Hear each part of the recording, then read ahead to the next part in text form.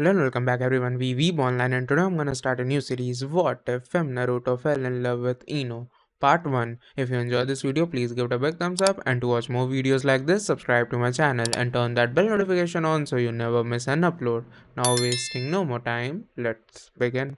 They yelled, "Get back here, you damn demon bitch," throughout the town. A young girl was literally running for her life as a group of inebriated civilians and shinobi in green flak jackets with lots of pockets pursued her. She had messy knee-length crimson red, blonde hair, opaque sapphire blue eyes, and 3 pairs of whisker scars on her cheeks. Her modesty was barely covered by the drabs she wore, which seemed to be about to fall apart at the next running step. She was about 4.5 feet tall. She was so malnourished that she looked more like a skeleton with a thin layer of skin covering it. The pursuit went on for some time until one of the shinobi began hurling shuriken and kunai at her. His fellow shinobi quickly followed suit. The already worn-out girl barely avoided most of the lethal missiles, but 3 shuriken lodged themselves in her back and a kunai struck her in the left thigh and shoulder. She screamed in excruciating pain, but she forced herself to ignore it, and she bumped into a tiny ally. But that ally turned out to be a dead end for her. Knowing that there was nothing she could do but accept the situation as it was, she leaned against the wall. She felt another cluster of missiles hit her, this time in her arms and torso, as she turned back to face her assailants. She finally collapsed to the ground, exhausted and in pain. Some of the men began unbuckling their belts as she fell. Just a moment before, a woman wearing a gray flak jacket, black pants, arm and shin guards, and a cat mask muttered, "Those bastards, they have gone too far this time." Her companion nodded in agreement. They were both dressed similarly, with the exception of his dog mask. He said, "Let's go, Neko." He leapt off the roof and in front of the unconscious girl, deflecting the missiles with a pair of kunai. Before they could react, the female landed behind the group and began using her sword to slash at their bare backs, mowing down a few. The group turned around as a result of her attack, revealing their backs to the man wearing a dog mask, who quickly closed the gap. The remaining drunks became extremely agitated as a result, and they were soon put down.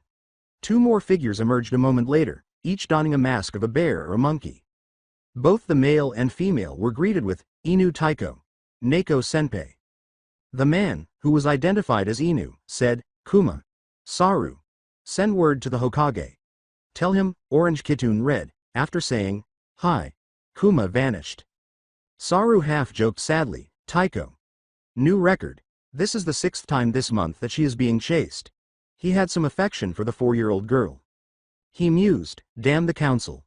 After telling them, Inu began cleaning up the mess he and his companion had created. "Neko. Take her to the hospital. Make sure she gets treated properly and stay by her side until she awakens, then hide in the shadows. Saru. Go to HQ and send a helpful Anbu medic to check up on her." When he finished his work, he looked up to see the sun rising in the east. He decided to go report to the Hokage. In his office, Sarutobi Hiruzen was attempting to manage his headache. He was horrified by Neko's report that one of the hospital staff attempted to poison the young girl, but he was still shocked to hear Inas's account. She had, of course, given the hospital another patient before the act was completed. "Naruko," said Hiruzen, his face brimming with tears. He had once again failed to protect her on her 5th birthday. The council caught Hiruzen's attention. He had just finished a lengthy and taxing conversation about a new act in which the genin teams would share a house without any adults present, except for their jonin. Although some obstinately objected because it would take away their children, the majority of the civilian side and all of the shinobi side agreed. Fools, he thought. Once everyone had departed, he opened a little orange book and said, "Then by a majority vote the Genin Housing Act is in place. This council is dismissed." Blood trickled from his nose as he read, laughing as he opened it at the bookmark. Naruko awoke abruptly. The same nightmare about what had happened 10 years prior kept coming back to her. She sat up, looked around, and moaned. She has been living in her tiny apartment, which the Hokage gave her, for the past 7 years. She had a striking mid-C cup bust, proportionate hips, and a heavily patched gray sleepwear set. She moaned as she looked at the clock and the alarm went off a few seconds later. "If you wake up before your alarm goes off, what good is it?" She groaned in her head, got out of bed, showered, changed into clothes with more patches than the original material, ate breakfast, and walked out of her apartment. The silver-haired man with a big shuriken on his back entered her room without her noticing. Naruko heard her teacher, Uruka, say, "Okay class. When I call your name, please go into the next room for your exam. First up, he was one of the 4 men in the village who didn't trigger her extreme androphobia, and he was also one of the few people she trusted. After being almost raped by some inebriated men on her 5th birthday, she developed the condition. The other 2 were the masked man Inu, who she liked to be with but who, in his case, kept a respectful distance from her, and the Hokage, whom she viewed as a surrogate grandfather. The 4th was Tuchi Ichiraku at Ichiraku's Ramen, who essentially adopted her because of the business she generates, i.e., customers who accompany her and ultimately purchase her ramen. The class turned to look at Iruka as soon as she finally called her name. She was known to be somewhat of an anomaly and to have a peculiar temper. It took a lot to enrage her, but the distinction between angry and not angry was as thin as paper. She outperformed all of her classmates in her physical exams. This did not surprise her because she had been undergoing the Anbu training regimen in secret since just before her 6th birthday, when it was found that she was totally incapable of creating even the smallest illusions. She had a hard time dispelling it too. Her taijutsu was hardly average, but her kenjutsu and ninjutsu skills were above average. She demonstrated a deep love for fuinjutsu. Even within the Anbu, very few people were aware of her training. She came in last on her written exams, though. Furthermore, Iruka was the only instructor in the entire school who didn't attempt to prevent her from receiving her diploma. She was a year older than her classmates and this was her 2nd attempt at becoming a shinobi. Unfortunately, everyone in her class, aside from 3 boys and 2 girls, bullied her, so the adage, "respect thy elders," didn't apply.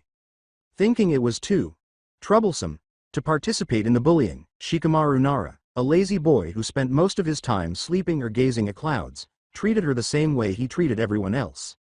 A chubby boy named Shoji Akamichi was always munching on chips. He was the most respectful of the boys toward Naruko and was Shikamaru's best friend. Sasuke kept his distance. Although the boy with the black hair had made it apparent that he was not a bully, he also did not assist anyone. Hinata Hyuga is a girl who rivals Naruko in cup size. She has lavender eyes, short navy blue hair, and an incredibly well-developed body.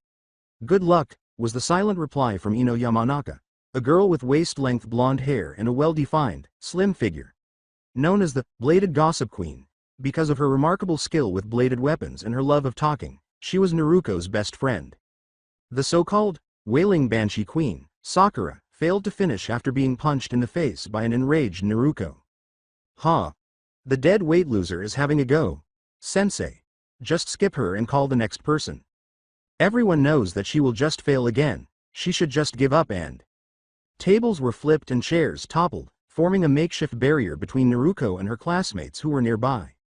Meanwhile, the brutal prankster queen was being calmed down by Ino and Hinata. A.N. Sakura, Naruko, and Ino are referred to as the 3 queens of their grade. When she became enraged, even Naruko was afraid of her. She broke the poor boy's pelvis when she kicked him between the legs the last time someone really enraged her. The poor guy was never supposed to spend the rest of his life out of therapy. Sakura was so focused on Naruko that she almost passed out when she woke up, but before she could live up to her moniker, Naruko was led into the next room.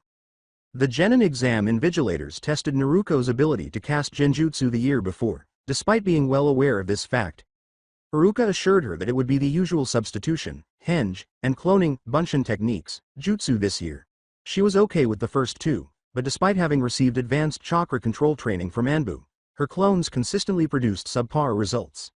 She sobbed as a result of her inevitable failure that year.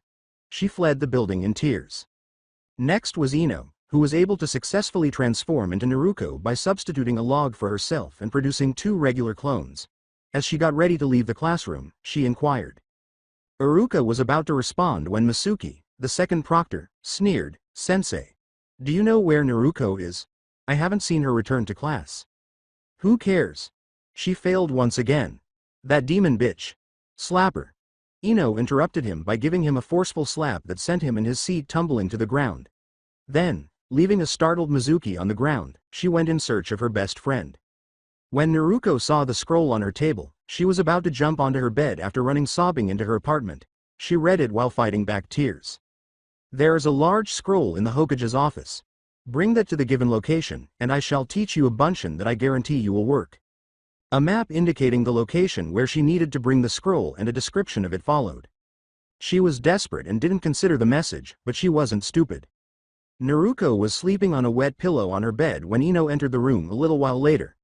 With a smile, Ino went over to her sleeping companion, brushed her hair away from her face, and then kissed her on the lips. Ino's face turned crimson as she realized what she had done, and steam began to pour out of her ears. She hurried out of the apartment and ran home, embarrassed. She buried her head in her bed pillows after locking the door to her room. Her thoughts were racing through her head. She looks so adorable. Did I just give her a kiss? That was kind of nice.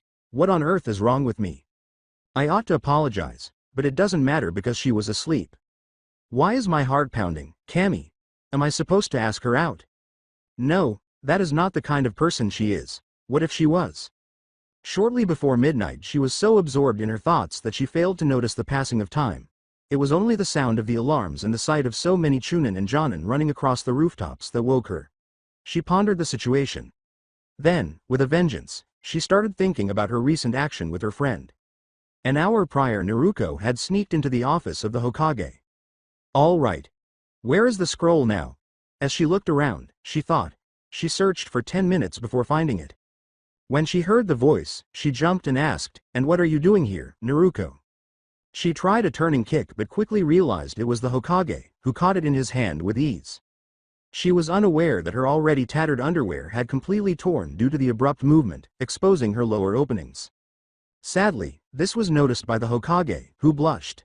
An enormous nosebleed a few moments later sent him hurtling through the door and into the far side wall.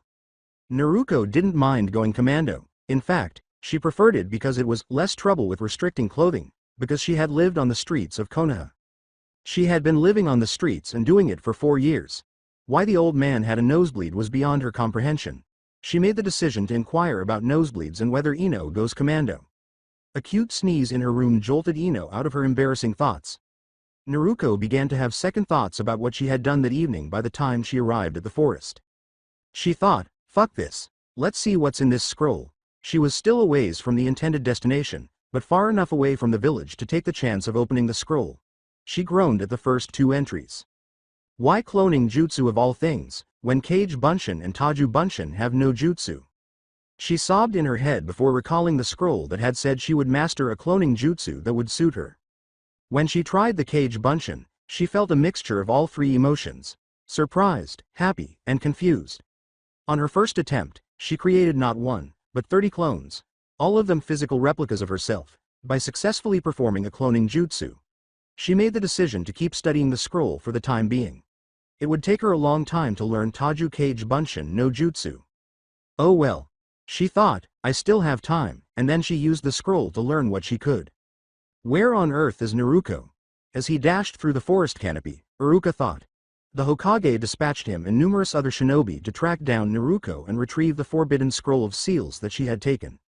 Remembering the old man's refusal to discuss it, he thought, I need to ask her how she managed to get past the Hokage.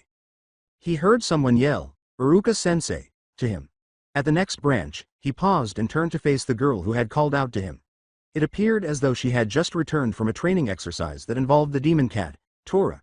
Make that a group of Toras, because her already worn-out clothes were in ruins and she had scratches all over her face and hands. He half yelled, half questioned, Naruko. What the hell have you done? Where is the forbidden scroll of seals you stole? And why do you look like you just returned from hell? Naruko asked, rubbing the back of her head. She proudly declared, I passed sensei. Then she was hit with the rest of Iruka's questions. She questioned, the scroll of what? Before Iruka could respond, Naruko was directly hit by a huge shuriken that flew through the forest. Instinctively, Naruko attempted to dodge, but Iruka was quicker and threw himself in the path of the shuriken. Iruka collapsed to the ground, the big shuriken lodged in his back, grunting in agony. There was a lot of laughter when a silver-haired man appeared. Iruka said, Mizuki. Why? That son of a bitch is here, but why? Naruko pondered. She detested the man. He attempted to undermine her taijutsu abilities and chakra control, and he would have been successful if she hadn't received Anbu training. Mizuki turned to Naruko after telling his friend, Iruka, you shouldn't have come here. Okay, demon. Hand over the scroll, and I shall make your death quick and painless, he grumbled. It was all your fault, Mizuki. Don't, Iruka started, but Mizuki interrupted. You are a demon who tried to destroy Konoha. By killing you I will be a hero. Naruko was astonished. She said, "WW, what are you talking about?" Mizuki chuckled. "You have the Kyuubi no Kitsune sealed inside you. I will kill you and avenge the deaths that it caused 14 years ago." He continued to laugh. Haruka's eyes were wet and his face was pained. Naruko was almost paralyzed now. If she had been shocked earlier, she was unable to talk at all. Still laughing, Mizuki opened another big shuriken and was ready to hurl it at Naruko when Haruka succeeded in launching a smoke bomb. His pupil heard him call out, "Naruko, run!" Mizuki continued to laugh. "Allowing the demon bitch to escape will only delay the inevitable. Forgive me, Haruka, but I shall kill you now, then reclaim the scroll for myself." Haruka winced in agony from the shuriken in his back as he said, "You shall not hurt Naruko. She is a member of Konoha. She is not the demon nor a bitch. I know she can become a great kunoichi. And someday, she will be able to fulfill her dream of becoming Hokage." Mizuki was no longer giggling. He yelled, "Just shut up and die already." A stone hit him in the head just as he was ready to toss his other shuriken. Naruko yelled, "Don't you dare hurt my sensei." Mizuki struck her in the shoulder with a kunai in retaliation. She screamed in agony, but she was able to seal her hand by crossing her fingers. When Ino saw a huge cloud of smoke suddenly form, she felt compelled to look out the window toward the forest because she felt a pull at her heart. What the devil? She pondered. Mizuki was taken aback. There were hundreds, if not thousands, of Narukos all around him. What is this? You shouldn't be able to use Bunshin no Jutsu." He mumbled. Haruka was shocked, then amused, as the army of Narukos beat the living daylights out of Mizuki for the next 30 minutes without bothering to respond. The academy's PE was here. A girl younger than half his age is beating a teacher. It goes without saying that when Haruka first explained the situation to the shinobi who had arrived during the fight, they were also initially taken aback. The real Naruko approached Haruka during the altercation, apologized, and informed him that she was prepared to receive punishment for stealing from the Hokage office. She added that she would personally give the scroll back to him. All of the clones scattered after the beatdown was finished, and Naruko collapsed onto her back with her hands clutching her head while the memories of thousands of clones surged through her mind. Unfortunately, her skirt also flipped up, exposing her commando status. This caused chaos among the shinobi watching, with the majority of the males fainting from nosebleeds and the females staring at her with shocked, angry, or embarrassed expressions. Some of them even had nosebleeds. She looked around when her headache finally subsided. "All right.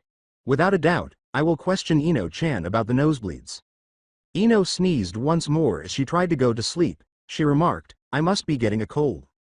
Haruka was waiting for her punishment while Naruko stood in front of her, her head hung in shame. She was surprised when he put a headband on her head. Before he fainted, he told her, "You did well, Naruko." Naruko thought he was dead and screamed.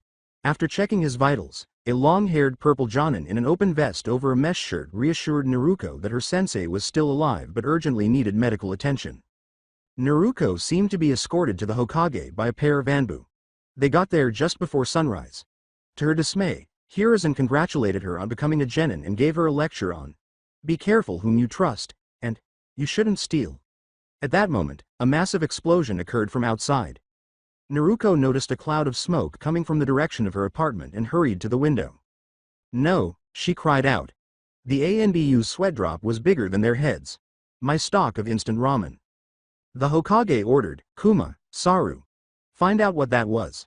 The previously mentioned Anbu vanished in smoke plumes. In the meantime, Naruko continued talking about her ramen's loss.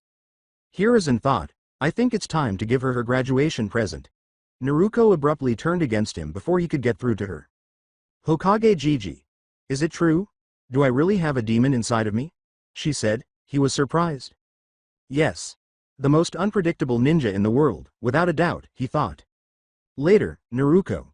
"For now, let us talk about your new home," he responded. At that moment, the two Anbu from earlier showed up. "Hokage-sama. The apartment building in which Uzumaki-san was residing has been destroyed. Preliminary evidence suggests numerous explosive tags casing the main explosion, according to Saru." "Casualties?" inquired Hiruzen. 23 lightly wounded, all of them civilians walking on the street. "No fatalities. Uzumaki-san was the only resident for some time now. Squads Tatsu and Ryu are setting up a perimeter and are taking the wounded to the hospital," Kuma stated. Naruko snarled. She detested it when someone was harmed because of her, and everyone in the room knew it. At that moment, Ino stormed through the door and asked the Hokage how Naruko was doing. All he did was gesture to Naruko, who was standing at the window, and turned to face Ino. With tears in her eyes, Ino leapt at her and gave her such a strong embrace that Naruko was beginning to feel bluish. A voice from the door said, Now, Haim. Don't strangle her to death. Yamanaka Inoichi, Ino's father, and Yamanaka Shiro, her twin brother, filled the void. Naruko's androphobia kicked in as she hid behind Ino upon seeing them. Shiro grinned. He was one of the class's main bullies. He hid behind his father as the smirk vanished as he sensed Naruko's murderous intent permeating the room. Hiruzen's voice became angry as he said, Naruko. The killing intent vanished instantly. Inoichi, Ino, and the Hokage had a conversation before Naruko abruptly collapsed on Ino's shoulder. With a startled squeak, Ino turned to see her friend lying on her shoulder, unconscious. She started to think, she still looks, but she stopped herself. It goes without saying that her face continued to flush. Inoichi let out a sigh. He was aware that Ino harbored feelings for her friend. He was also aware that Ino was unable to comprehend her own emotions. Ino glanced at her father and said, Ino, why don't you take her home?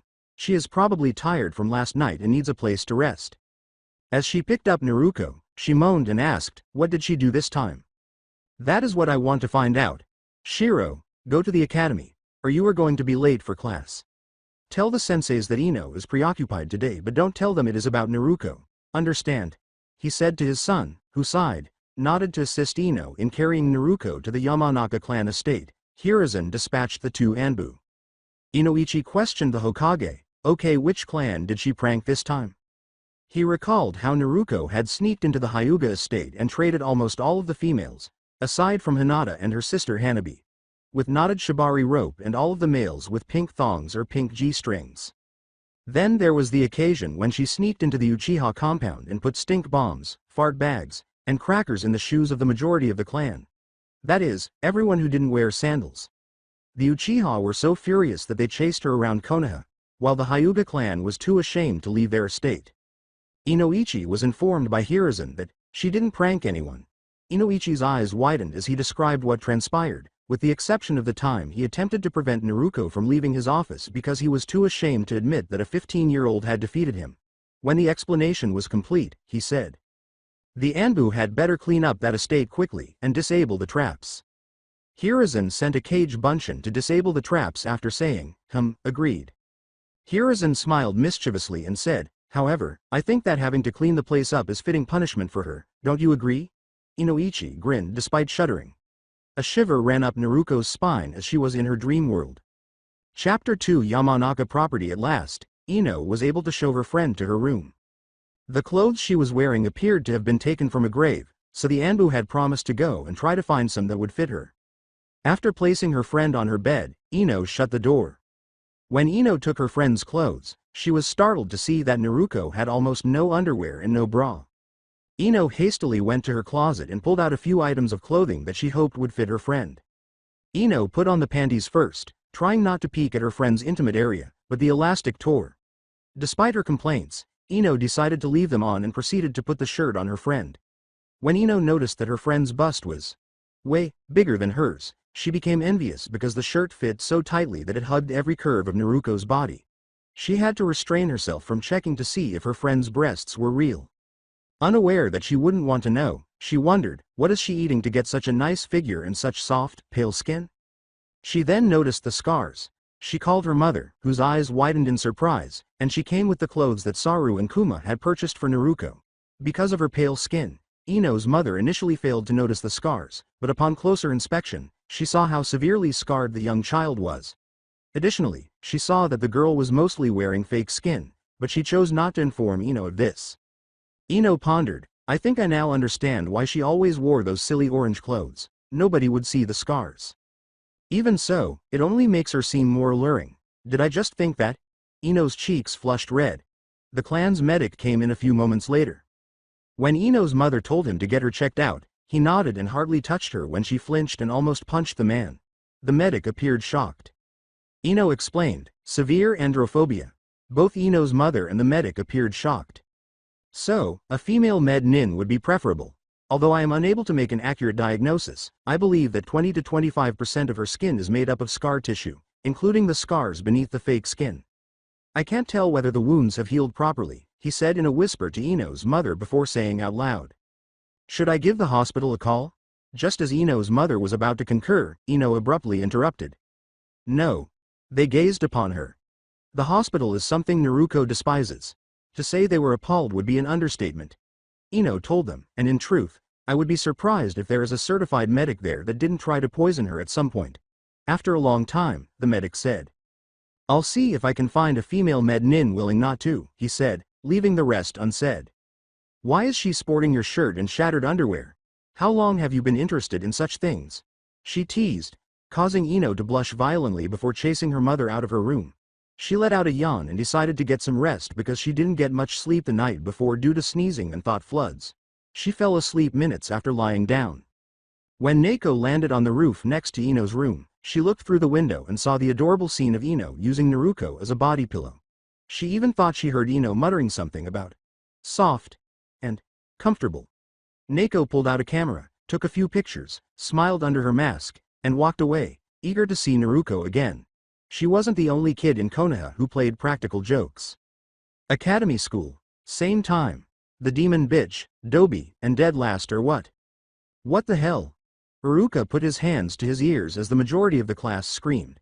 The Inuzuka siblings, Kina and Kiba, as well as their dog companions, Akamaru and Kuromaru, had passed out from the clamor. Shikamaru was able to sleep through it with the help of earplugs, while Choji was too preoccupied with his snacks to notice the screams. Hinata felt her eardrums burst and cried in agony. Sasuke was grinning to himself. He knew why the academy teachers were ruining Naruko's school life. Naruto had a seal, but he had no idea what it was. So the Dobi made it after all, he thought.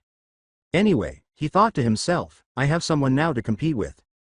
In the afternoon, Ino Yamanaka's room. Naruko opened her eyes and looked down to see Ino's head lying face down in her cleavage, both of her arms wrapped around her, hugging her tightly, mumbling something about soft and comfortable. The first thing she noticed when she started to wake up was that she wasn't in her room, which meant she hadn't had a strange dream. Then she realized she was being held tightly. Did she just hear that right? I love you. She shook her head at her friend's antics and attempted to free Ino's clutching hands, but they refused to move.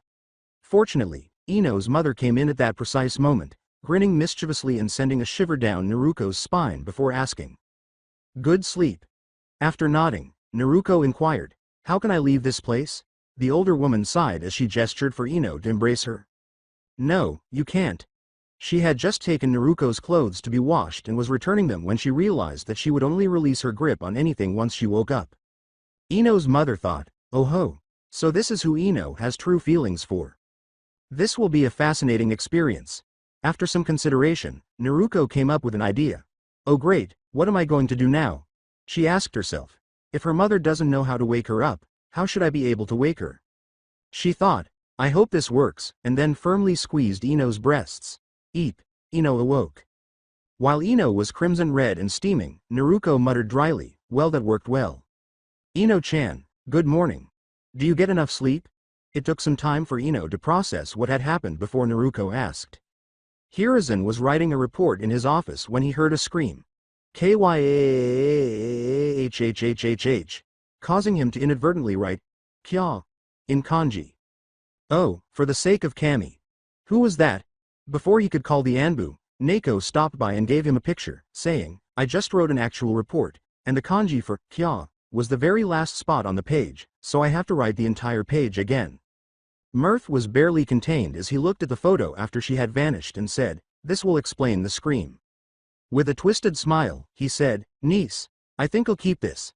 He then sent Neko to take Naruko to her new home, where she could use the photo if she so desired. Early evening on the estate of New Uzumaki. What on earth is this location? Naruko questioned Neko, who responded with a giggle. Welcome home. The building in front of them resembled a cross between a Japanese castle and a nobleman's manor, and she couldn't help but laugh when she saw the priceless expression on Naruko's face. So you're saying that my new home is this ruin? Neko nodded when Naruko asked. And I have to fix it myself and clean it up? Neko nodded again, enjoying this so much that she ignored the subsequent query. And you promised to assist me, along with the Anbu? Hi. Wait. What? Neko yelled, then began to sob waterfalls. After sending a "be back soon" message, Neko thought, damn brat, if you ever prank me, I shall make your life very miserable. Naruko moaned, shrugged, and assembled an army of Kage Bunshin to assist her, and then vanished in a cloud of smoke. Well, she thought, the sooner this is done, the better. Then she yelled. Go get lumber, Team 1. Get your tools, Team 2. The third team goes to the quarries. Team 4. Clear this castle using scrolls. Team 5. Go analyze the structure as a whole. Indicate which areas require significant repairs. Collaborate on the Doden, Futon, and Sweden Jutsu that Gigi provided us. Team 6. Chakra Control, Team 7. She was going to eat her fill today, so the original Naruko went to town to talk to the Hokage, who had asked her to be there. Hiruzen thought he felt his wallet try to bury itself deeper in his pocket in his office, and to her delight, he told her to meet him at Ichiraku's ramen. It is mid-evening and Ichiraku's Inoichi told Naruko, who was occupied with her 14th bowl of miso ramen, Oi, Naruko, take pity on the Hokage's wallet, will ya? Although Ino had made an effort to keep up, she had only managed to finish 2 bowls. Do you have a black hole in your stomach or is your blood composed of ramen? The Hokage was crying uncontrollably in his head as he watched the bill grow larger and larger. Ino gasped. Her belly was so full that she appeared to be pregnant. Between mouthfuls of ramen, Naruko said, nope, just hungry. She finished her bowl when Tucci, unfortunately, told her that they had run out of ramen supplies and had to close for the day. Naruko's head sagged, but this was not the first time this had happened. Hiruzen sighed in relief, and she had finally stopped eating. Ino, on the other hand, had to pick her jaw up off the floor when she saw the mountain of ramen bowls next to a still slim Naruko. How are you adjusting to your new home, Naruko? Hiruzen's question caught the interest of both Ino and Inoichi. New house. Hold on. Has she moved into a new apartment or what? Inoichi was considering something else when Ino asked. Have you chosen the team assignments yet? He sensed that the team rosters would not appeal to him. I might need to change a few things. Hitaki Kakashi was personally asked by Fugaku Uchiha to serve as Jonin sensei for his son Sasuke. At first, I considered putting him under someone else. Regarding these 2 children, he pointed to Ino and Naruko. Naruko's head slammed into the table. I had originally intended to place Ino together with the Nara and Akamichi heirs, with Shiro being together with Naruko and Sasuke. However, Naruko is more likely to just slice and dice those 2 than work with them, given her problems, Hiruzen said. He then recalled Naruko's new home, and you wouldn't like the team I had put her on. On the plus side, her teammates would love staying there. Inoichi felt suddenly that his little time would soon be moving somewhere he wouldn't like. Naruko suddenly jumped up. I'm late for training, damn it. As she hurried out of the store, she called, see you later, Ino-chan. Hiruzen grinned. Inoichi arched an eyebrow, and Ino simply asked. What gives her the ability to eat so much food, stay so thin, and work out right after? She smiled evilly and said, I am soon going to find out her secret. Naruko felt a chill go through her, making her run faster, believing her Anbu-sensei was organizing a demanding training session for tonight. She went straight to the training field as soon as she arrived at Anbu headquarters, where she was met by Neko and another female Anbu wearing a rat mask. You're going to be late. Nei, on the other hand, was nearly still. It was her first time seeing a blonde, red-haired girl, but nobody knew this because of a certain mask. Neko complained, obviously wishing she could have, and she still had those old pictures on her persona. Na-chan. It's Nei. She used her pet name for Naruko, which she only used when she was in her Anbu persona, and said, she will be testing you today. Naruko was perplexed. Examination? Which test? The word, test, then became ingrained. Avoid another test. Neko simply shrugged. She had already put sound-dampening seals on her ears because she had anticipated this response. Her companion, on the other hand, had blood streaming from her ears. She screamed, she said, her voice echoing throughout the room. Don't say I didn't warn you, Neko thought as she sighed and turned to face Nei. Na-chan. Are you interested in joining Anbu? Although Naruko is a naturally instinctive person, she did take important questions like this seriously, and Neko had the unique opportunity to see Naruko genuinely thinking. She replied, but I am not even a genin yet, Neko retorted. Your skills already place you at low jonin levels. How about my pals? What will become of Hinata-san and Ino-chan? When I abruptly vanish, What will they think of me? Naruko was full of questions, and Neko merely stared at her for a while before bursting into laughter. Senpei Inu. Hokage-sama. Have you heard that? She yelled. If Naruko hadn't smelled the latter in the darkness, her jaw would have hit the ground. Hiruzen replied, Indeed I have.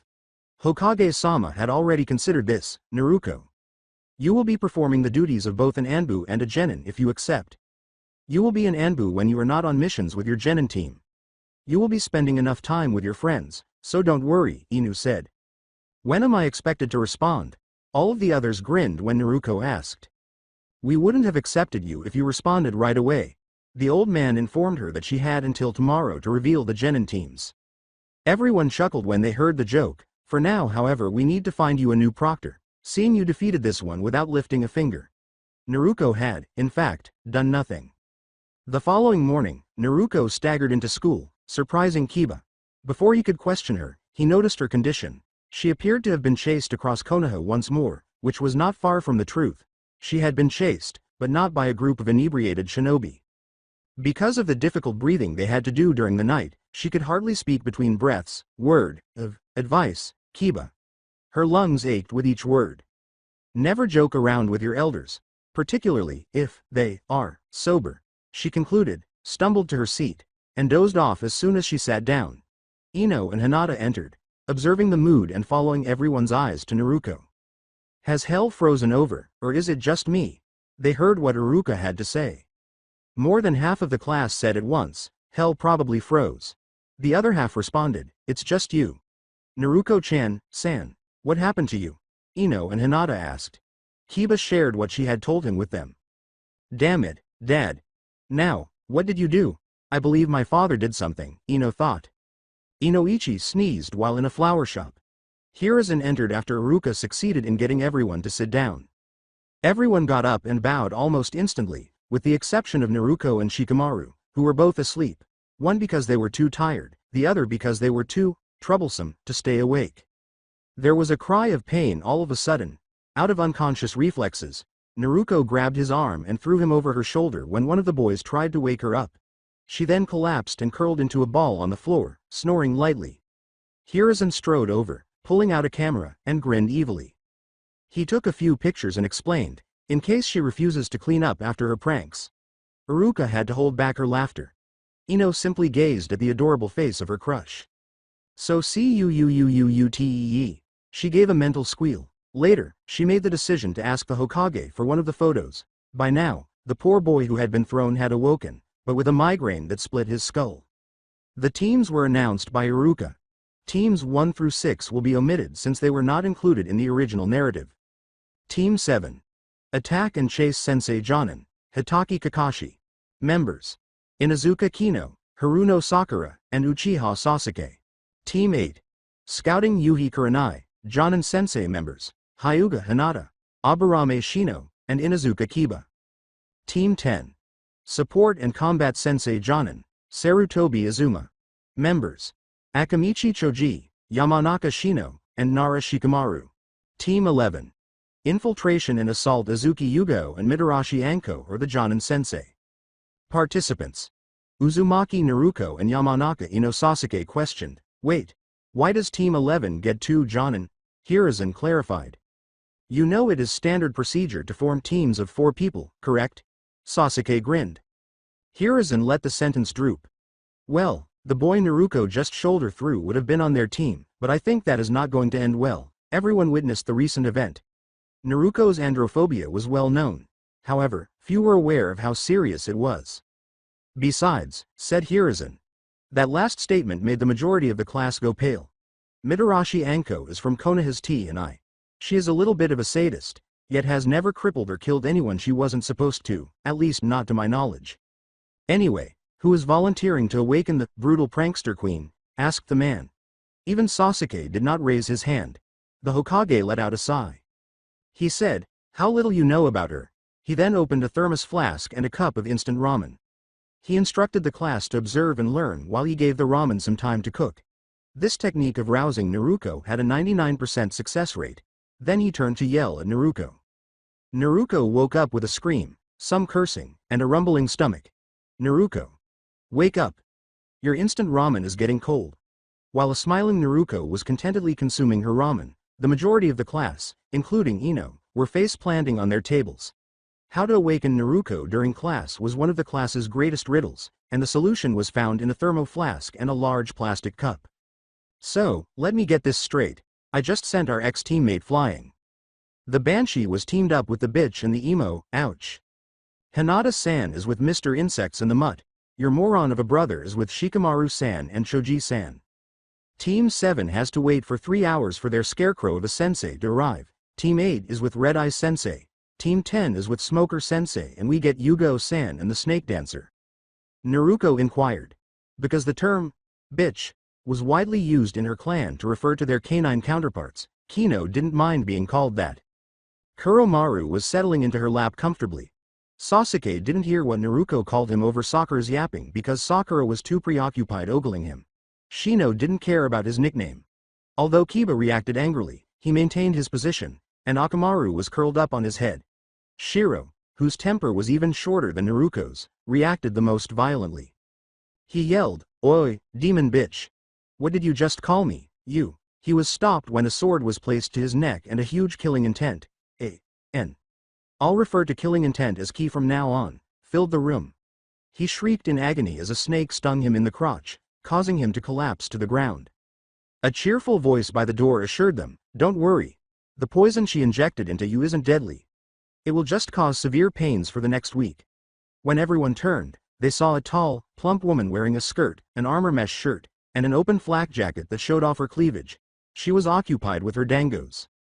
The woman with the sword earlier said, "Wasn't that a bit excessive though, Anko?" She was dressed in the traditional Konoha combat suit and flak jacket. She carried her sword in a strapped sheath across her back. Her purple hair was long and hung down to her lower back. Anko turned to talk to Iruka after saying, "Meh. He was acting like a prick. This should take him down a notch." Yugo, meanwhile, turned to Naruko and Ino. She and Anko vanished in puffs of smoke after saying, "Ino-san, Naruko-san. Would the two of you please follow us? We will begin our introductions on the roof." Naruko was tempted to do the same, but she didn't think Ino was familiar with the method. As Ino pulled her from the classroom and onto the roof, she quickly came to regret her choice. While Yugo just giggled into her hands, Anko was giggling uncontrollably when she witnessed Ino dragging Naruko. She said, "Let's begin our introductions. I'll start. My name is Azuki Yugo. I like Hayate Gecko, swords, practicing kenjutsu and helping others. My dislikes are perverts and those who look down on women and swordmen. My dream for the future is to have a happy family with Hayate." Then came Anko. Name's Mitarashi Anko. I like dangos, torturing, throwing dangerous objects, snakes, scaring people, etc. I dislike my bastard of a sensei, those who steal my dango, those who act like pricks. I never really had thought about the future though. Okay, flower girl, you're up. Ino was offended by this. Her gaze shifted to Naruko. My name is Yamanaka Ino. My likes are, another glance at Naruko said, tending to flowers, kenjutsu, training. My dislikes are perverts, those who destroy nature needlessly, those who hurt others without reason. Another glance at Naruko said, my dreams. Eyes turned to Naruko. I'd rather keep those to myself for now. Why does she continue to stare at me in that manner? And why is my heart pounding so hard? Naruko pondered. Despite Ino-san's apparent obsessional problems, Yugo didn't think they would interfere with her training. I guess I am next. My name is Uzumaki Naruko. I like ramen, swords, kenjutsu, fuinjutsu, ninjutsu, taijutsu, pulling pranks, my friends, Ino-chan, Hinata-san, gardening, practice, cooking and sitting on the Yondaime's head. My dislikes are people who don't look underneath what they see, those who tried to poison or kill or rape me, cursed seals, Rin tests, being looked down on and most of all, rapists, bullies, and worst of all men. My dreams for the future is to one day have a person to love and to be the Hokage. Naruko continued. To put it mildly, Yugo was taken aback, Anko was taken aback, and Ino was appalled. Her dislikes were obviously ones she acquired from experience rather than from things other people told her to dislike, but none of them anticipated that she would speak so much. However, Naruko wanted a lover and wasn't actively seeking men, so there was some hope for Ino. She hoped that no one could see her blush. Ino literally jumped out of her shoes when an Enbu appeared behind her and said, Naruko-san. You are being summoned by the Hokage-sama. Naruko simply shrugged before avoiding the spotlight. The extra shock caused Ino to faint. She had assumed Naruko had simply exploded like a smoke bomb. There was a sly smile on Anko's face. This is going to be so much fun, little flower, she laughed. Entering the Hokage's office, Naruko exclaimed, Yo, Gigi. You called me? Hiruzen simply grinned at his surrogate granddaughter's casual demeanor. When he gestured for her to sit down, Naruko waited for him to continue, saying, Yes, I did. I have a few things to discuss with you. He handed her a form and went on. The first is that I would like to hear your answer for the question yesterday. After reading the document and inhaling deeply, Naruko signed it. She was given a job, and it served as a cover story in case she missed any team meetings, according to Hiruzen. Report to Anbu HQ this evening at 10 p.m. The second is this. Hiruzen handed her another form and went on. To Naruko's surprise, it was an adoption application from. She laughed, but stopped when she noticed the seriousness in Hiruzen's eyes. Stop joking, Gigi. There is no way this person would adopt me. I mean, she doesn't seem the mother type to me. She swallowed.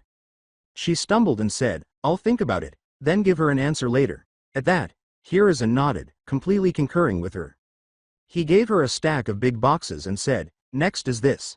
Evidently perplexed, Naruko glanced from the stack to the elderly man and back. But Hiruzen explained, It's your inheritance. Naruko's eyes began to well up with tears. She never imagined that her departed parents would give her anything. After saying, The last thing I wish to speak to you about, he halted, commanded his Anbu guards to disperse, and used a number of seals. Hiruzen blinked a few times before he hurried to the designated drawer after Naruko asked him, What about the guy hiding inside your drawer? Before he could say anything more. A young boy wearing a long scarf around his neck was drawn out by him. Half sighing, half growling, Hiruzen said, Konohamaru. The boy's presence made Naruko feel strangely at ease. He evoked a feeling akin to the Hokage's. He said, Ah man. How did you find me? Naruko simply indicated that she had smelled him by pointing to her nose. Hiruzen handed the boy to his secretary and walked to the door. He apologized after shutting the door. With a smile that would have made Anko proud, Naruko said, Sorry about that. My grandson is always trying to scare me at work. She dropped her head as Hiruzen continued, And don't you dare teach him how to prank people. She took a deep breath before he asked her a series of names she had been called. Anyway, before we continue our discussion, let me ask you about what the people who kept on chasing you called you.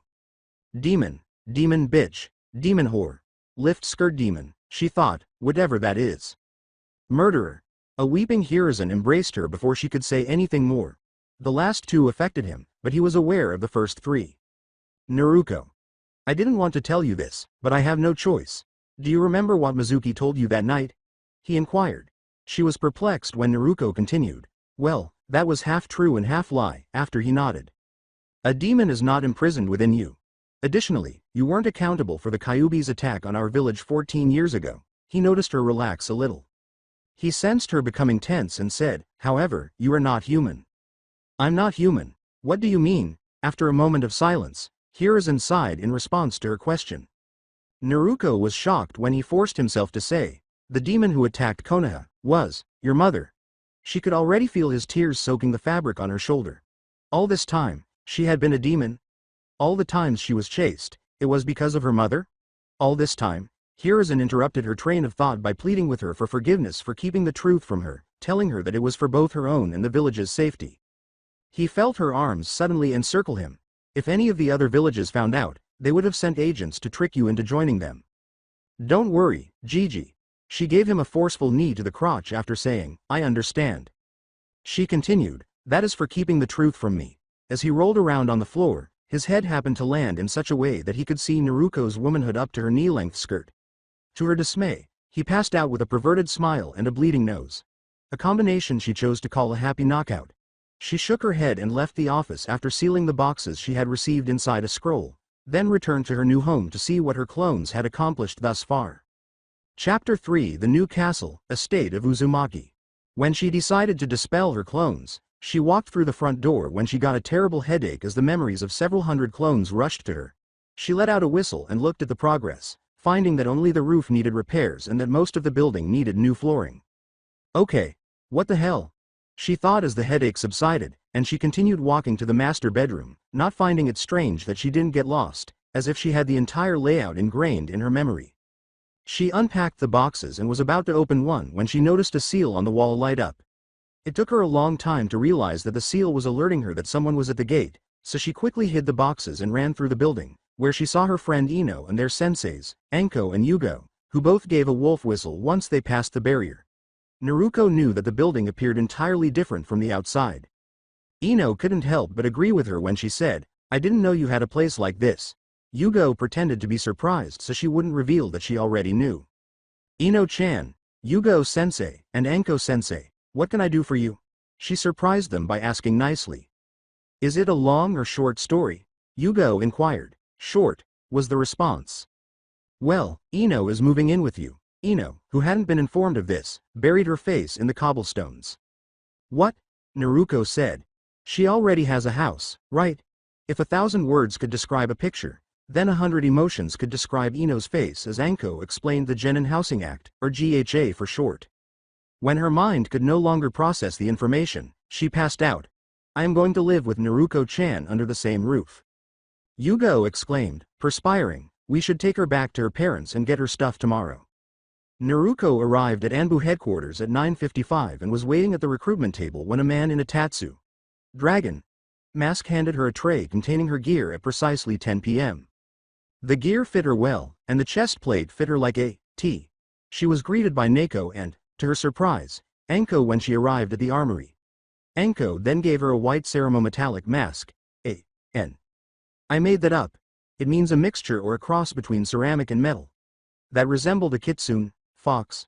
Before Anko could leave, Naruko placed a folded piece of paper in her vest pocket, and she put the mask on, turning to Neko. "Neko-sensei," she said, "I was told to report to here." Neko nodded, instructed her to drop the sensei part, and then gestured for her to turn her shoulder toward her. Despite the hot, sharp pain, Naruko didn't flinch because she knew she was being branded with the Anbu emblem. She then gave her a set of Anbu equipment, including a katana, a shuriken, a first aid kit, storage scrolls, and a kunai. This was different from the other katanas she had seen with the Anbu. Chakra metal is used to make this kitsune kahai. Compared to a regular katana, it will respond to your elemental affinity more readily. Use it carefully. Naruko, now known as Kitsune, A.N. When Naruko is working as an ANBU, I will call her by her Anbu name. Nodded, strapped the sword over her shoulder, and smoothly pulled the katana out of its sheath, swung it around a little to feel the balance, and then smoothly put it back in its sheath. She nodded contentedly and left, knowing that she had a long day ahead of her tomorrow. When Anko felt the piece of paper in her pocket while she was in her apartment, she opened it with a smile on her face and saw that it was Naruko's adoption paper, signed by the Hokage and the girl in question, with a brief note written on the back. The words, "I shall keep my previous name, Ka-san," made Anko freeze, and then it dawned on her. Before she proceeded to seal everything she owned into different sealing scrolls, she asked herself, "When did she slip this into my pocket?" A girl wearing a kitsune mask sneezed somewhere over the roofs of Konoha. "I wonder if Naruko-chan would like this." She smirked and held up a set of orange lingerie, almost causing a nosebleed when she pictured her new stepdaughter wearing it. After a restful night, morning arrived, and she washed, packed away her Anbu equipment, except for the sword and weapons, got dressed, ate breakfast, and had another army of shadow clones begin repairing the building's floor, concentrating on the areas where she and her new housemates would spend the most time. After working for about 2 hours, Naruko decided to remove her shirt. She had been using training weights, gravity seals, and resistance seals to train her body, and she was perspirating, feeling as though she had just been in an oven. Ino and Anko entered the gate, having obtained the access permit the previous time, and Ino paused to gaze at Naruko's topless, sweating form. She had expected to see some baby fat on her slender body, but there was none, and she felt herself becoming aroused by the sight. "Yo, Flame!" Anko yelled, and Ino grinned at the new moniker. Naruko ran over to them, hugging them despite being completely nude from the waist up, and it did appear as though her head was on fire. She returned the greeting, "Morning Ino-chan, Anko-sensei." "Well." The page was visible to me. Upon noticing her attire, Anko informed her, "And I must have noticed, my new Masumi, daughter, has style." Ino glanced at Anko, blinked, then glanced at Naruko, blinked twice, unsure of what was happening. Ino glanced at the page that Anko had held out and said, Mom, show it to her. Certificate of Adoption for Uzumaki Namikaze Naruko Kei, she read, by Mitarashi Anko. She was shocked to see her crush's full name, but she didn't know what the K stood for. She jumped at Naruko and gave her a hug, overcoming the sudden impulse to kiss her on the cheek without giving her words any thought. She said, "Congratulations, Naruko." Noticing that Naruko was tense, she thought, "Screw this," and planted a kiss on his lips. For a moment, shock paralyzed him, but he quickly returned the hug and kiss, and Ino melted into the embrace. Thinking that she would soon have 2 children, Anko muttered, "Took you long enough," and then gave both girls hugs. "Would you both like to move this into a room, or would you prefer to stay outside?" she inquired, and Naruko shrugged her shoulders while Ino flushed. Without understanding the underlying meaning, Naruko remarked, "The majority of the rooms are still being repaired, and thus far only the hallways, kitchen, living rooms, and bathroom are complete. But the master bedroom, which I own, is finished." Anko sulked before whispering in Ino's ear, "You can move in soon, as my clones are finishing up in your rooms." Ino blushed violently and said, "Get him to lead you to the master bedroom, and then finish what you started there." "It is premature to do so." She was interrupted by Naruko. "First, we'd need to have been dating for a while to avoid suspicion and all that." "What is dating?" Anko and Ino both gave her a look that suggested she had said something foolish. "I don't understand a lot of things, okay? I didn't really pay much attention to what was being said in my surroundings because I had spent the majority of my life just getting by until the next day," Naruko said, feeling ashamed. Naruko pondered for a moment before Anko clarified, "Dating is the act of taking the person you love out to an event, most commonly dinner or the movies, where you deepen the relationship between both yourself and your friend, partner, lover." "So, Mom, you're saying that you love me enough to invite me out?" Ino was giggling when Anko face planted into the cobblestones this time. Anko, meanwhile, was wondering what she had gotten herself into because she had taken the explanation a little too literally. "Anko-san." Anko instantly had a thundercloud over her head as they turned to see Yugo standing behind them, laughing. "I never thought I'd see the day where you would face plant," a voice said. "What have I missed, then?" Yugo inquired. Before shooing Naruko and Ino into the building, Anko declared, "My kid here is the biggest and densest airhead I have ever seen." Yugo was perplexed and looked at her with a mixture of shock, disbelief, laughter, and joy as Anko described the adoption and the events of the previous 15 minutes. "Well, our little Kitsune-chan got the girl at last, huh?" she said, and Anko nodded before asking, "Do you think they're fighting?" Yugo shook her head and grinned. Anko laughed when he said, "I doubt it is more than hands-over-clothing action if they're going at it." "Yu-chan. Did you not notice that Naruko was only wearing a skirt and her forehead protector at this moment, even though she has been going commando for a while?" Yugo, who had noticed that her student was partially nude but was unaware that she was going commando, was taken aback. Anko nodded when she said, "Ino is in for a major surprise." Neither of them anticipated the surprise to be something completely different, and when they heard aloud, "What?"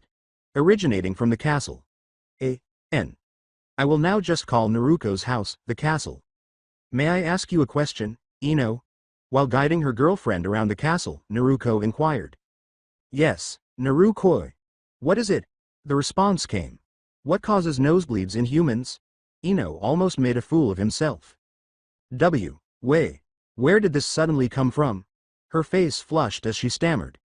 "Well, Gigi looked up my skirt when he rolled around on the floor after I gave him a crotch yesterday for denying me something," Naruko said simply. "The next thing I knew, he was unconscious and had a bleeding nose." Ino was blushing and pale at the same time. Ino blinked once, twice, and then screamed, and Naruko thought aloud, "Could it be that he wanted to see if I was wearing anything under my skirt so I don't get a cold, or—" "What?" Naruko was wincing in agony and holding her hands to her ears. "Asking a question doesn't require yelling.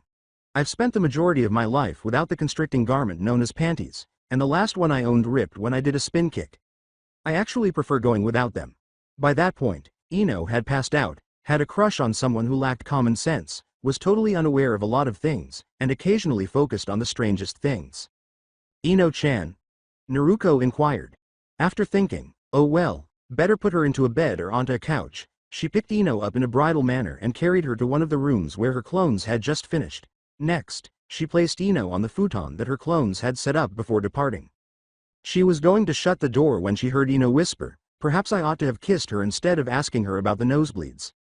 As she looked around, Naruko noticed Ino standing up and said, "Narukoi." She recalled the conversation. Narukoi. Ino was unaware that Anko and Yugo were listening in, the former smiling mischievously and the latter smiling amusedly. "I'd better answer your questions before you do something really stupid," Ino said. In the castle, in the evening, weary from spending most of the day teaching Naruko about, well, everything she lacked, including decency, Ino was surprised at how long it took. But once she figured out how to dumb down the fundamentals, Naruko was able to understand situations automatically up to the intermediate level. "Hi, Ino-chan. Are there any lessons from the academy that you can recall that I missed?" As they cuddled on one of the couches in the living room, Naruko asked her. Ino gave it some thought. "Yes, there are a number of classes, the majority of which are about," Ino thought, startled, but before she could inquire, Naruko told her directly. "The teachers didn't allow me to attend those classes." "Which classes?" Yugo had just finished unpacking her belongings and had long since left for home when Anko asked. Naruko began, "What were they called again?" but Ino interrupted. She was essentially receiving the same training as a ninja, not a kunoichi, in terms of injutsu, body language reading, shibari, and seduction. Anko was furious and needed Ino and a few of Naruko's clones to hold her back because Iruka-sensei was the only adult in the academy who didn't try to fail her right away. "Anko-ka-chan, hello. Ino-chan. Would you guys like to play a practical joke on them with me?"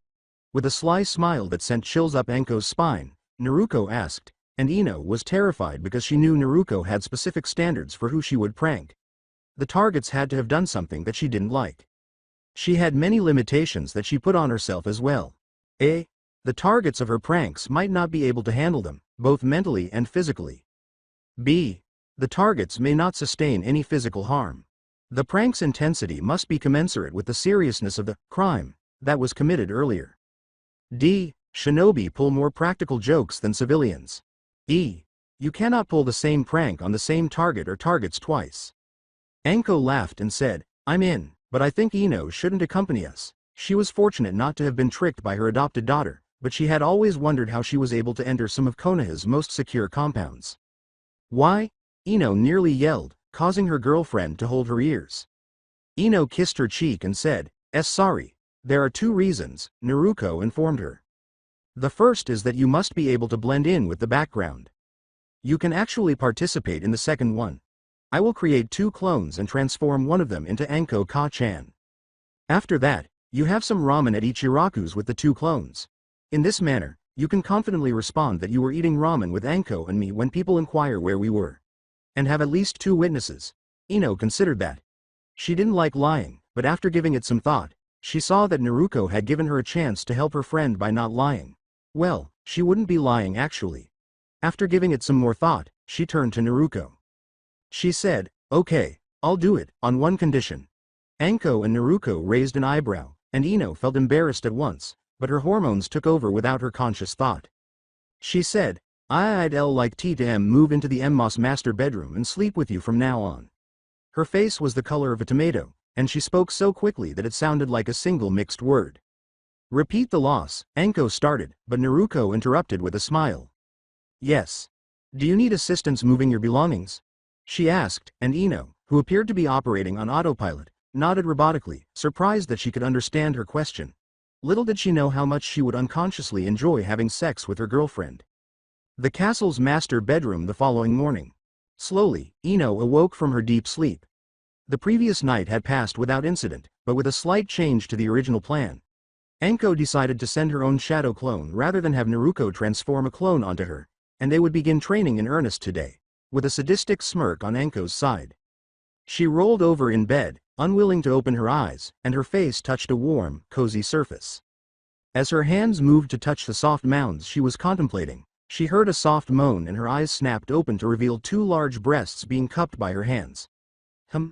So warm and soft and round, she thought as she started to think. Before realizing what she was doing, she started thinking jealously, large C cups at least. She looked up to see Naruko's adorable sleeping face, lips slightly apart and breathing softly, and Ino grinned. She thought to herself, how does she manage to look so cute and beautiful? Her face turned beetroot red as she looked down. What the fuck is Naruko? She asked herself in her head, trying not to faint, turning her head so her face was pointing at Naruko's, then lowering her head. She could understand sleeping without pajamas, and she wouldn't try sleeping without a bra, but she had never slept in a birthday suit. What is Ino-chan doing? This feels nice, relaxing, Naruko thought. Awake since Ino started waking up, the slight movements waking her from her very light sleep. After years of living on the streets and people trying to kill her while she slept, she developed an acute sense of ki in her immediate area, and she was awoken at the slightest touch or disturbance. Choosing to enjoy the warmth of her girlfriend, Naruko decided to pretend to be asleep for a little while longer, not minding the blonde using her breasts as a pillow. However, their beauty sleep was disturbed when a certain scantily dressed Enko arrived. From her spot at the door, she shouted, "Rise and shine, you lovey devays." Ino eeped in surprise, while Naruko simply shrugged and stretched her tense muscles. Enko got out of bed and joked. "Are you certain I'm not your mother?" Naruko gave a headshake. Embarrassed, Ino screamed. Normal parents wouldn't just burst into their children's bedroom like that. Enko laughed before she could continue. "Unless you hurry up, you will miss your morning training with me and Yugo-chan." Ino froze, forgetting that their training regimen would begin today. Naruko took her hand in hers as she hesitated. She grinned brightly and said, "If we shower together, we can be there on time." Let's just say that they did more than just wash up during their shower. If a makeout session had an actual temperature, they'd have turned the shower into a sauna. Ino grinned back after finally processing all the information. Enko was the first to enter the training field, followed by Naruko and Ino, who appeared to be considering something. Yugo yelled, "Morning Naruko, Ino, Enko." Rewind when Ino noticed the sword strapped across Naruko's back. They had just left the compound. "Hi, Naruko. You got that katana from where?" she asked, noticing that the sword Naruko was carrying was at least a grade higher than her own, and that her own katana, which was strapped to her back as well, was standard issue grade and about 3 inches shorter than Naruko's. A.N. Just to give an idea, I used the following set of grading: poor, intermediate, standard issue, advanced, high. Sensing that Naruko had not lied, Ino nodded her head. "I took it from the armory." Naruko's response wasn't exactly a lie. She had kept her sword in the castle's armory among some of the advanced quality katana. "Hold on. Armory?" she inquired. The end of the flashback. After 2 hours, teams 7, 8, and 10 were standing at the edge of a battlefield, with Hiruzen face palming and Kurenai and Asuma just standing there with their eyes wide, while their Jonin, Might Guy, was stunned and muttering something about youthful overkill. Even the more seasoned genin of Team 9, Hyuga Neji, Rock Lee, and Tenten, had their jaws hanging limply. Kakashi had dropped his book, for once. They had arrived shortly after Team 11 had completed their warm-up, as Hiruzen had suggested, and they watched, half-jokingly, and considered how much they had to catch up. This is going to cost a lot, he thought. Flashback. Half an hour before the warm-up for Team 11 had just concluded. According to Anko, "All right brats." Ino and Naruko nodded, saying, "Time for a mock battle." "Yugo-chan." Anko asked Yugo, "Will you please serve as the referee for this?" After both parties had prepared, she yelled, "Hajime." Naruko charged forward right away, quickly engaging Anko in close-quarters combat while Ino circled around Anko and attacked from behind. Anko swore as she had to continuously twist and turn because her two students' near-perfect teamwork was preventing her from launching a counterattack. However, after 10 minutes, Ino passed out from exhaustion, and Naruko held out for a few more minutes by herself, until Anko was able to get past her defense and deliver a powerful blow to her stomach. "What the?" thought Anko. "Okay, Naru-chan. Go all out and let loose those seals on your persona." "Really, you are one crazy." Naruko got up, made a few hand gestures, and then repositioned herself before she could finish. Yugo thought, Anko is in for a surprise. She had assessed Ino's skills during the fight and found that Naruko was holding back a lot so that the two of them could work as a team. She also needed to work on her reflexes, strength, and stamina. Yugo looked at the onlookers and mentally noted that she needed to ask for Anbu training for Ino. Request permission for Yamanaka Ino to undergo covert Anbu training. She signaled to the Hokage, who returned the covert signal. Permission granted, but first speak to involved parties. Yugo understood that she had to first obtain Inoichi's permission for Ino to undergo Anbu training, after which she had to speak with Ino and then find a couple of teachers. This is going to be a long day, she thought to herself. As she turned back to the battle, she noticed that Naruko was being pushed back and that Ino had collapsed. Naruko surged in again, surprising Anko with his speed, and soon after, Anko was forced to use ninjutsu, and Naruto did the same. For the next 15 minutes, the field was inundated with different forms of fire, earth, and wind jutsu, along with the occasional water jutsu. The end of the flashback, Anko was panting heavily, but Naruto was panting more than the latter. You, pant, pant, a bit of a, pant, pain in, pant, the ass, Anko replied. When Naruto returned, he collapsed from exhaustion, saying, how, pant, am I, pant, that when, pant, I haven't, pant, even, pant, poked you there, pant, with Himiko yet. Anko smirked and staggered over to the tree where Yugo had placed Ino, lying down and muttering. Hi, flower girl. Your girlfriend has a lot of strength. Never, ever make her fight you seriously. A few moments later, Yugo approached with a sleeping Naruto and laid her down casually next to Ino. She turned when she heard a stampede and saw Guy, who was horrifying. Guy, hold on. I have something to say before you and your mini-guys start. No, Anko and I will not assign our students to you for instruction, and she will not share her methods with you, she added a moment later. And stop talking. While Sasuke was sleeping, Guy and Lee hung their heads in despair. My fellow Jonin and my pupils are resting. Teach me. As soon as he gave the order, Yugo and Anko said, nope. Furious, he tried to grab Naruto without thinking about her reactions. Sakura and Kino were trying to wake Sasuke, who had been flung face first into a tree by an unconscious Naruto, when Naruto reached over and pulled Ino in like a teddy bear. Guy and Lee, who were still depressed, and Anko and Yugo were shocked when Naruto pulled Ino in like a teddy bear, and Ino snuggled into Naruto's neck. Those who were still able turned to face her as Anko muttered, oh well, guess the cat is out of the box. What? Is it impossible for my daughter to be dating? The majority of the genin fainted, with the exception of Hinata and Lee, who were unaware of the developing relationship. The Byakugan was quite useful for spying. While Asuma recovered first. Yugo, Kakashi, and Hiruzen could barely contain their laughter as most of the genin fainted. Well, given her androphobia, it is for the best and there is no law that prohibits such a relationship. Hold on, daughter, did you just say? He yelled. Anko grinned. When the two green spandex-clad taijutsu freaks were called out, their faces looked like fish, with their eyes wide and their lower jaws bouncing up and down. Kakashi was taken aback as well. Is Naruto's adoptive mother this sadist? He had a horrified thought. He was aware of Anko's sadistic tendencies and her playful personality, which included sexual preferences, heavy drinking, lockpicking, occasional vandalism, mild exhibitionism, and other traits. If you watch the anime and read some of the other fanfictions, like Seer King's Uzumaki Naruto, to the victor, the spoils v2, you can get a mild idea. These traits were to be passed on to Naruto. He shuddered and thought, it would be better to request a long-term mission as soon as my team has been fully trained. After everyone had sort of recovered. Well, now that almost everyone is back with the living, Anko said. The two young lovers, dozing in each other's arms, were the only ones not awake. Naruto opened her eyes at that precise moment. She groggily yelled, oi, shut the fuck up, before tucking herself back into Ino. Sweating, Yugo proposed, let's take this someplace else, shall we? I think it describes her hair very well. A few minutes later, she explained the connection between the blonde and the fire et an. Writing, blonde, redhead, is, as a certain lazy shinobi would say, troublesome.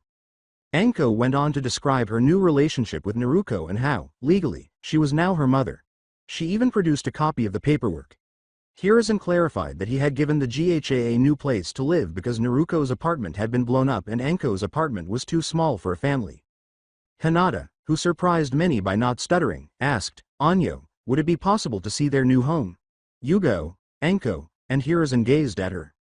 They both said, ask Naruto, and then exchanged startled glances. Oh fuck no! Exclaimed Sasuke. I am not going anywhere near that by. He saw a huge key behind him and froze. He heard someone say, Sasuke-kun. Want to finish that sentence? He glanced over his shoulder and saw Ino grinning sweetly, promising pain if she answered incorrectly. Sasuke stumbled, sweating profusely, and Naruto stood beside her, wearing a, as long as boys stay away from me I don't care, expression. He gave the incorrect response, beautiful, read. By UT full, lady. The next thing he knew, he had a knee in his crotch. Note to self. Stay away from blondes. Sasuke thought as she innocently said, No hitting on my girlfriend. Her deadly aura was anything but innocent. Hinata said, Anyo, en Naruko-san, first. Yes, Hinata-chan. I am aware of that. I'll let you come over. However, it will have to wait until after training. Naruko replied, then questioned everyone. Do you want to participate in the training? Soon all the genin had moved forward, with Sasuke standing on the far side of the group, away from the couple, before Kino spoke up. Lee moved forward right away, and Tenten followed suit, his eyes glimmering at the katana strapped to Naruko's back. Everyone stared at her, question marks hovering over their heads, and Kino blushed a little at the unexpected attention. Before we train, there is something we need to do. Before Hell had a chance to let a bunch of girls loose on a clothing store, Anko spoke up. Girls, I think Naruko needs a fashion renewal. Almost instantly, everyone's eyes went to the Fire-ette, who appeared perplexed. Only then did most of them realize that the shabby clothes she was wearing were nearly falling apart. Well, I've already taken care of that. In 2 days, she will receive specially tailored clothing, travel attire, and combat attire.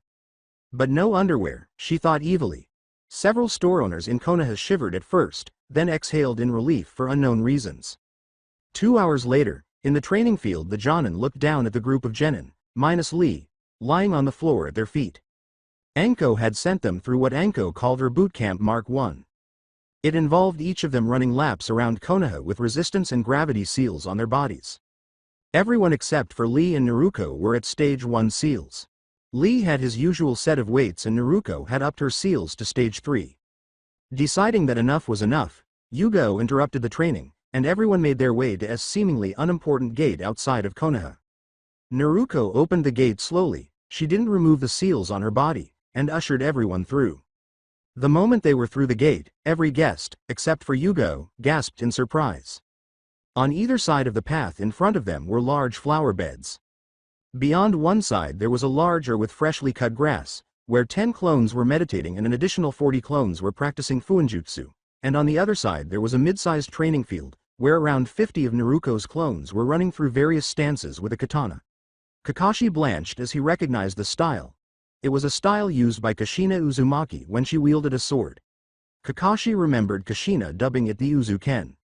Unaware that Hiruzen was thinking the same thing, he thought, I hope I won't be her enemy when she masters that style.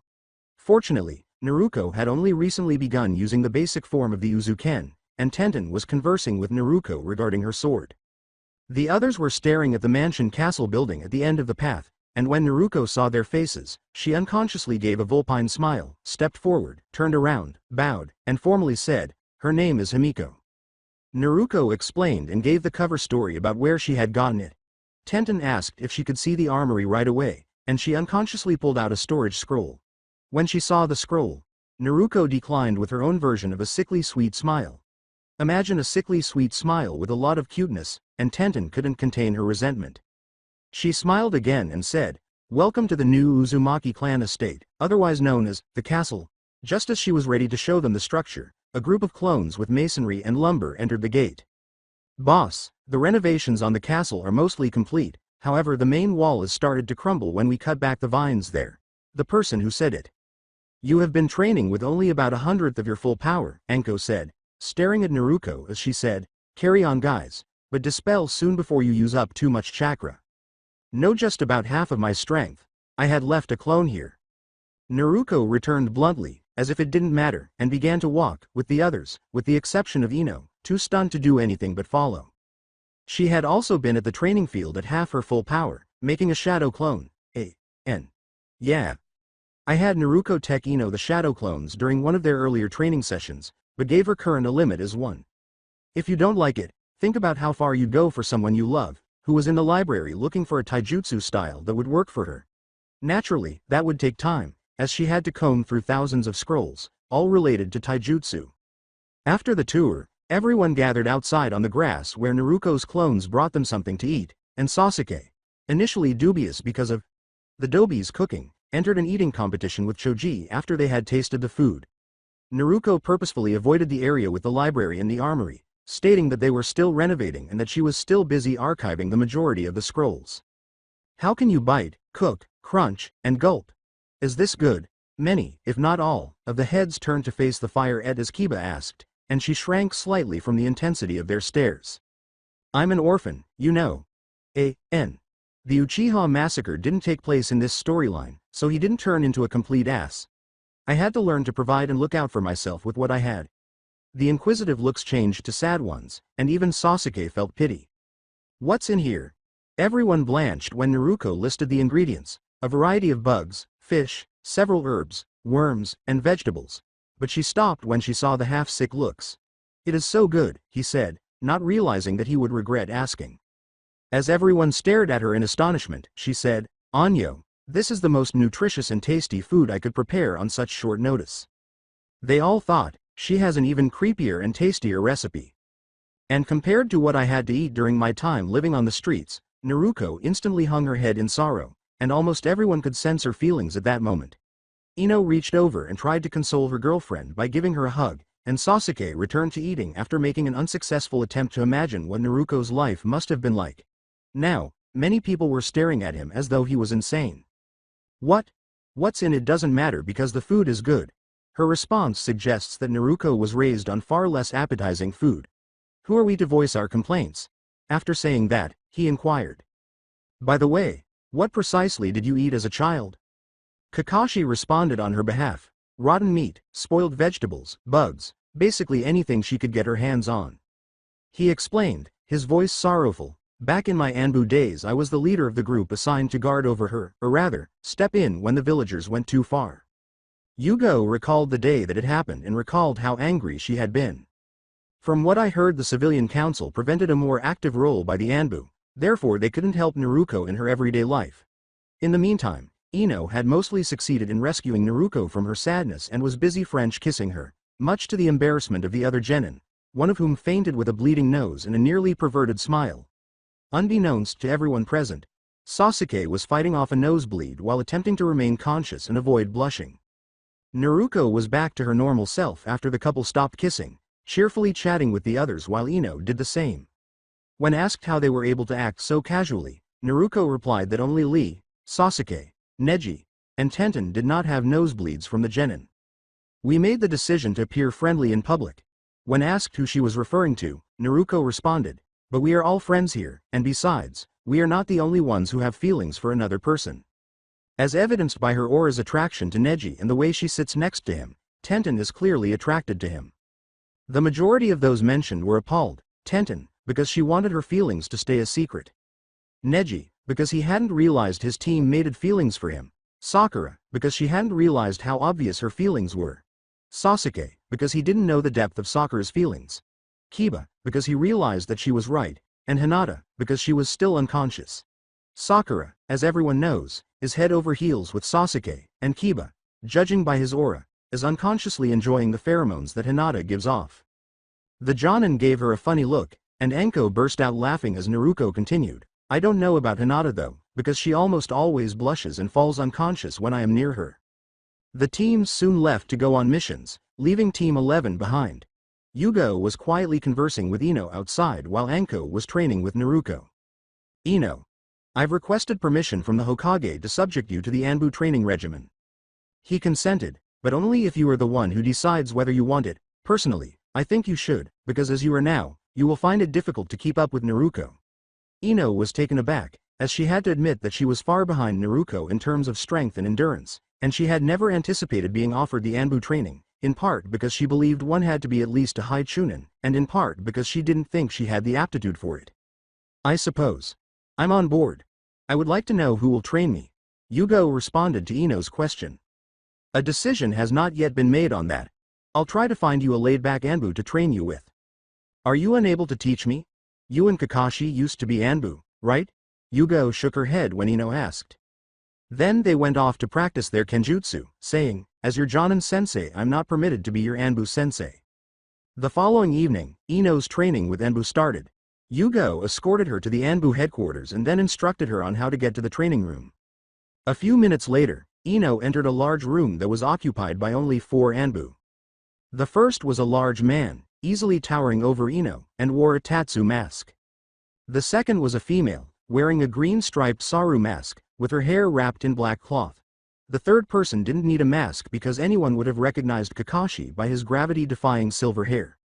The fourth was a female about Ino's height, wearing a kitsune mask, with a standard-issue katana strapped to her back. The four figures were chatting among themselves, but when Ino approached, Kakashi excused himself. He said to Ino, "I'm just here talking with old colleagues." This implied that her teacher was one of the three people still present. Tatsu said, "Yamanaka Ino." Ino jerked to his feet. Tatsu went on, "We would like you to answer some questions first before we decide to begin training." Kitsune started when Ino nodded. "Ino-san Yamanaka. You should not take this training lightly. Very few make it to the very end. I would like to know why you want to participate in this training." The ANBU's voice intimidated Ino, so she took a moment to consider her response and carefully gathered her words. "I want to be able to support my team. Instead of having my girlfriend defend me, I would like to be able to shield her from danger." Ino said candidly, "I wish I could protect Konoha better than I can now." Kitsune nodded, and Green Saru then inquired, "Ino-san Yamanaka, what gives you confidence that you can finish this training?" Once more, Ino pondered. "No, I don't. However, I won't know if I can handle it or not until I try. But if it means helping my beloved, I'm willing to go above and beyond." Tatsu came next. "Ino-san Yamanaka, who are you?" The question caught Ino off guard. "Who are you? What does he mean?" She thought, "I am Yamanaka Ino, genin of Konoha," but stopped herself before responding, instead giving the question more thought. After a few minutes, she finally responded. Tatsu nodded his head, seemingly satisfied, and gestured Kitsune forward, saying, I am not sure. Kitsune is my name. You will call me Kitsune-sensei from now until training is over, okay?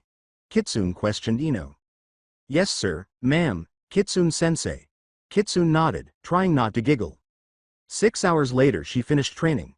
Kitsune had made Ino do training that made the group training session days earlier seem like a walk in the park in comparison. Seals had been applied to her body that not only made movement more difficult, Ino also got seals that made her skin highly sensitive. Not to mention a weak aphrodisiac that was slipped into her drink. Finally Kitsune had Ino stripped completely, after Tatsu and Saru left, and then tied her up with a knotted shibari rope that rubbed against numerous sensitive spots as Ino moved to dress again. Then came to training weights. To start off, Kitsune put 10 kilograms on her wrists and ankles. Then came the training proper. Kitsune made Ino run up the spiraling staircase and down again until she dropped.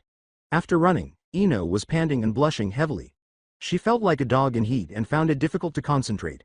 Then Kitsune began teaching her wall climbing, warning her that for every time she dropped, she would remove one piece of Ino's clothing to be returned the next training session. 2 figures stood in the shadows, observing them. Isn't she going a little too far? The one inquired. No, the second figure said, this is about half as bad as what she had to go through. What was it like for Kitsune-san? An additional figure inquired. Nothing to drink, vibrators in addition to the shibari, and much stronger aphrodisiacs injected straight into her bloodstream. However, she did not receive seals. The first and third figures whistled as they watched Ino repeatedly attempt to walk the wall until she was only carrying the shibari rope. She must have learned them after her inauguration, the second figure said. Kitsune ran over the roofs of Konoha and carried the weary Ino to the castle, where she tucked her into their shared bed quietly, stowed her Anbu gear in its hiding place, and climbed into bed with Ino, naked, before falling asleep herself. The following morning, slowly waking up, Ino was having a very wet dream about her and Naruto that she didn't want to let go of. However, she soon noticed something different.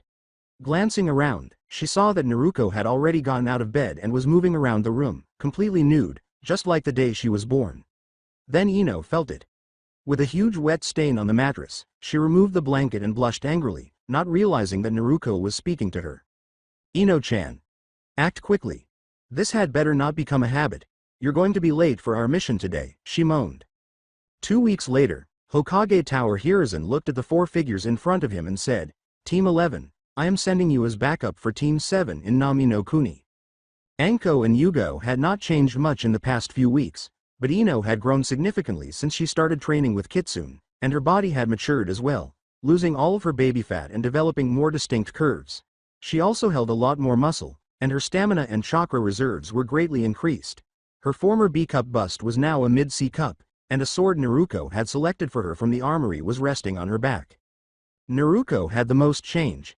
She was dressed in one of her new outfits, which included an orange knee-length skirt and an open dark red vest over a mesh shirt. Her hair, which now reached her thighs, was tied back in a braided tail that ended with a kunai. She had Himiko strapped across her back, and she had 2 kunai holsters strapped to each leg. A bag containing her medical supplies, storage scrolls, and shuriken was strapped to the belt at her waist, and a forehead protector was tied to her upper arm. Anko, Yugo, and Naruko sighed as Hiruzen went on. Also, I will make an exception to the confidentiality rule concerning Anbu identities. Ino appeared taken aback. Naruko. When Naruko unwrapped her kitsune mask from one of her armbands, Hiruzen immediately activated sound suppression seals around the room and prepared for an impending scream. Show her, Anko said, turning her right shoulder to Ino and removing a piece of fake skin that exposed her Anbu brand. Ino's eyebrows rose to her hairline, and if they weren't attached to her skin, they would have reached the ceiling. What? Ino was becoming enraged. My girlfriend, you forced me to do all of those things, embarrassed me, made me feel ashamed, and almost killed me. Naruko held her hands to her ears as she screamed at him. Yugo raised his voice, Ino-chan. There was nothing Naruko could do about it. All of that is covered in the training curriculum. In addition, Naruko had a worse situation. Ino turned around. How? She inquired. Well, for one, she only had one chance before she had to wait for the next training session to get her clothes back. The aphrodisiac she got was at least 10 times more powerful and was injected directly into her bloodstream. Anko was the one who tied her shibari. She was dodging missile the entire time while sparring, and she didn't have anyone to carry her home after every training session. Anko grumbled. With a gasp, Ino said, not that she minded walking in her birthday suit. She felt bad about yelling at Naruko and resolved to make amends later. When are we going to depart? As she applied a new piece of fake skin to her shoulder, Naruko asked, her voice giddy with sweat. Hiruzen dismissed them after Yugo said, in 1 hour. The 4 of them reached her armory 10 minutes later. Team 11 was moving and headed to Nami no Kuni sooner than anticipated. Chapter 5 Next day, close to Nami no Kuni. So 2 days ago, this missing nin named Zabuza handed Kakashi-sensei his ass.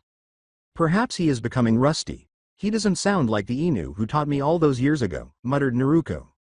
While Yugo and Anko sighed, Ino had long since given up on being surprised, and it was true that Kakashi was becoming less diligent in his training.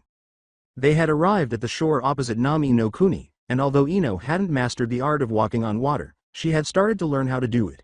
Deciding that it would be quicker to cross right away, Naruko had no choice but to carry Ino on her back. She was still hurt from when Ino shouted at her the day before, but she complied with the order. While running on the water, Ino whispered into Naruko's ear. After a few minutes of running, they arrived at the shores of Nami no Kuni, where they parted ways, with Ino going with Yugo to report in with Kakashi and Team 7, while Naruko and Anko went to look at the bridge. I am sorry, Naruko. Naruko didn't need to turn around to see that Ino was crying, but it didn't mean that it made her heart stop hurting. Let her have some time. As they walked, Yugo remarked, you know she's hurting. What did I do to merit this? Ino was attempting to contain her tears. Naruko has a strong but brittle faith in people. If you break it once, you might never get it back. She didn't trust anyone but me, Kakashi-senpai, the Hokage, and the Ichirakus growing up. Ino gazed at her tearfully.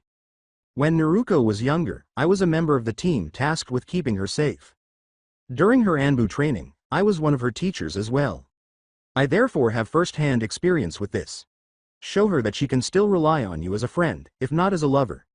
The point is that she was attempting to assist you without disclosing her identity to you.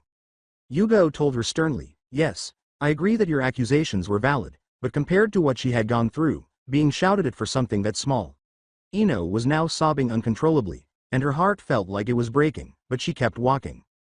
A knock at the door interrupted Team 7 as they were eating dinner at the table. Kakashi-senpai. It's Yugo. Upon hearing the code, Kakashi motioned for Sasuke to open the door, with Sakura, Kino, and Shiramaru flanking him. They all became calm when they realized it was Yugo, but were taken aback when they saw Ino. Yugo told everyone, if you want to remain friends with her, don't ask what happened. As she approached Kakashi to receive a briefing, she gave the signal. At the same time, Nami no Kuni Bridge. The bridge was a battlefield, and when Naruko and Anko arrived, they discovered some thugs laying explosives on it. The ensuing fight, which lasted less than a minute, saw an angry Naruko tear through their ranks, followed by a worried Anko. Naruko was acting recklessly, and she knew why. After the fight, she sealed the explosives in one of her scrolls while Anko went about attempting to identify the corpses. Suddenly, the final explosive that Naruto was about to seal exploded, sending a seriously injured Naruto over the bridge's side and into the water below. Naruto. Anko jumped after her and screamed, Group 7 and company. After dropping the plate of food she was holding and grabbing at her heart, everyone turned to watch Ino run out the door while still holding at her heart, and Yugo followed shortly after. All right. What the devil just happened? Kino inquired, but no one responded. After hearing Ino out, Yugo hurried to catch up to her and decided to look for Anko. A few minutes later, they discovered Anko carrying. Ino screamed, her heart breaking again, a bruised and bloody Naruto. How did you come across me? Yugo responded to Anko's question. Ino nearly ran here because he thought something terrible had happened to Naruto. Anko grunted and then described what had happened. Your swearing also helped. Naruto was acting strangely. She seemed to have lost her will to live. Naruto was busy securing the explosives that some thugs had planted on the bridge when one exploded while she was doing so. After a few more curses, they reached Tazuna's house, where a room was promptly reserved for her medical care. She flew into the raging ocean. After Anko finished bandaging Naruto, who resembled an Egyptian mummy, she said, she won't be waking up for some time. Ino chose to remain by her side and sobbed quietly into her hands. Everyone but Team 11 thought, what on earth happened? An hour later, Ino had sobbed herself to sleep, while Anko had reported what had happened at the bridge. Sasuke was muttering curses.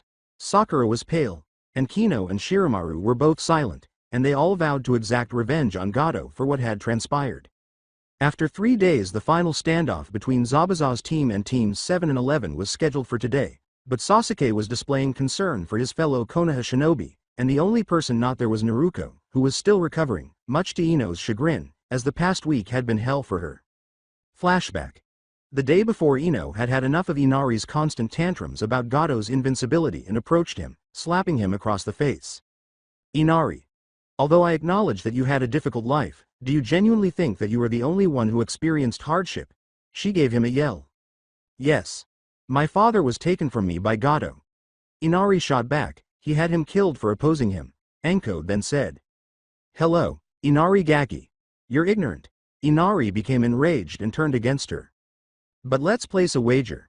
You tell us about the negative events in your life, beginning with your birth. To the best of our knowledge, we will also do the same for Naruto. You will stop being such a pain in the ass and follow our instructions if we win. We'll accept that Gato can't be stopped and head out if you win. Deal? Anko went on and extended her hand, which Inari shook without hesitation. Kakashi then raised her voice. We'll get started. Everyone was shocked when Naruto lost both of her parents when she was just 1 hour old. Kakashi went on to list a few annual events until 2 years ago, at which point Yugo inquired. Inari. Would you rather talk about your suffering or concede defeat? When Inari realized he had no chance, he simply shook his head. How has she survived? Sakura asked, and all the genin nodded, including Ino.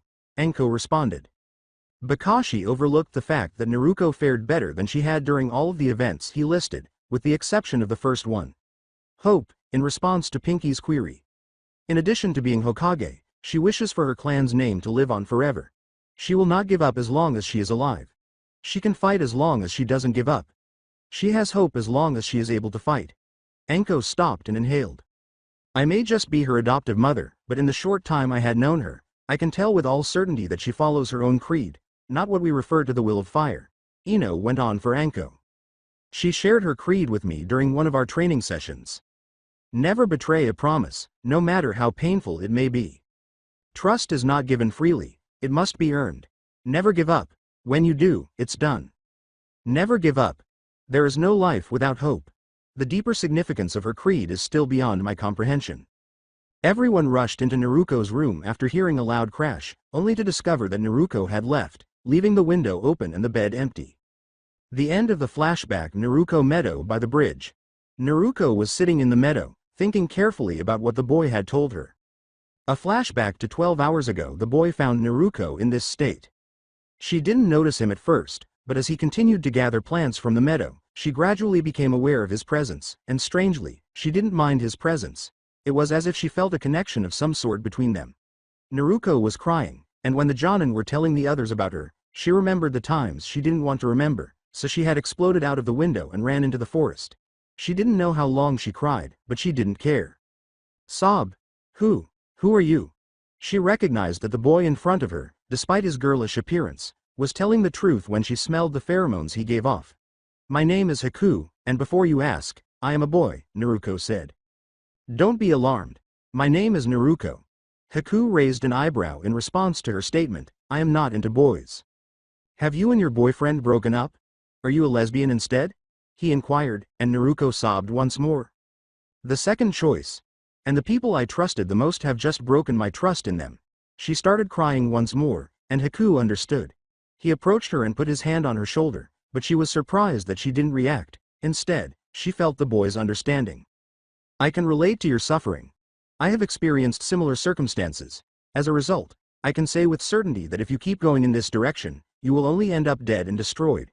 He said softly, I've seen it before. Naruto gazed at him tearfully. Confusing her, he said, forgiveness. That's the only thing that can make you feel better. He clarified, not realizing how well the phrase, wishful thinking, suited his final statement. I hope you aren't one of those unlucky ones, but it won't be easy if you lived an unforgiving life. No one can navigate life's journey by themselves. Haku smiled and went on, if you find someone and you two truly love each other, then you should always forgive them. Naruto had calmed down by this point, and she was thinking about what he had said and how much pain she must have caused Ino. I'm grateful. Do you require assistance collecting plants? She said, I know a lot about them too. Haku nodded, and 30 minutes later, the basket he had brought was full. Naruto turned to face Haku and informed him. Once more, thank you, Haku-san. I have to reevaluate my life because of you. Oh, and warn Zabuza that Gato might try to be unfaithful to him. Haku instantly became defensive. You have a slight blood odor to you. You would have killed me right away if you were one of Gato's thugs. Konoha is not where you're from. There is only one choice left. Zabuza is with you. Do not be concerned. Haku let out a sigh of relief as Naruto explained. I wish to avoid needless conflict, and since you didn't attack me earlier, I see no reason to fight you now. What makes you believe that Gato will attempt to deceive Zabuza-sama? He inquired. Naruto sighed and replied, gut feel and woman's intuition. I just feel like Gato won't keep his end of the bargain because I've gone through so many situations like this. I assume that after he pays you, you fire the bridge builder? Or, like 3 days ago, was it to plant explosives on the bridge? Haku was taken aback when Naruto asked. Gato was prohibited from sending any of his friends to help in any way, and we were supposed to get rid of the bridge builder. You mentioned that the bridge was attempted to be destroyed. Naruto nodded as he asked.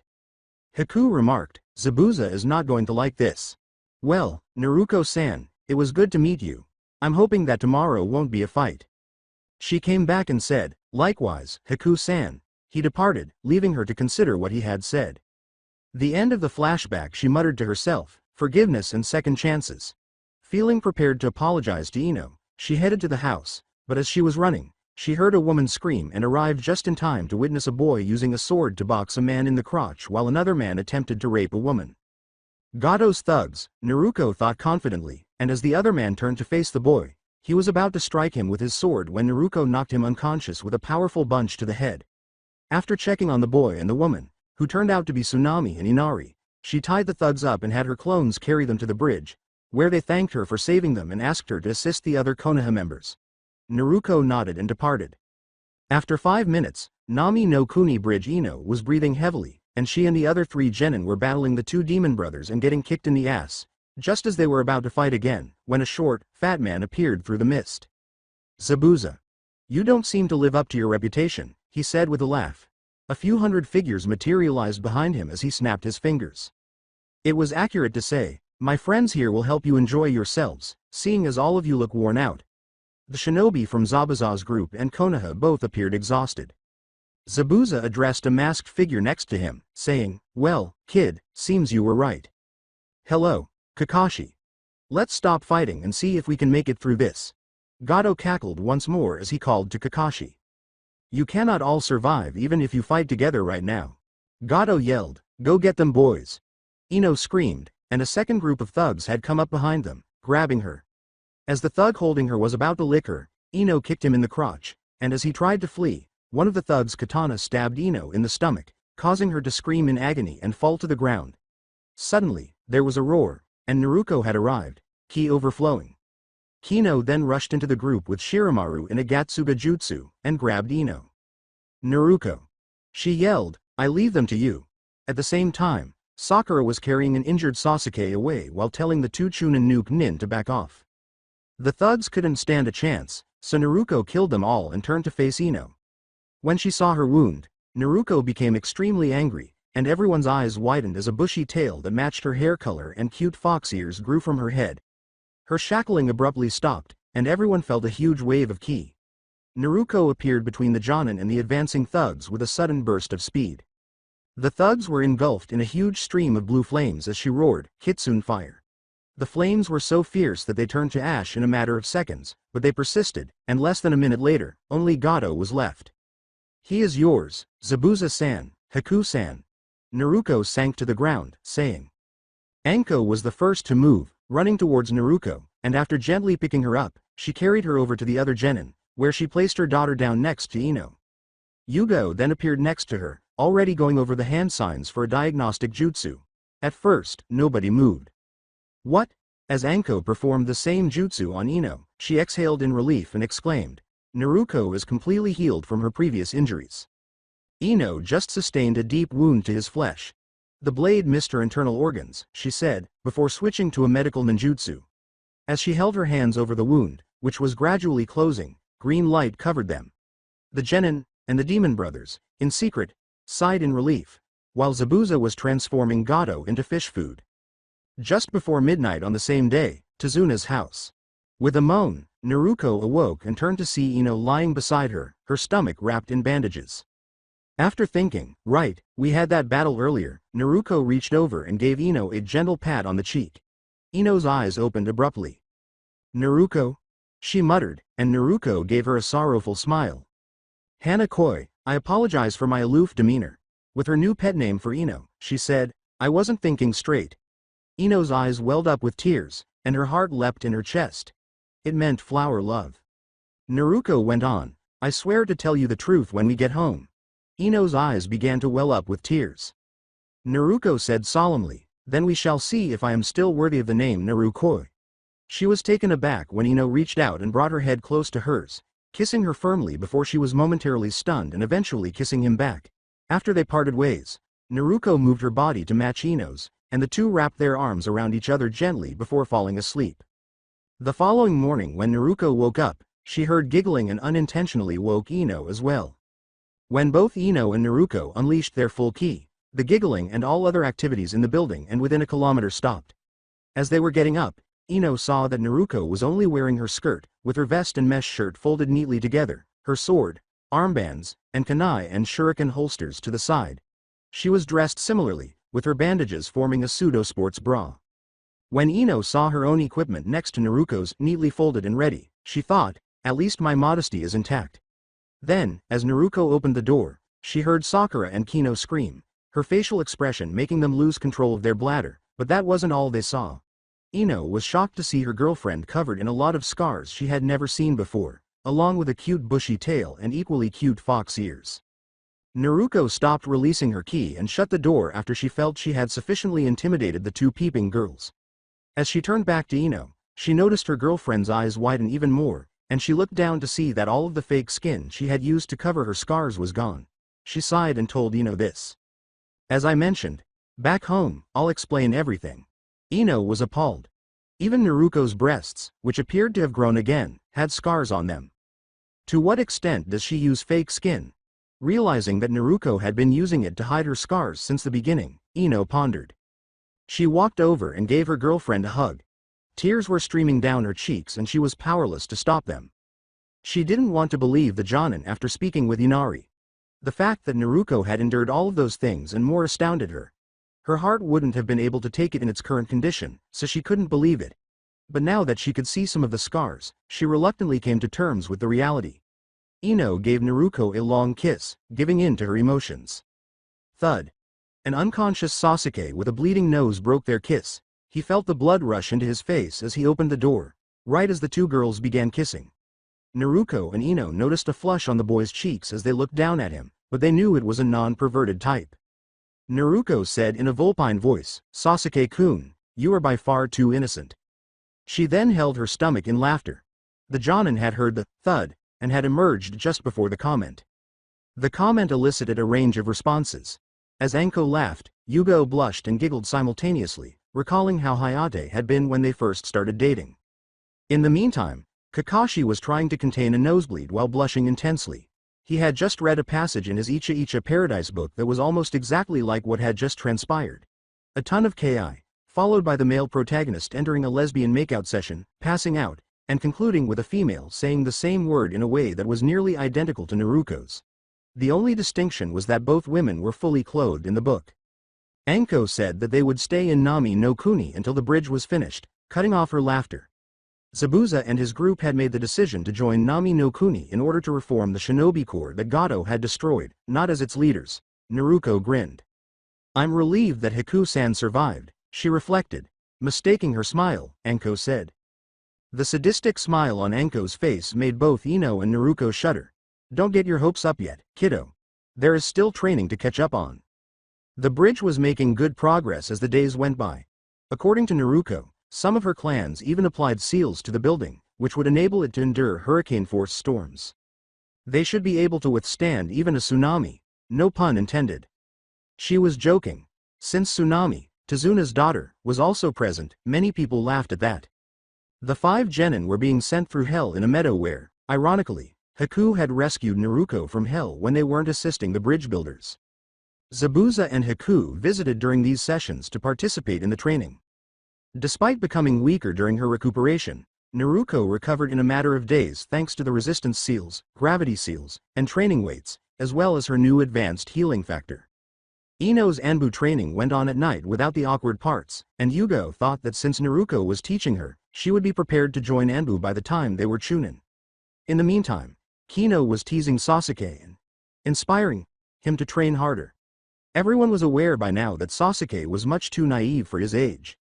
Chapter 6. While the other genin finished the tree climbing training, Ino had finished the water walking training by the time the bridge was finished. At last, the bridge's grand opening was scheduled.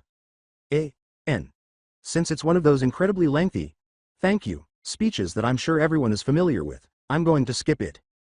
And after much discussion with the other villagers, I have decided a name for this great bridge, but first, Tazuna concluded. Tsunami moved to the front.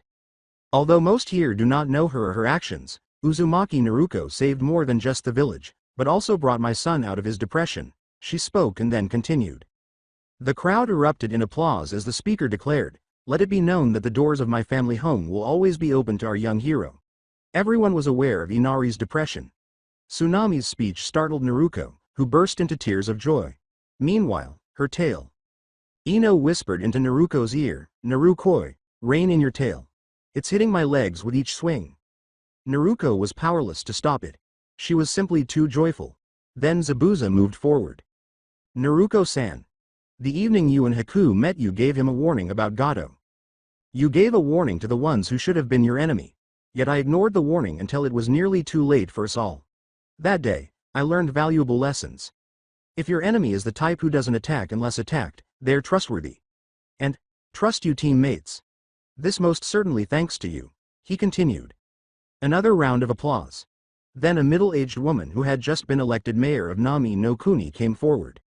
As she removed the cloth covering the arch that represented the bridge's entrance, she remarked, we will now complete the opening ceremony. Naruko took a deep breath. The arch bore the inscription, the Great Uzumaki Bridge. The sentence was flanked by the Uzumaki clan symbol and another symbol she was unfamiliar with, a water wave coming from a spiral. Imagine a wave on top of the Uzumaki spiral. Observing her expression, Ino clarified. The villagers came to us to help with the naming of the bridge. Sasuke, well, you know what he would have wanted to name it, but everyone else agreed to this name, as you prevented its destruction several times over the last 2 weeks. There are many other reasons, but Tsunami-san gave the most important reasons. Naruko interrupted Ino by assembling an army of clones, hugging the majority of people, read. All the females, and bowing to the remaining people, read. The males, as he repeatedly thanked them for their gift. In the meantime, the real Naruko was holding Ino so tightly that Ino was having trouble breathing. In fact, Kakashi was giggling when he saw the expression on the demon brothers and Zabuza's faces. While the females were attempting to soothe the girl or girls, Haku was also giggling at Naruko's unexpected response. When she bowed, the Narukos unintentionally sent a number of men flying with nosebleeds, allowing them to see right down her cleavage. Tazuna closed his eyes and bowed back to Naruko, avoiding that. The Konoha group left once Naruko had calmed down. The plaque on the opposite side of the bridge was invisible to them.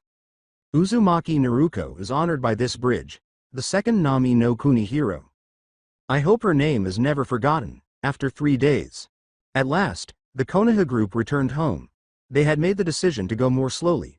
Additionally, Naruko had upgraded Ino's seals to level 3 and hers to level 5. The two of them were already accustomed to them by the time they returned. They were instructed to report to the Hokage as soon as possible after checking in with Katetsu Hagane and Azumo Kamizuki, Konoha's eternal chunin. After 15 minutes, the 3 Jonin and 5 Janina were standing in the Hokage office. Team 7, well done on your first C-rank mission, he replied. The team nodded. Naruko reassured Ino, who appeared unsure, you all may receive payment for an A-rank mission at the pay desk. Dismissed. Miss Yamanaka, please wait a moment. Don't be concerned. Naruko shut the door behind her, wondering what the elderly man wanted to talk about with Ino. He is not as scary as he looks. Hiruzen's eyebrows twitched. Get up, Kit. Anko used her new nickname for Naruko, Kit is short for Kitsune. To tell her, I think the old man just wants to know if the two of you forgave each other. On the way back, they came up with a plausible explanation for Naruko's new features. Only Anko, Kakashi, Yugo, Naruko, and Hiruzen were aware of the truth. The seal holding the Kyuubi weakened momentarily when Naruko was at her lowest point, mentally at least, thus allowing the Kyuubi's chakra to enter her system, causing permanent fox features to appear. The ears represent Naruko's legacy, and the tails represent her power. To be safe, however, Naruko had Ino, Sakura, and Kino style her hair into fake fox ears that covered the real ones. Sadly, her human ears had vanished during the transformation. She also found that she could extend her tail a little, so that it acted as a fluffy belt. Lastly, she tied her forehead protector so that the straps covered her ears. I think you're correct, Sensei, Ka-chan. She whispered, I just promised to tell her the truth. Naruko, are you certain that would be acceptable? Yugo inquired, and Naruko paused to reflect. Naruko sighed, I am not sure, but I made a promise. I should probably return to the castle and prepare everything. Tatsu wanted to speak with me, the Hokage informed me. Anko appeared taken aback. He said that when? Yugo laughed. They walked for a while until Yugo said goodbye, and then they were outside the walls of Konoha when Naruko asked a question that almost made Anko trip. And you are the one telling me to pay attention, Anko growled. While he was congratulating Team 7, he used a silent alphabet to pass the message. Naruko also giggled. What can I do, Mom, to advance my friendship with Ino? Anko couldn't speak. Where did this originate? She inquired, and Naruko retorted bluntly. Anko was reminded once more by the directness of the response that she had adopted Konoha's #1 unpredictable hyperactive prankster Kunoichi, Uzumaki Naruko. I want to be closer to Ino. Anko paused to reflect. She smirked and said, target the sweet spots. Before Naruko could respond, Anko added. After saying, now we should hurry, before Tatsu becomes restless, and vanishing in a flash of speed, Ino suddenly showed up next to her. They held hands and walked to the castle, where Naruko went straight to the restroom and pulled a beaming Ino in behind her. Hanakoi. Regretfully, I will have to postpone my promise. After they were in the bath together, Naruko informed her, Tatsu summoned me. When she broke it, she made a trail of kisses down Naruko's neck until she reached her breasts, which she started to grope as Naruko groped hers. Well then, let us just make up for lost time then for now. She laughed and gave Naruko a tender kiss. You work fast, Kit, Anko thought as she heard faint moaning from the rock pool behind the castle, where she was currently resting. 20 minutes later, Anbu headquarters Tatsu remarked, you are here sooner than expected, Kitsune.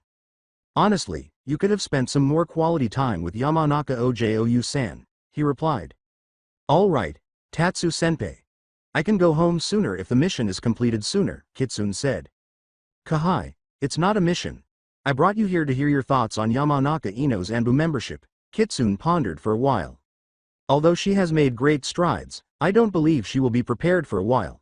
The earliest she will be prepared is following the upcoming Chunin exams. Tatsu nodded his head in comprehension and added, I don't know how she will handle taking another person's life. Don't you genuinely care about her? Kitsune gave a nod. After that, I have a task for you that could take up to a month.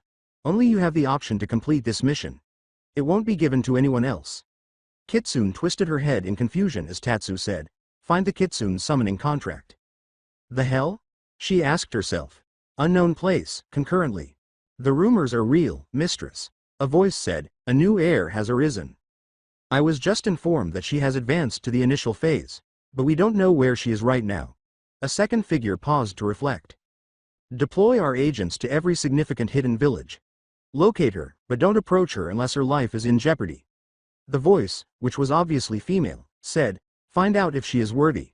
The first figure nodded. The woman nodded and entered her private quarters, saying, I'll send them out shortly, mistress.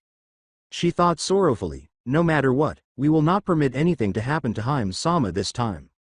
The Kitsune clan will support her through to the end this time. The castle, evening, master bedroom. That concludes the first 3 years of my life. Naruko had been telling Ino about her life ever since she got back from Enbu HQ. She was completely nude, taking off all of her fake skin to show all of her scars, while Ino was only wearing G-string underwear. It seems like Naruko's habits are rubbing off on her. She didn't say that she was the Kyuubi, only that she was associated with it. At this time, that's all I have to say.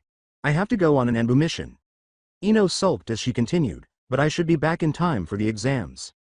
Why? We just got back from a mission, so, before Ino could finish, Naruko seized her and kissed her for a long, intense moment. If you don't want to read the lemon scene, skip it. Ino was taken aback by the intensity of the feelings she was receiving from Naruko, so she closed her eyes to enjoy the sweet bliss of her lover's embrace while moving her hands up and down Naruko's scarred and muscular back. In the meantime, Naruko was moving her hands all over Ino's sides, and when she briefly broke the kiss, she pulled the strings of Ino's panties, leaving both of them completely nude.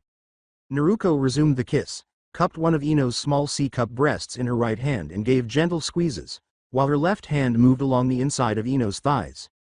Ino shivered with the amount of pleasure she was experiencing, but chose not to outdo herself. Time for the next step, she thought.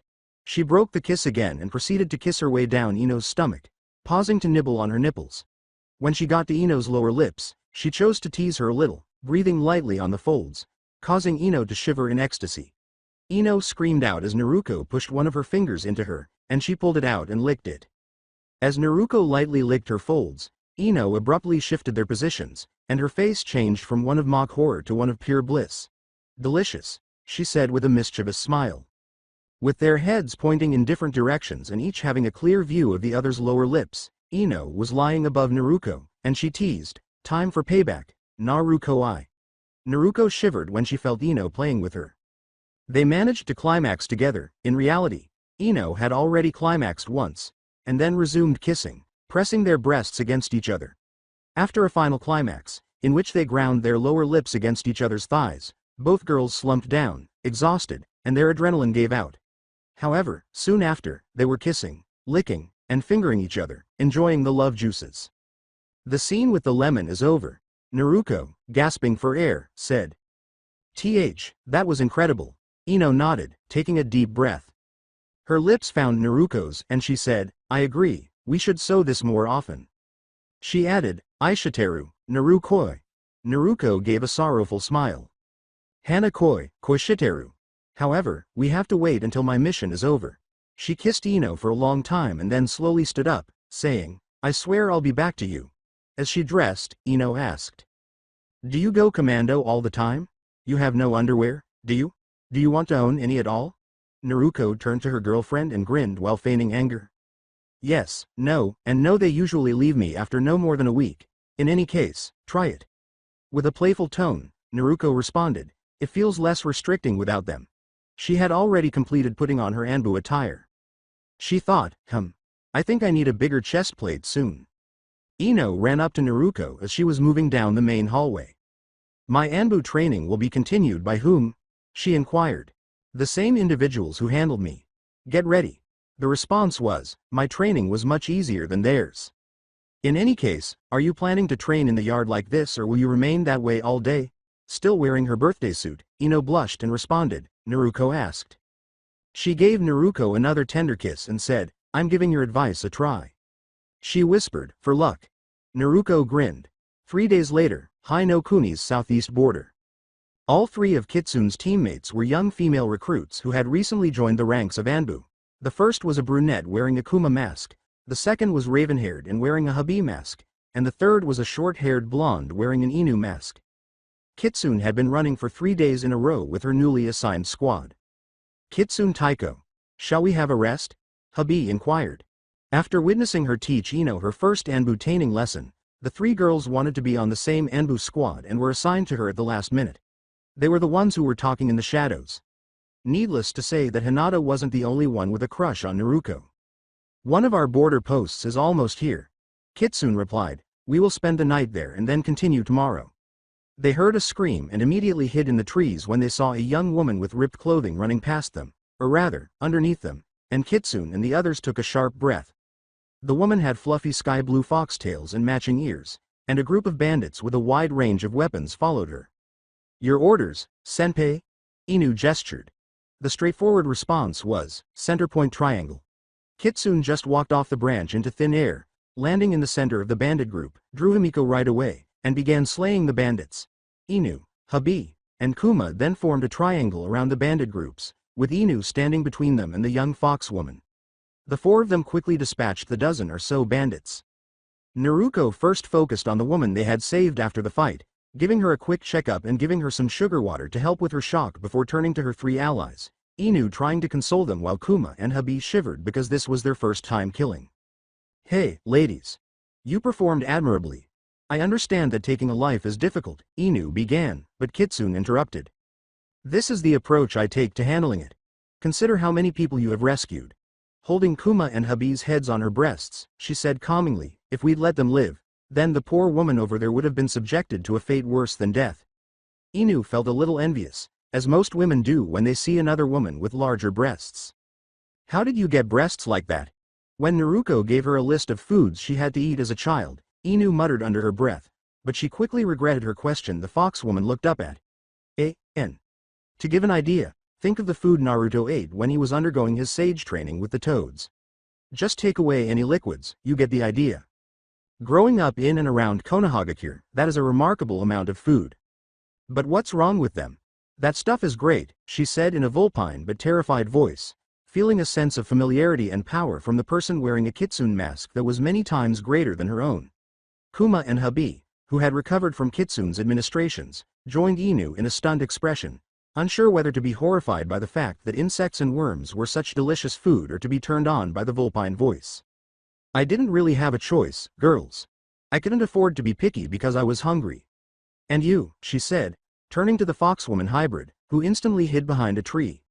Kitsune simply started to perspire, while the three younger Anbu burst out laughing.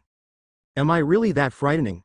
She asked, sighing as she shocked her team and the foxwoman by taking off her headgear and showing off her tail. She thought, a two-colored kitsune, and then she remembered her mission. She walked slowly around the tree to the kitsune masked woman, who was unsure of what she was doing. The blue kitsune trembled as she lifted her hands slowly to remove the mask, and her eyes widened when she saw the 3 whisker marks on the girl's cheeks. She is the one, she thought, feeling a mixture of happiness and sadness. She was happy that she had found the person she was looking for, sad that she was feeling deep in her queen's heart, and quilted because she had been the one who had saved her. She paused for a moment before kneeling to everyone's surprise, just like a king or queen. The border guards heard a loud, 2 kilometers away, from a nearby location. At the border post a young shinobi said, Taiko, what the hell was that? The older Jonin yelled, Teams Delta and Echo, go out and see what that was. Teams Alpha, Bravo, and Charlie, wait in case of an attack. A few seconds later, 6 shinobi were racing through the trees toward the scream. At the same time, with Naruto. What are you saying? Naruto stammered, I'm not our royalty. N. Since her mask was taken off, I can use her true name. Habi, Kuma, she whispered abruptly, taking off her mask, someone's coming. You two assume an ambush position. I'll guard with Saru, she trailed off. Asatsuyu. The blue kitsune said, my name is Asatsuyu. After Naruto concluded, Habi and Kuma vanished right away, and the 6 shinobi showed up a minute later. Asatsuyu-san. 4 chunin and 2 genin, Kitsune thought. The group halted and assumed a defensive stance when they saw the three figures. "Get to your feet. We're Lee Fanbu," Kitsune called to them, gesturing for the two ANBUs that were hidden behind them to emerge. The message read, "Scare them, but don't attack."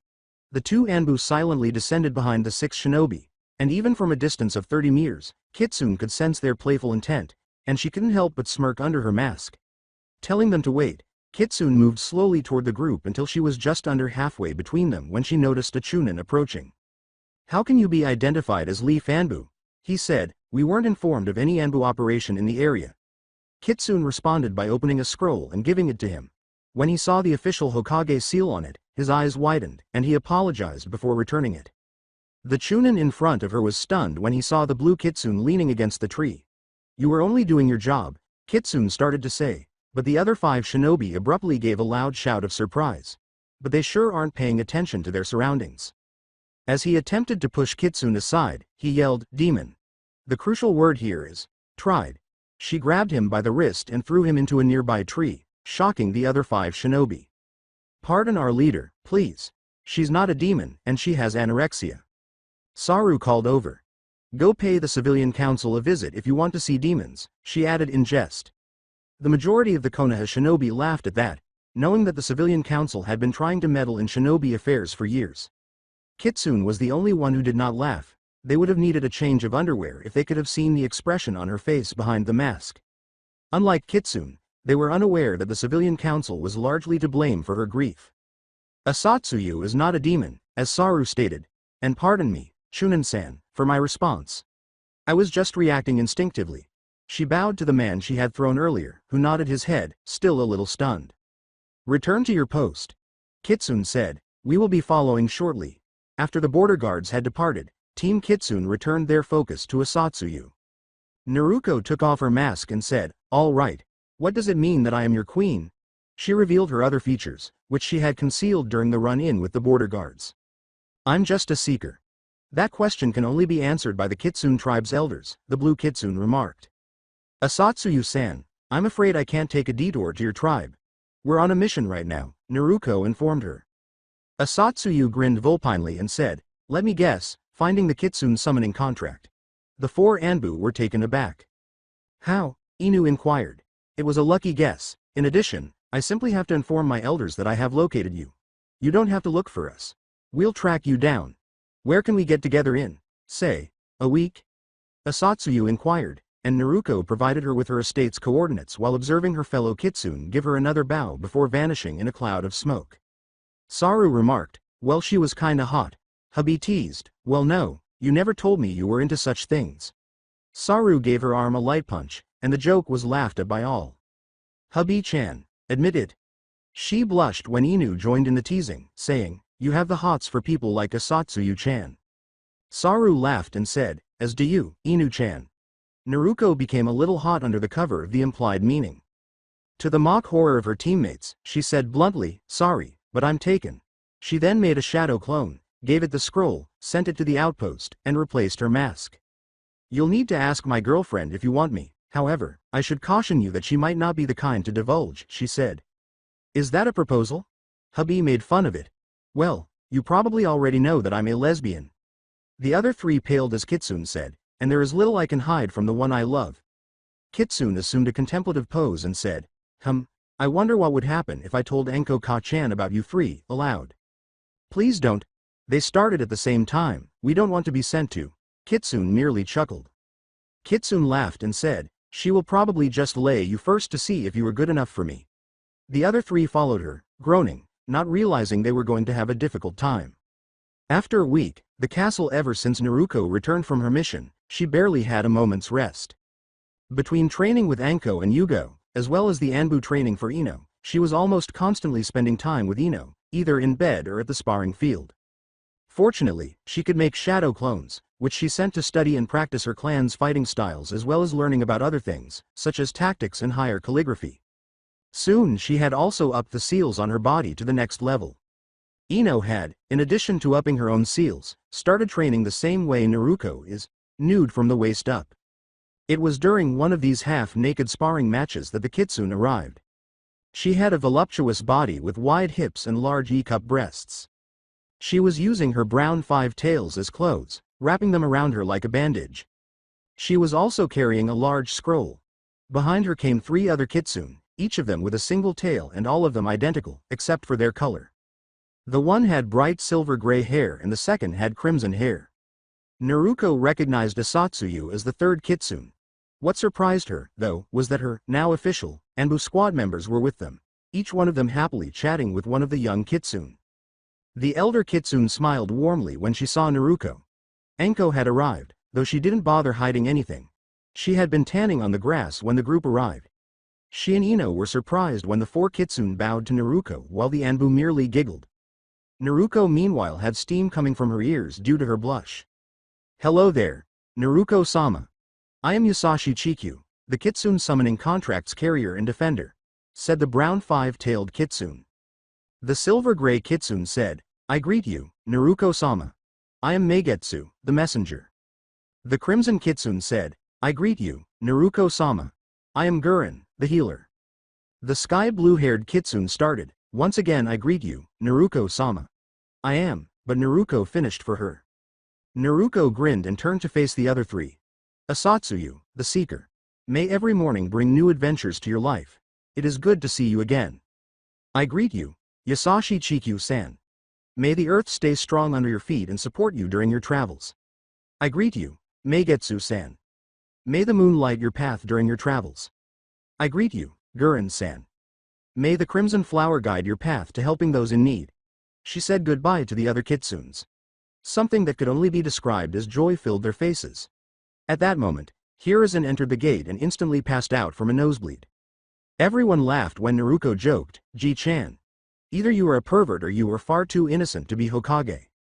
And you, Narukoi, are too clueless for your own good," Ino replied. "Meh. Being like this has its benefits. Less money used on clothes means more money for ramen." Naruko came back. Then she faced her Anbu team. After exchanging glances, the 3 girls took off their masks and asked, "And why exactly are you here, if I may ask?" "Sandame-sama told us to come here and stay with you. Must say though, I am feeling a bit jealous, and a bit intimidated, by your home. Don't get me wrong, I think it looks great, just it looks like it is meant to withstand a bloody shinobi war," Inu replied. "Okay. I understand that it is an order from Gigi, but I only know your Anbu names and I get the feeling there will be some added benefit for you staying here," Naruko replied. At once, Ino raised her voice. "Spill it. Now." She muttered the remaining words so no one could hear her. Well, we were friends since the academy days.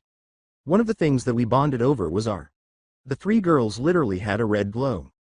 "Curious," Naruko said, "Sorry, I didn't hear that. Could you repeat please?" The kitsune even leaned forward to hear.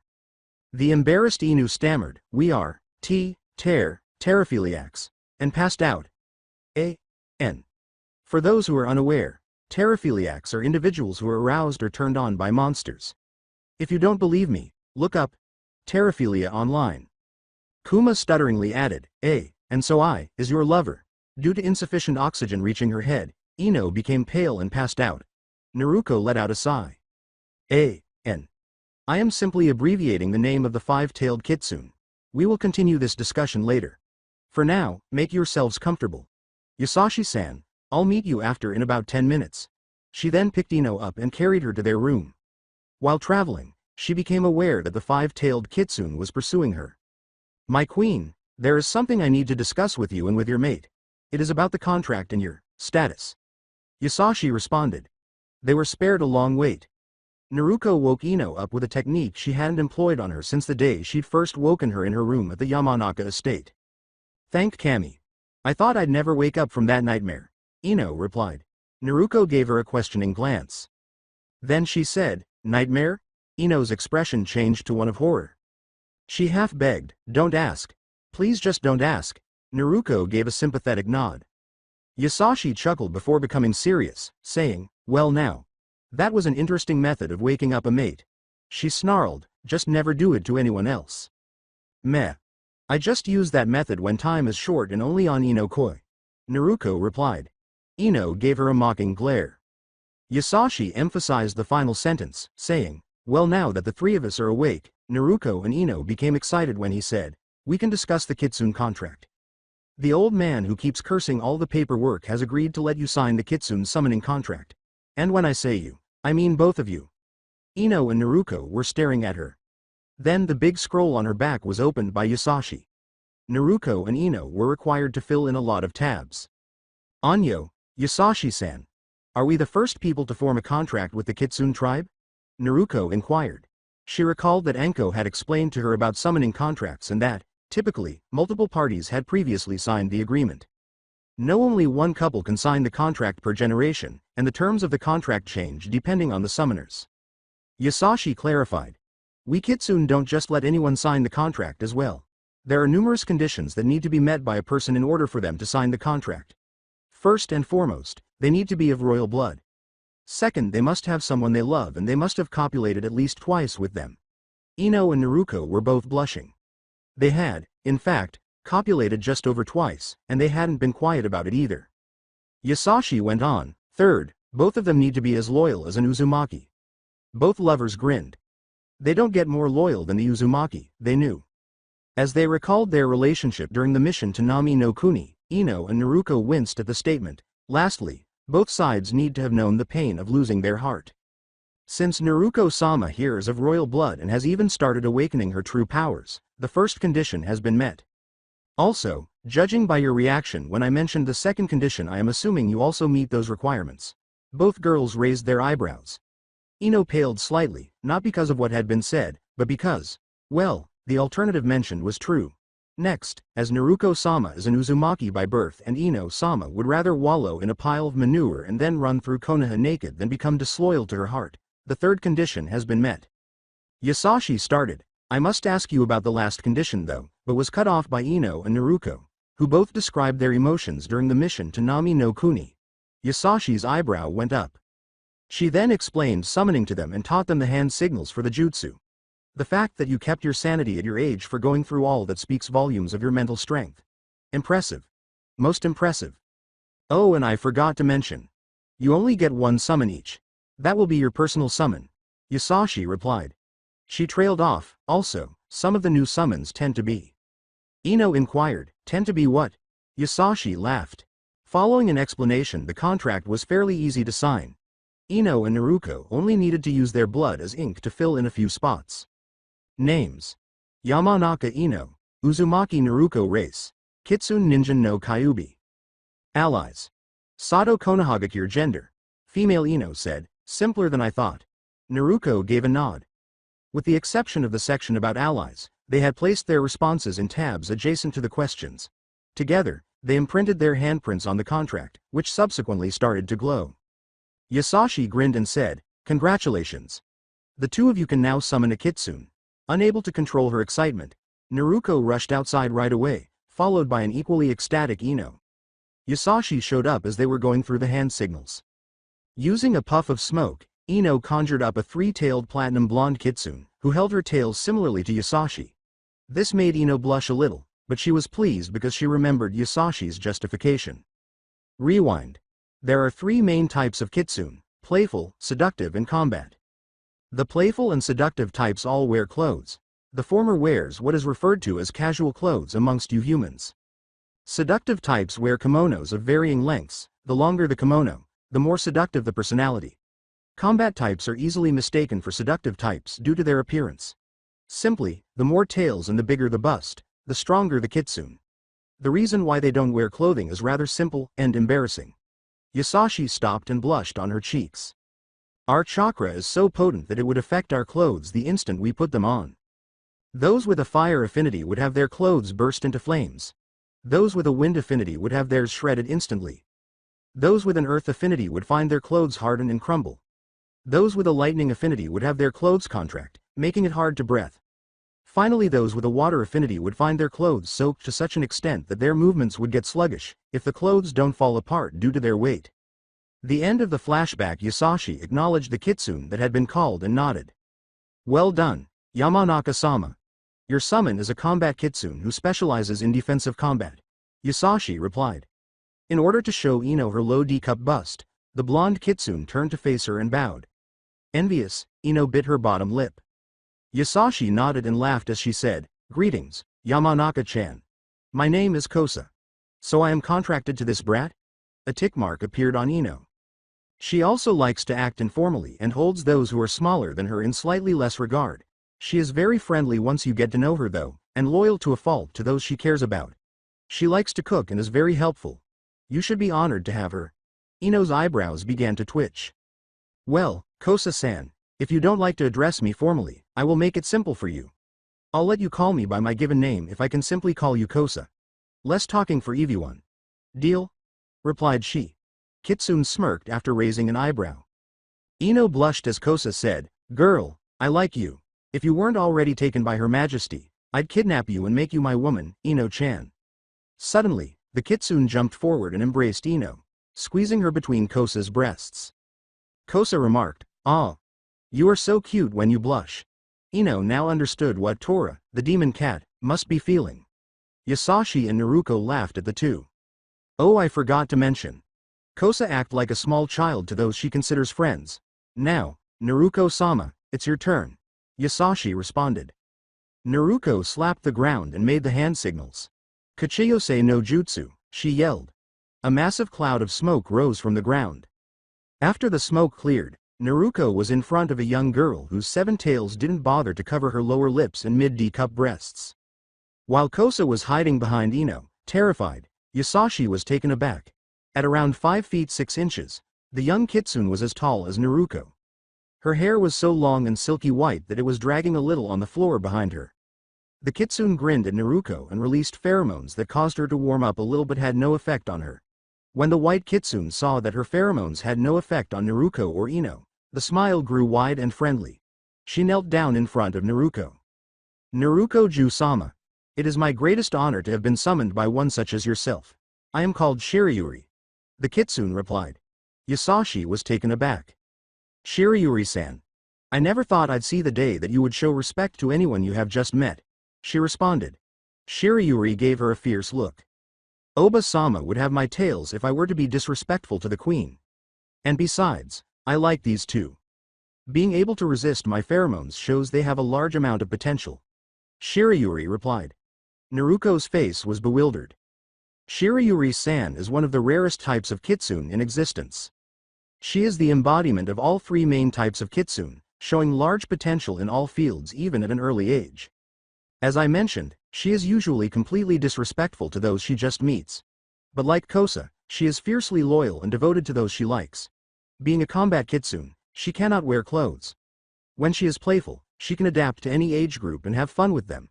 Her seduction side doesn't really need explaining, does it? Yasashi replied, causing Shirayuri to give her a Alright. Now that we know who we are, I'd like to point out a few things. Firstly, just call me Naruko already, damn it. She yelled. She had been irritated by being treated like royalty all the time. She made everyone except Shirayuri and Ino palm their faces as she asked, Secondly, what do you do to your hair that it looks so beautiful?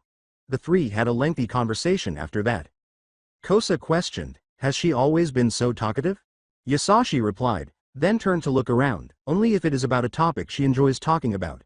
She inquired, where are the triplets? Anko gave her a sly smile as usual. Yasashi grinned and said, the 3 Anbu girls took them to get to know them better. 2 weeks later, time has passed. In the last 2 weeks, Naruko had a face-to-face encounter with Konohamaru. A.N. Their relationship is similar to the anime, but there isn't any hugging or perverted jutsu.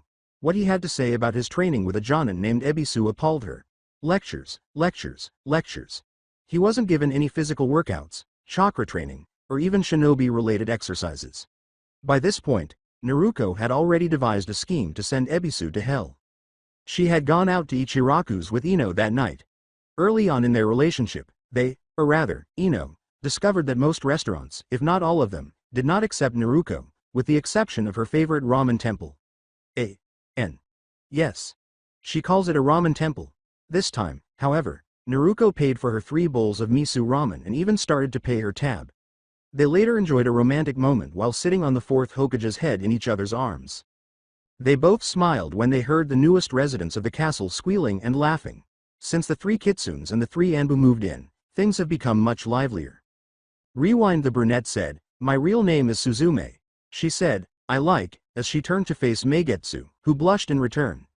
My friends, genjutsu, ninjutsu and animals in general. I dislike those who look down on my friends and kunoichi in general. Also, although I don't dislike males, I don't like them either. As for my dreams, I have never really had any dreams as I was content with what I have.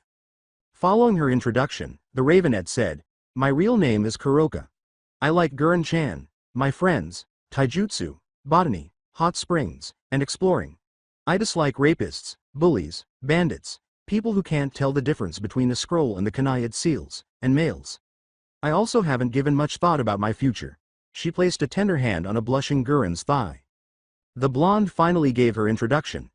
Asatsuyu returned her blush when Umi said, my name is Umi. I like. Asatsuyu grinned back at her. Her list of dislikes included, my friends, nature, swords, causing havoc to my opponents, hot springs, and Konoha. I dislike males, rapists, fangirls. Asatsuyu placed a hand on her shoulder and said, my dream had been to join Anbu. Now that I am in Anbu, I don't have one. The 6 new residents turned to watch Ino as she giggled. She addressed the 3 young kunoichi, saying, you 3 have dreams like mine, and for each of us, she has a tale. Ino kept laughing, and everyone blushed, realizing that it was true. Naruko joined Ino in her laughter. Anko snorted as she said, just keep your activities quiet when you get a room, okay? As though you're a talkative person. Naruko smirked as Ino blushed deeply and one could hear her moaning from the outdoor bath when the 2 of you were fighting. Ka-chan, are you really that envious of us? Why don't you ask Iruka-sensei out if that's the case? She asked. Anko turned pale as she teased. How were you aware? She inquired. Naruko grinned triumphantly and said, you just told me. Anko was momentarily stunned before snarling, come, air, you. As she chased Naruko around, she yelled, and everyone who watched chuckled at the spectacle. The end of the flashback, all right, Ino-san and Naruko-san. Yugo declared, we have nominated you to participate in the upcoming Chunin exams. Naruko and Ino grinned and embraced one another, congratulating one another. Remember to be gentle with your opponents. Anko merely snorted as Yugo continued, no one needs to know about your training with Anbu. Naruko gave her a playful, puppy eyes jutsu, and she teased, Naruko, just remember not to throw the boys too hard and keep the girls' innocence intact. Oh, Mom. Sasuke Teme, even, she said, and Anko swallowed. Naruko was teaching her an improved form of puppy eyes jutsu, that even she couldn't resist. The vulpine puppy eyes jutsu. Naruko and Ino were aware that Sasuke was always asking, ordering, their senseis to teach them something, every time he was sent flying, if it was Anko, or off sulking, if it was Yugo, and he kept saying that Kakashi was teaching him things, but that he wasn't learning enough jutsu. He even challenged Naruko to spar multiple times, Think of it like the rivalry between Kakashi and Guy, with Naruko being Kakashi and Sasuke being Guy. All without using nin, ken, or advanced taijutsu. Even though I'm tempted to give that brat an exception, I have to refuse. He views you as a rival, which is advantageous because it diverts his attention from his desire for vengeance and blood. Anko said, I just hope Kakashi doesn't live up to his name and teach him that jutsu. Naruko became depressed right away, and Ino attempted to lift her spirits. Naruto-i, don't be alarmed. Jigoku Dai Jutsu is a very challenging genjutsu, and I asked Kurenai-sensei to tutor me in it. She whispered the rest into Naruko's ear, and Naruko smiled broadly, making even Anko perspire a little. It will make him feel tied to a chair and he is forced to, she said. Apartment for Team 7 abruptly, a tremendous chill ran up Sasuke's spine. Chapter 8 Ino was pleasantly discussing with Naruko what their future would be like when they were Chunin as they arrived at the building where the first portion of the exam was to take place. Ino frowned as Naruko joked, well for one, there would be more exciting missions. The last time they had a exciting mission, they both had to deal with serious emotional problems. I'll let that go. In a vulpine voice, she said, I am looking forward to the periods between missions though. Their conversation was cut short when they noticed a large group of people attempting to enter a building. Ino took Naruko's hand in hers and whispered, Kai, to Naruko, who suddenly realized what was happening. The building had been surrounded by genjutsu, making it appear to be the one they were headed to. Ino led her girlfriend to the correct building, where they discovered a group of shinobi already inside, one of whom, a man with glasses and a gray pineapple hairstyle, approached them and introduced himself. My name is Kabuto Yakusuke. Well done for coming here. As you can see, more than half of the applicants this year were unaware of the genjutsu. Please ask me anything you want to know about anyone here. He said, I know a lot about most of the people here. He has a snake-like scent, Naruto thought. Naruto was going to inquire about a red-haired shinobi from Sanagakure no Sato after she and Ino introduced themselves when Sasuke interrupted. Pointing to Naruto, who twitched a little, he said, What can you tell me about this bitch? After removing a deck of cards and making the single-handed tiger hand sign, Kabuto appeared to select a card at random. They all saw that it was about Naruto when they turned it over. Let's see here. Uzumaki Naruto, rank Genin. She is part of Team 11 under Jonin Azuki Yugo and Tokubetsu Jonin Midarashi Anko, the latter of whom legally adopted Naruto some time ago.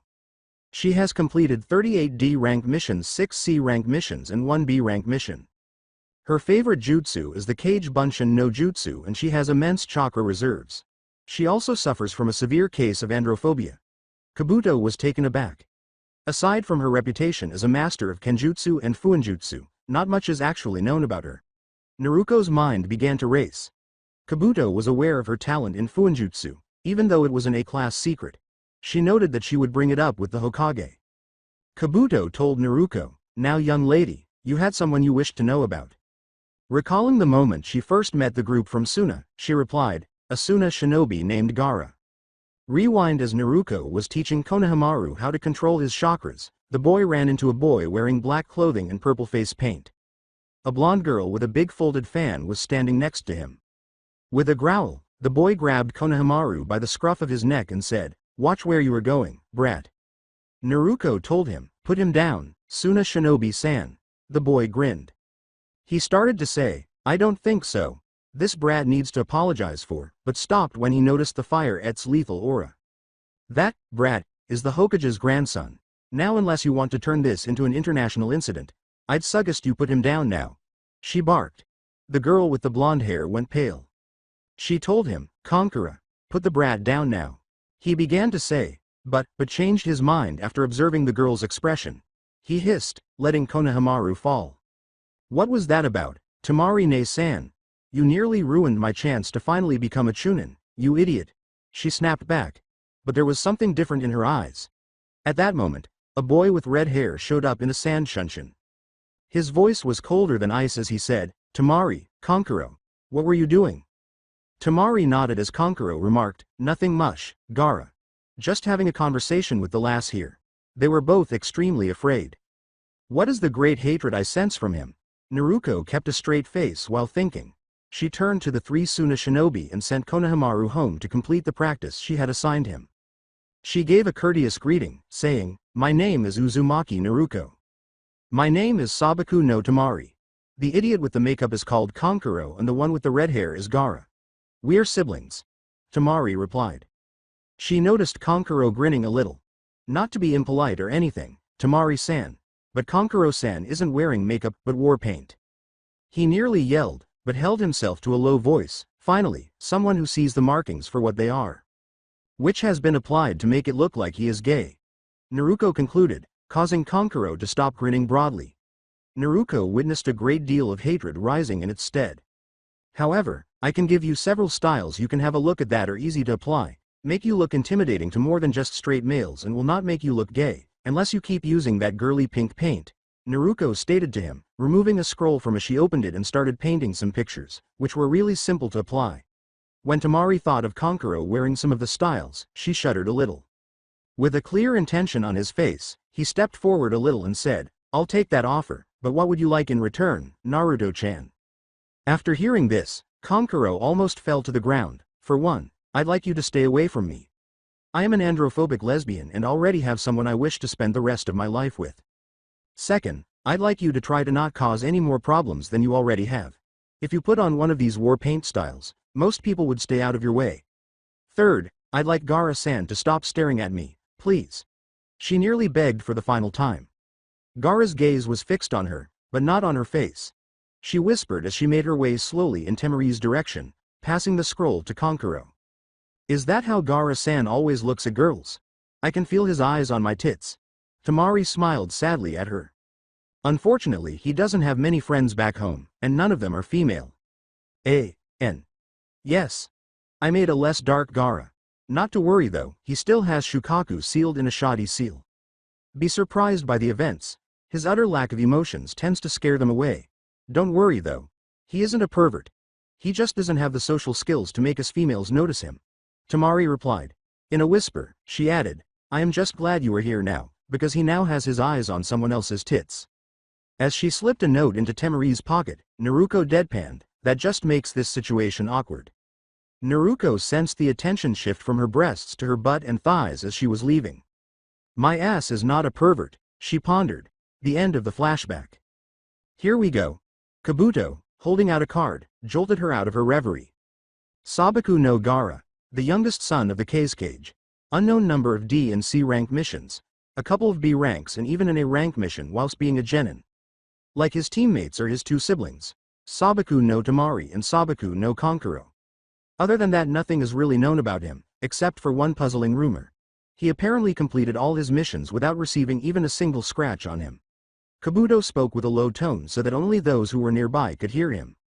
He is either physically resistant to harm or possesses a talent or healing ability that is on par with or better than mine.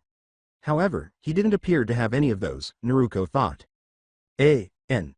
Since Naruko is not as dumb as she appears in the main story, she managed to ace the first set of exams with a little assistance from Ino using a telepathy jutsu.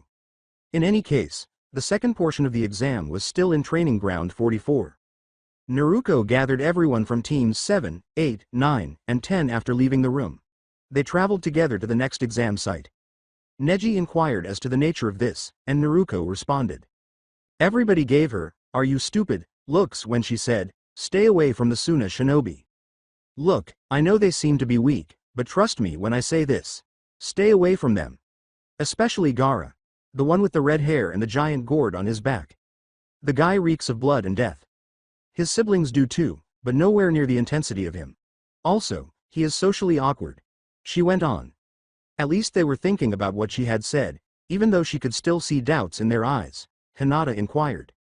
Naruko asked them, "What do you mean by socially awkward?"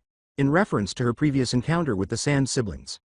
While the guys were laughing at their expense, the girls were appalled by Gaara's pseudo-perverted behaviors. Tamari came up to them at that moment. Scaring the living daylights out of the guys who didn't see her approach, she said, "Greetings Naruko-san. I didn't know you were partaking in the exams as well." Naruko said, "Good day, Tamari-san. Where are your brothers?" Finally, to Naruko's relief, the response was, "Gone ahead to Training Field 44. Thanked Kami. If I have to suffer him staring holes at my tits again, he may just kill me for trying to run away." Naruko replied. At that, everyone flushed, but Tamari simply smiled. The horrified expressions on their faces made her smile. "He would actually, unless you interest him, that is." She said, "Well, see you brats later," and walked away. 2 minutes later, in front of Training Field 44, Morino Ibiki was letting out a tiny, by his standards, amount of ki while glaring down at the gathered genin crowd. "What you see before you is the forest of death. Here, there is a chance that you may die, either from fighting another team or from the dangers that lurk in the forest." He spoke with a threatening tone. Naruko was trying to reduce the number of participants, and he knew why he was acting that way. She glanced around and saw roughly 30 genin leave, muttering something about not getting paid enough for her work. Having partially succeeded, he had a number of chunin distribute scrolls to the various teams. Then he made the rules known. A.N. Same rules as in the anime. If you have a heaven scroll, get the earth scroll from another team, and vice versa. Naruko and Ino were given an earth scroll. Following his orders, each team moved into the forest from a different location. A group of concealed grass shinobi ambushed Naruko and Ino less than 30 minutes later. Naturally, Naruko detected their scent and alerted Ino about the group before they purposefully set up the trap. 2 of the grass shinobi were defeated after a brief battle, and the final one was pushed back against a tree. Naruko inquired, "Which scroll do you have?" An earth scroll was raised by the trembling boy. Naruko indicated that they didn't have to fight any longer by displaying their own scroll. As they departed, the grass ninja inquired, "Who the hell are you?" Ino responded, giving the impression that every other Konoha team was just as powerful as theirs. Just 2 normal sword-wielding Konoha shinobi. After going pale at that, the shinobi threw his scroll to them. He picked up his friends and made a beeline for the closest exit. Naruko turned Ino to face her and kissed her for a long time after he had disappeared. As she gently touched Ino in Morie's code, she questioned, "Did you have to put us on the same level as the Teme?" She gestured, "There's another team up ahead. They know we're here and they're going straight for us." By this point, Ino was flushed, but she understood that this was one of Naruko's strategies to hide the message from an adversary. Ino wasn't too bothered because they got to kiss as well. Ino used Morie's code when she darted her tongue in and out of Naruko's mouth during their subsequent kiss. She gestured, "Let's give them a warm welcome." They both started running through different hand signals before coming to an end together. According to Naruko, Futon. Reposho. According to Ino, Kaiten. Enryu. They uttered the words, Karyu no Jutsu. Together, an enormous dragon appeared out of nowhere, surprising the approaching team. Luckily, they were unaware that it was only a low B rank jutsu. The parent jutsu, on the other hand, was a D rank and a C rank. Nevertheless, one of them was unlucky enough to be burned alive. Naruko and Ino engaged the team in close quarters just as they were beginning to recover from the surprise. They defeated the all-female team, who seemed to be from a Megakure no Sato, a few minutes later. But this time, Naruko made a trade offer to the team, which was still viable. "We have a pair of Earth Scrolls. How about we trade and you let us be on our way?" she said. The trio of rain shinobi simply gazed at her. But after a while, they nodded. For a brief period, Naruko and Ino remained with them while Naruko treated the kunoichi's injuries. It was she who had been struck by the first fire jutsu. Naruko made the decision to enjoy themselves with them. The three aim kunoichi gave her a, seriously, look as they asked, "I have a question. Which do you prefer, males or females?" expression. They all uttered the same word, males. The three kunoichi fled from them, hightailing through the trees. "Oh, that's too bad. The two of us happen to be lesbians. Maybe we could convince you to." She did not finish. Ino laughed as Naruko concluded, "Stay away from us." Then Naruko looked at her girlfriend. "Let's get to the tower now and enjoy some peace and quiet," she said. Ino gave her a look. Naruko took Ino's hand and started running toward the tower. Before she could finish, "I might just give you something better, like a pair of cushions."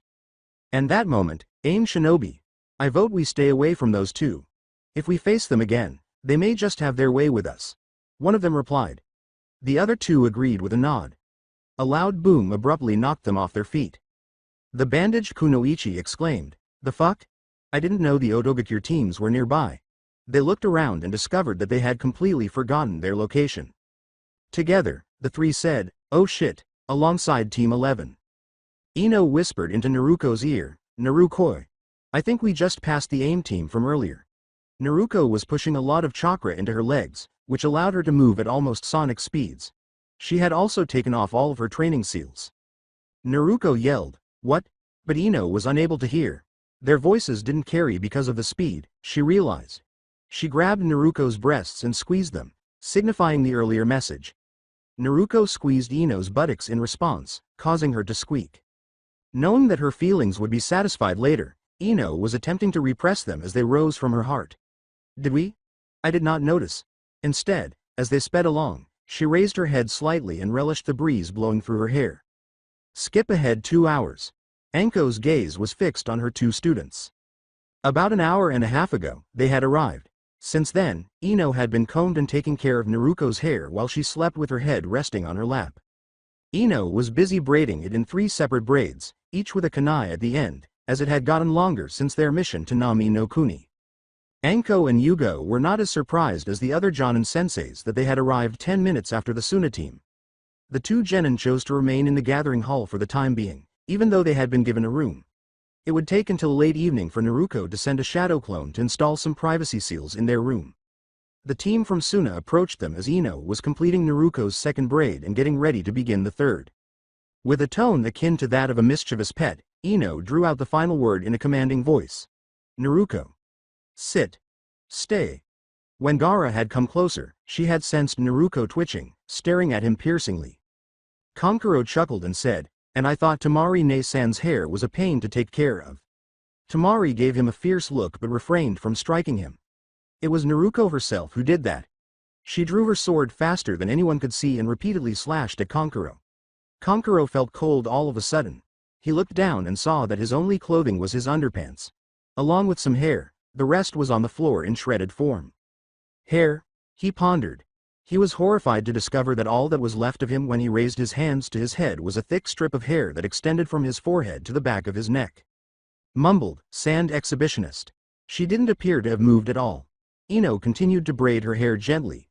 In the meantime, embarrassed by the incident, Kankuro was changing into a new outfit. Temari had been laughing. In the meantime, Gaara continued to gaze at Naruko's breasts. At that moment, Anko showed up. Temari said to Gaara, "Hey Gaara, how about you look at those instead?" Anko didn't mind. Temari smiled when she saw Naruko's apparent relaxation. Kankuro, in the meantime, went to eat. Temari is left to talk to the two lovers. "I am surprised you arrived shortly after us," she responded. Naruko muttered drowsily, "Well, Ino-chan offered to give me a lap pillow while she braided my hair." Naruko's soft snore was heard shortly after by Ino and Temari. Temari sat down next to Ino, who grinned, and said, "The two of you must be close." Ino pulled the 3 ropes of hair through the loop in the kunai and then sliced the ends into the existing braids so they wouldn't come undone. "It isn't widely known, but the two of us are an official couple. We will have to wait a few years until we can marry though, and before you ask, yes, I did just say that. We are soulmates through and through." With nothing better to do, Ino started scratching Naruko's head, particularly behind the fox ears. Temari laughed at the show of love. "Well, the one I think I have feeling for probably think I am not worth the time," she replied with sadness. That made Ino tense.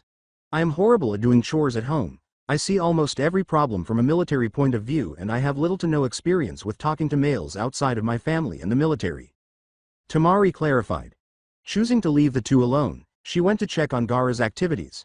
She discovered him idly conversing with a bunch of chunin and a purple-haired woman whose enormous bust caused Temari's eyebrows to furiously twitch with jealousy. "Do the majority of Konoha women try to make me appear unattractive? Envious," she thought.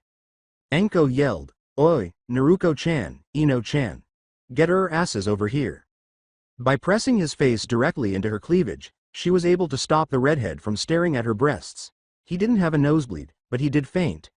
A few moments later, he had woken up and was behaving normally, even striking up a discussion about, for example, how to grow plants in extremely sandy soil. To the delight of both Naruko and Ino, Gaara proved to be a keen interest in plants. There weren't many in their village, he said.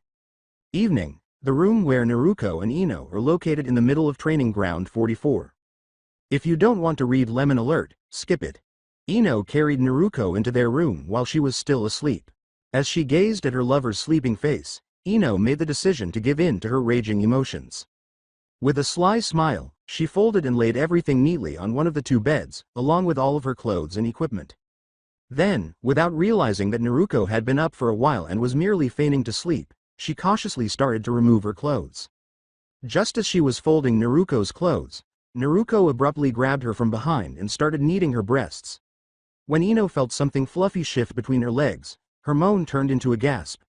Just as she glanced down, she noticed Naruko's tail starting to move forward and backward, lightly grazing Ino's moisturizing lower lips. She turned her head and shuddered with pleasure. When Naruko noticed that Ino had turned, she leaned forward and gave her a tender kiss. Naruko turned Ino around and, without breaking the kiss, drew her close with one arm while teased her slightly leaking lower lips with the other. Ino broke the kiss and remarked, "Oh, Naruko, I just can't get enough of you." Naruko smiled in response. She said, "Well then, why don't we get more of us?" Before Naruko made a specific hand gesture, Ino stared at her in confusion. She smiled and did the same. Together, they created 2 clones each and uttered the words, "Kage Bunshin no Jutsu." The real Naruko pushed the real Ino against the wall and knelt in front of her while the clones paired up. She didn't have to get her wet this time.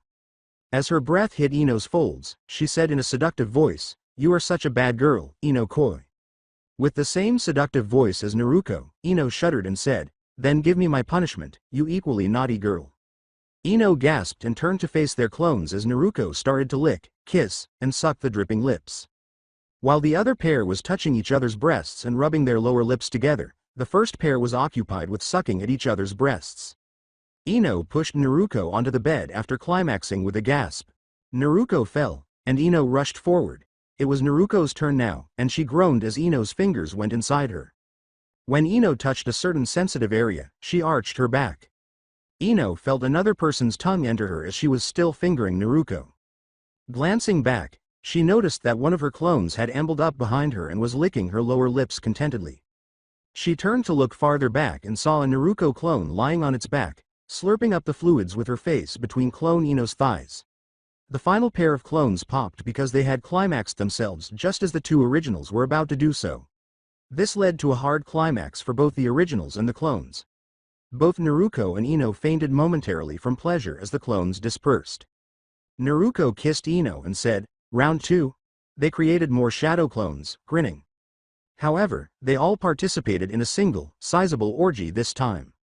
Either Naruko or Ino made out with one of their own clones because they were so inebriated with pleasure that they didn't care who they kissed or licked. The clones dispelled and the originals collapsed in each other's arms as the entire group climaxed as one. Both of them dozed off in strange positions, Naruko with Ino's mouth on her nipples and Ino with 3 of Naruko's fingers lodged in her lower lips. The fact that the bed they were on was literally covered in sweat and love fluids didn't matter to either of them. The end of the lemon scene the following morning. It was Naruko who woke up first, once more. She grinned as she looked down and noticed Ino inadvertently sucking at her somewhat painful nipple. Observing the damp blankets beneath her, she reflected. "Now we really did it," he said, grinning. She pulled the girl to her head after carefully removing her fingers, which she discovered were still stuck inside Ino, and removing her nipple from Ino's mouth. She gave Ino a wakeful kiss and said, "Good morning, Hanakoi. Sleep well?" Ino kissed him back and remarked, "My legs hurt like hell but I feel great otherwise." They heard a knock on the door at that very moment. They hurriedly changed into nightgowns and opened the door, complaining that they had been interrupted. Tamari was standing outside. "Forgive me for waking you, but I need to talk to the two of you," she replied. When they heard the worried tone in her voice, Ino and Naruko exchanged glances. They moved aside so Tamari could enter the room, then shut the door after them. They made some tea, which Tamari gladly accepted after being led to the lone table. "My brothers and I have spoken with our Jonin-sensei last night and agreed that we should warn both you and the Hokage about an incoming invasion by Oto, Kumo and several smaller villages. The Suna shinobi forces have their hands full dealing with large numbers of bandits who began appearing some time ago, so we cannot send any aid to our leaf friends," she continued. Ino was taken aback. Naruko questioned, "Why are you telling us this now? We received word from our father that he will be unable to send reinforcements because the bandit groups have begun uniting recently. The original plan was to destroy the bandits and then send reinforcements before the invasion began. Now however, Suna may be facing a civil war. Our Jonin-sensei, Bucky-sensei, decided to inform the Leaf about what we knew." Tamari responded.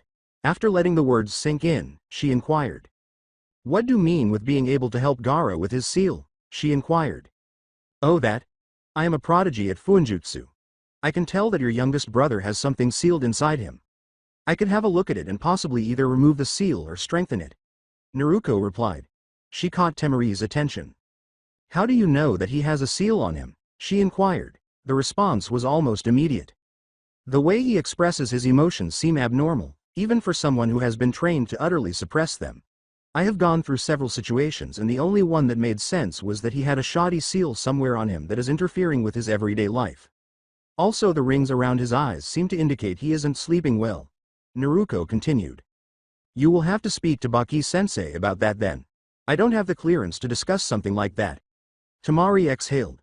She walked out of the room after saying, "I'd like the two of you to be there when we speak to the Hokage. I'm relieved I skipped their party last night." As she left, Tamari reflected, "I don't think therapy would have helped with what I'd have seen there." From one of the two beds, where the sheets were wrinkled, she had detected a pleasant aroma, suggesting that both girls had done more than simply sleep there. She forced the idea from her mind before it was finished and went down to the assembly area to meet her sensei and team. Chapter 9 Time Jump. Day 5 of Chunin exams second round. Looking around the room, Naruko muttered, "There are far fewer teams here than I expected." Over the previous 5 days, only about 11 teams, not including Naruko's team and the Suna team, had reached the tower. They included teams 7, 8, 9, and 10. 3 other teams from various smaller villages, including one from Kusagakure, 2 from Oto, and the all-female team from Omegakure that Naruko and Ino had vanquished were present, along with one additional team from Konoha. The red portions of Naruko's hair were a shade that matched the hair of one of the Kusa Nin.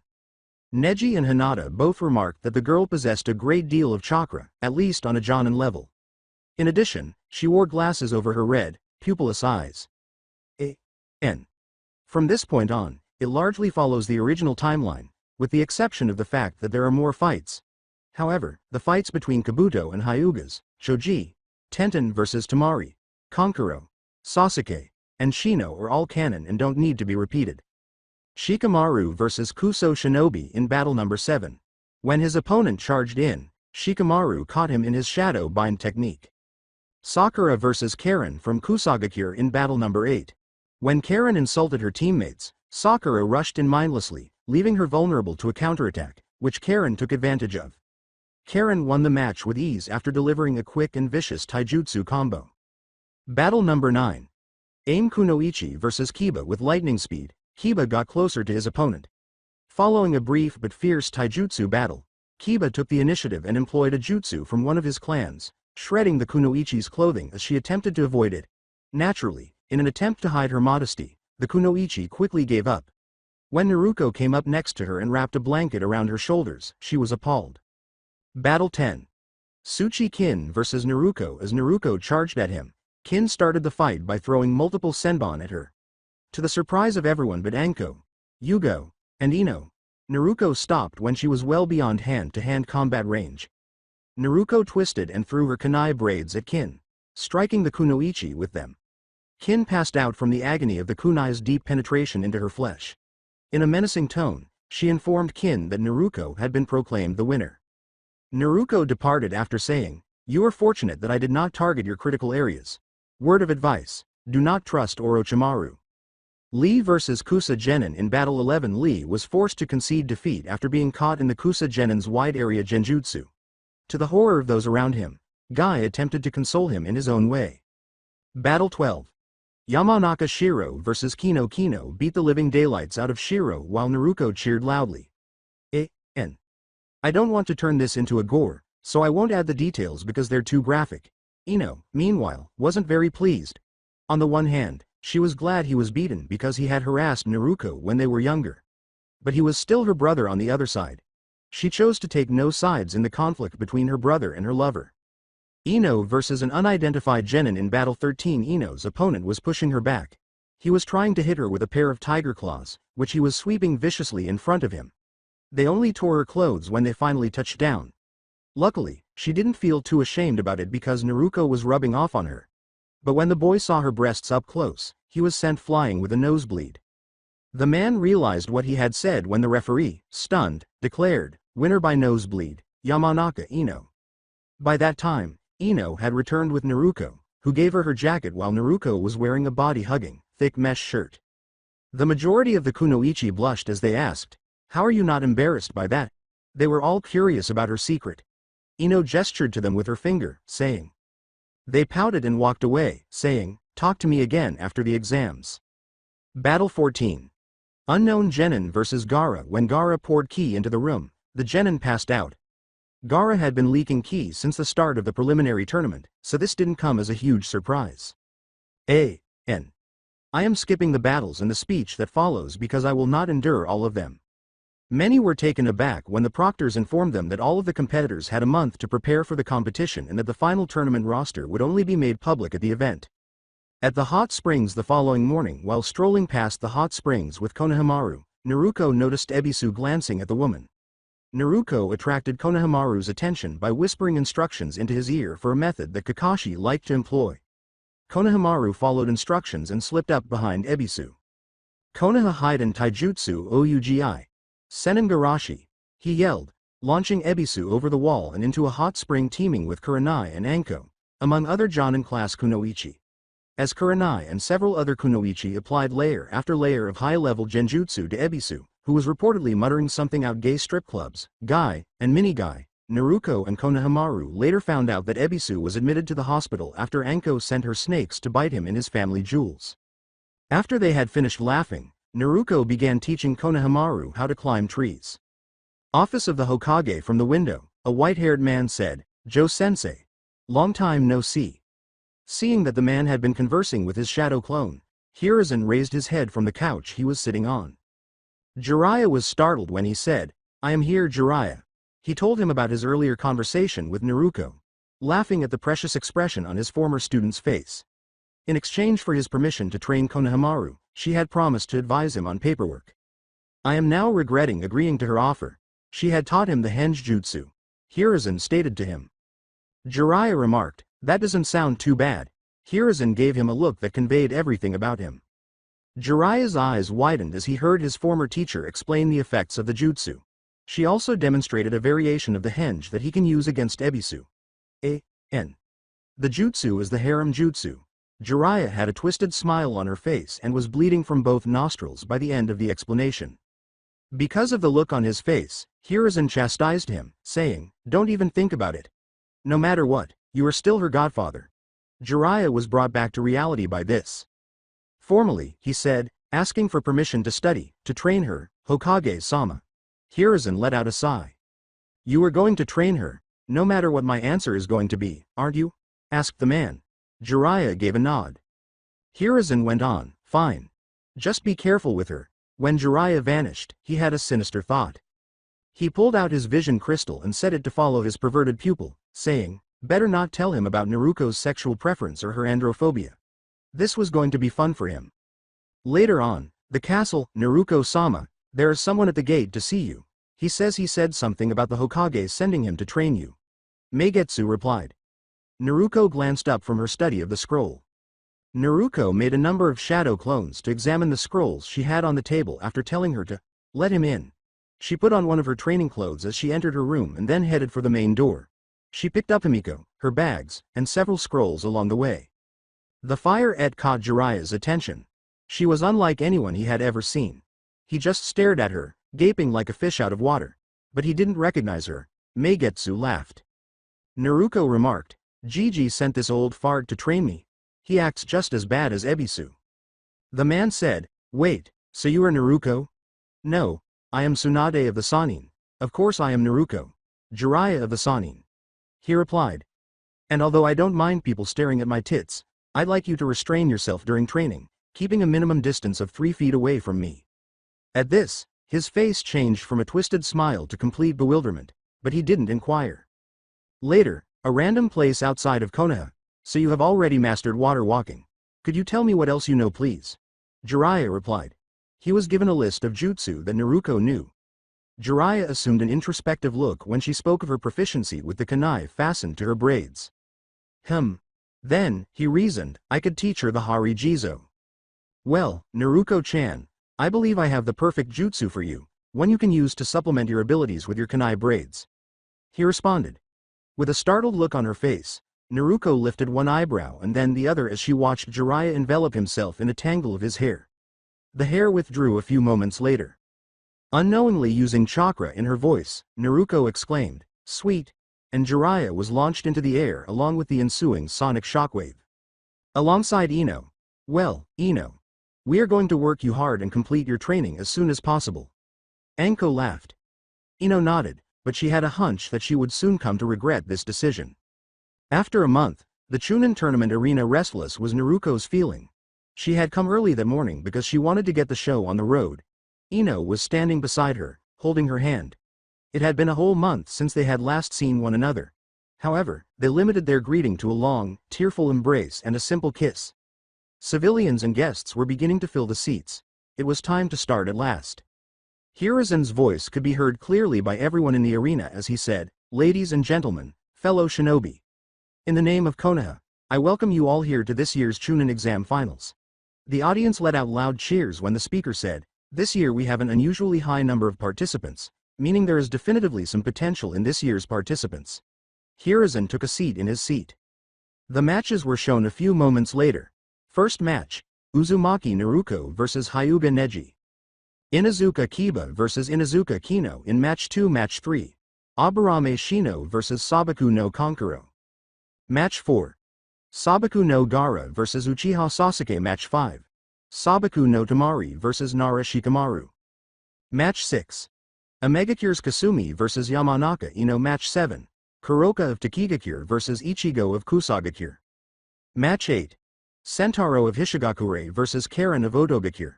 The proctor declared, 2 of the participants have resigned due to overexertion during the training period. Shikamaru muttered, troublesome. I wish I could sew that. In response, Tamari teased, then why don't you? During the training period, they appeared to have become close friends. Because my mother would never get of my case if I did, and you'd have had a greater chance of facing your own brother during this tournament, he replied. She paled a little, but he missed it. The proctor yelled, can Uzumaki Naruko and Hyuga Neji please come forward? When the crowd learned that Naruko would be facing the Hyuga prodigy, there was a lot of conversation among them. Neji's enormous potential made him famous. Naruko was coming toward him from the opposite side of the stadium. Neji couldn't shake the feeling that she was different. The proctor was about to start the match when Neji interrupted to state the battle's rules. You should surrender whilst you still can, first-year dropout. A.N. Naruko is the same age as Neji.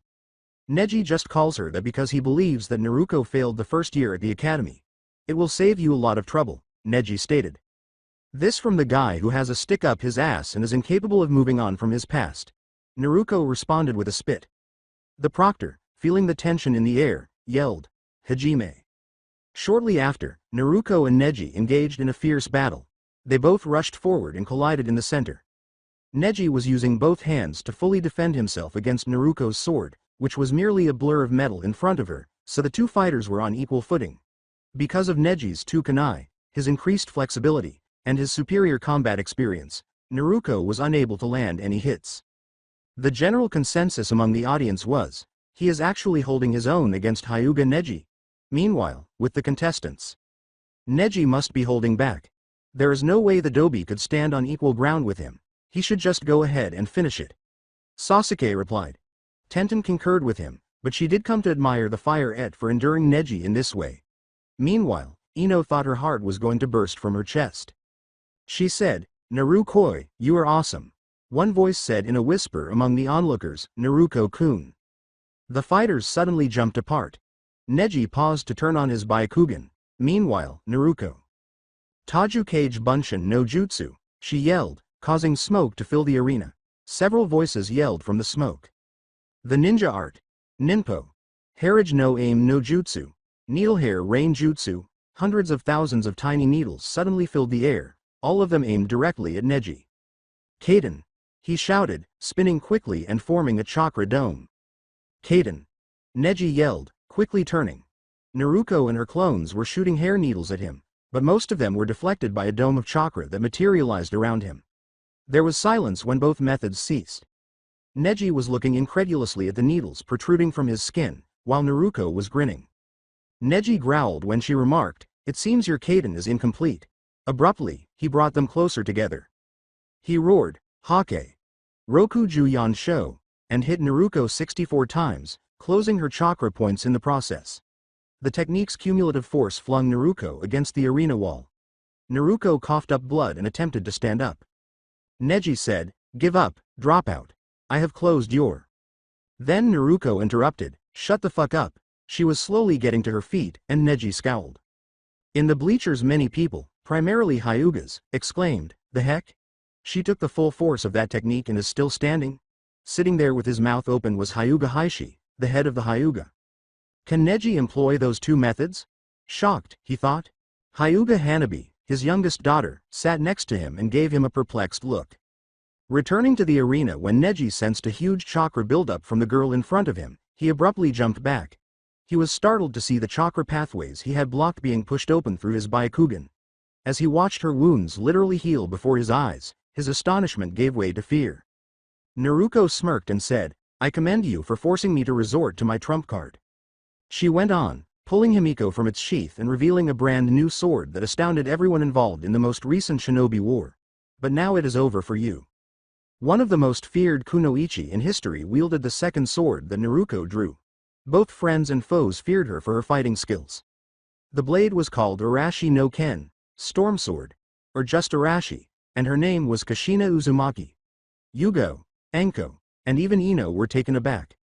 Both Naruko's possession of the sword and her dual-wielding ability were unknown to them. As my respect to a fellow Leaf Shinobi, I will from now on fight you with all my might. Neji was told by Naruko. He assumed a combat stance. Calmly, he said, for making me truly underestimate you, I shall do the same. A leaf floated down between the two of them, and they stood almost still. Naruko rushed forward as soon as it hit the ground, and Neji executed the Kaiden once more. The stadium was rocked by the ensuing explosion.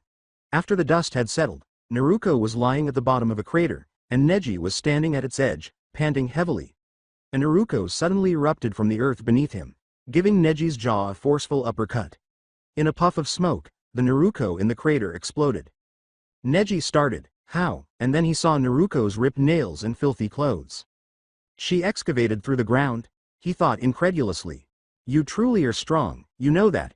Naruko told him, "I'd rate you are strong enough to become a Chunin." He and the rest of the audience gazed at the kunoichi. "Did she just say that?" was the general consensus. "I did, however, learn early in life that one does not always get what one wants. Tell me, do you feel comfortable adhering to all that fate nonsense? In my case, I could never get what I wanted," Naruko muttered. "Do you think you have control over your life?" Neji stared at her in confusion before realizing what it meant. Tenten sneezed and said, "I was so focused on my fate that I ignored other things in life, such as the feelings of other people, as well as my own family." With that, he allowed darkness to take control of him. The referee declared, "Winner, Uzumaki Naruko." Then, as the majority of the audience started yelling in disapproval, with the occasional, "She cheated" cry out among the racket. Strangely, none of them were Hyuga clan members.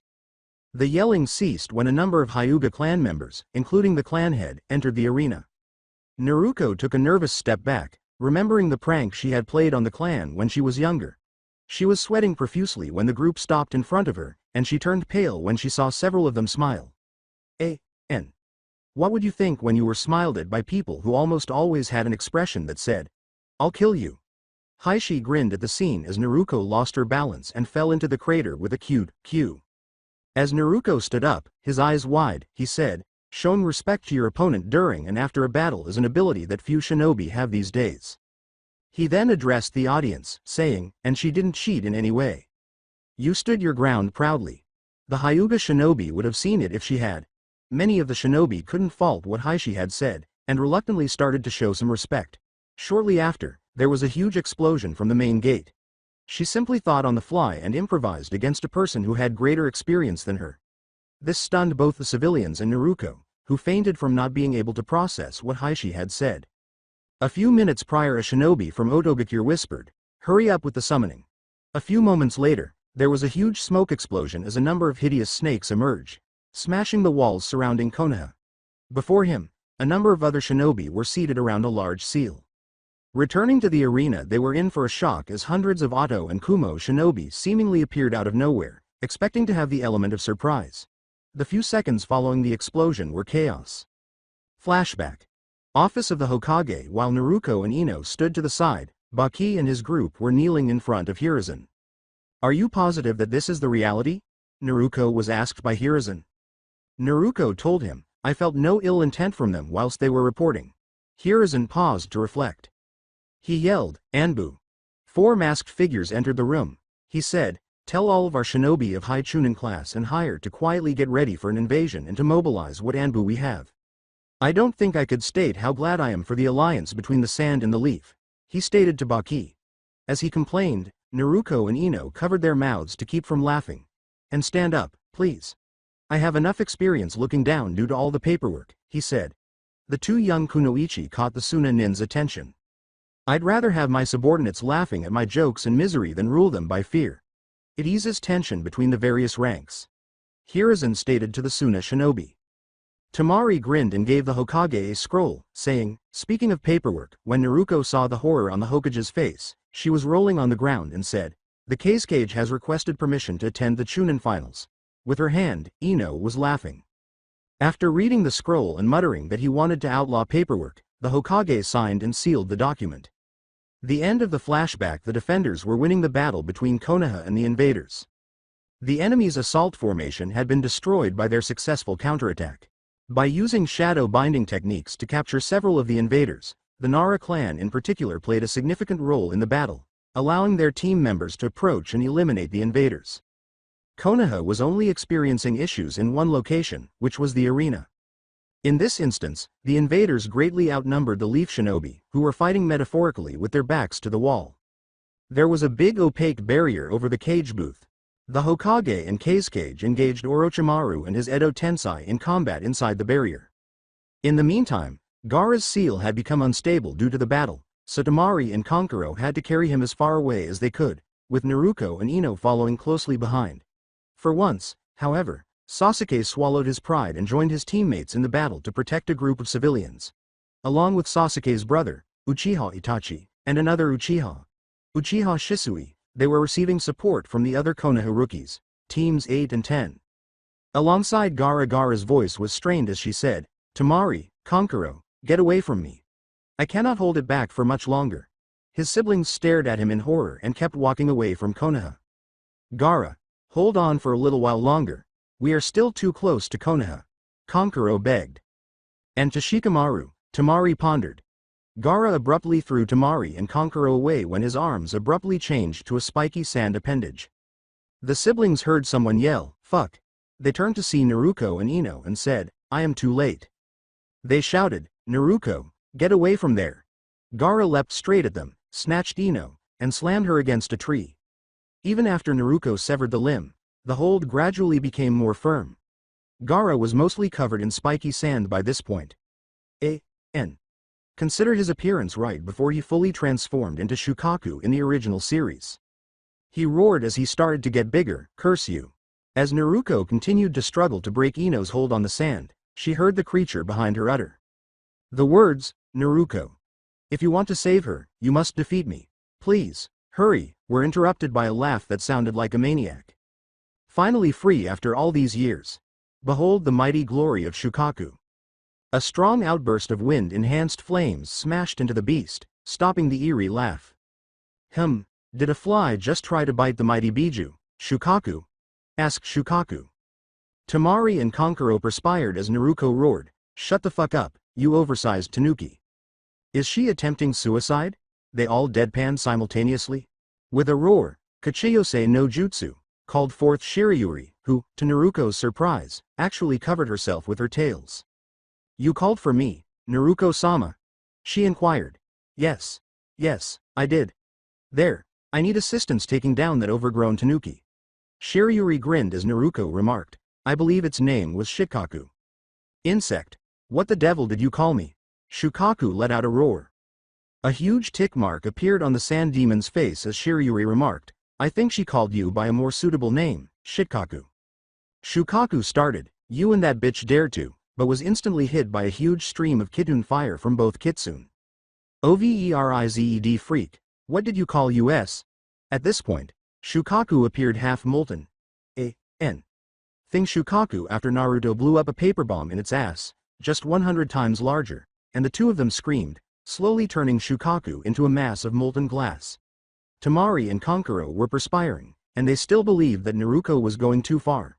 Meanwhile, the girl was so preoccupied with her jutsu that she was unaware of the excruciating pain until she put an end to the torrent of blue fire.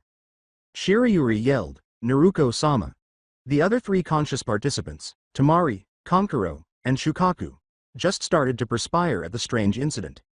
When Kankuro realized that Shirayuri wasn't covering herself with her tails, he flew back with a nosebleed, and Temari was shocked to see that what she had assumed was a fluffy belt was actually a fluffy foxtail. N. Imagine her surprise when another one grew. When the second tail was fully formed, Naruto calmed down, and Shukaku became extremely frightened, allowing his focus to falter. A voice yelled, "You will not take control of my body," from inside Shukaku, and Temari was startled as the sand creature slowly but surely was drawn, screaming in protest, as if into a black hole. She pondered, is there someone besides Two-san who can make the Ichibi cower so much that Gaara could mentally overwhelm it? Meanwhile, Kankuro remained contentedly unconscious on the ground. Shukaku eventually returned to the seal, and Naruto was occupied with changing it out for a more reliable one. Gaara was too exhausted to pay attention. Shirayuri was transporting an injured Ino to the hospital, while Temari and a now-awake Kankuro were simply delighted to see their brother again. Back on the walls in Konoha, a startled Otto Nin pointed to the area where a huge tanuki had been wreaking havoc just moments before and said, "Okay, anyone care to explain to me what the fuck just happened there?" Time skip. Hospital. 1 hour later, Ino's hand was in Naruto's both as she knelt beside the bed, Some, the few who did care for Naruko, were actually afraid that she would become dehydrated because she had been crying so much since she had arrived that the hospital put a bowl under her head, which was already half full. Naruko begged, "Ino, please, don't leave me." She was unaware that Jiraiya and a few seasoned nurses had entered the room. Just in case something happened, without thinking, he put a hand on her shoulder out of sympathy. The nurses who had previously entered spent the next 30 minutes tending to the pervert's slightly fractured skull. Thus, experienced, Jiraiya concluded that it would be best to avoid women for the time being. After a few days standing before a memorial honoring two of the strongest shinobi on the five-element nations, Sarutobi Hiruzen, the third Hokage, and Sabaku no Rasa, the fourth Kazekage, was a sizable group of Konoha and Suna people. They had both lost their lives in the battle against Orochimaru. Despite their deaths, they were successful in forcing Orochimaru and his 4 bodyguards to leave the war. Before Orochimaru's summoned Edo Tensei could deal the two Kages fatal blows, Rasa and Hiruzen were able to irreparably damage Orochimaru's arms. After that, Sarutobi gave his life to break Orochimaru's hold on the puppets. Before taking his final breath, Rasa told the Anbu that appeared about their last battle after surviving long enough for the barrier to fall. One of his children carrying on his legacy was his last wish. When Naruko returned to the memorial, everyone was shocked, even Ino, who was wheelchair-bound, to see him come forward. When she positioned her forehead protector at the memorial's feet, everyone's astonishment increased. People could see her tears streaming down her face despite the rain. "Ji-chan, I have failed in my duties as a shinobi. I wasn't there when people needed me the most. I leave my symbol as a former shinobi in your care, knowing that you would understand." Her sobs were getting louder. "You were always the one to look out for me when I was at my lowest. You were always there when I needed a shoulder to cry on." Her feelings were starting to affect a lot of people. Naruko broke down in tears as she said, "And now I find that I will forever be unable to repay all the kindness you have given me." Naruko got up and faced the crowd after she had sufficiently calmed down. "When I was little, he told me about his dream when he was younger, a dream that was passed on to him from his teachers. To create a world where people would never have to kill others and where children can grow up leading happy lives.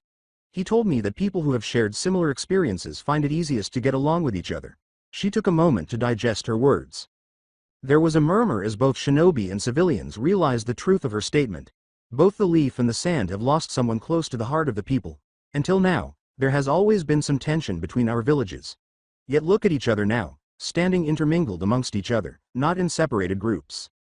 The audience fell silent as he said, "Let me ask you this."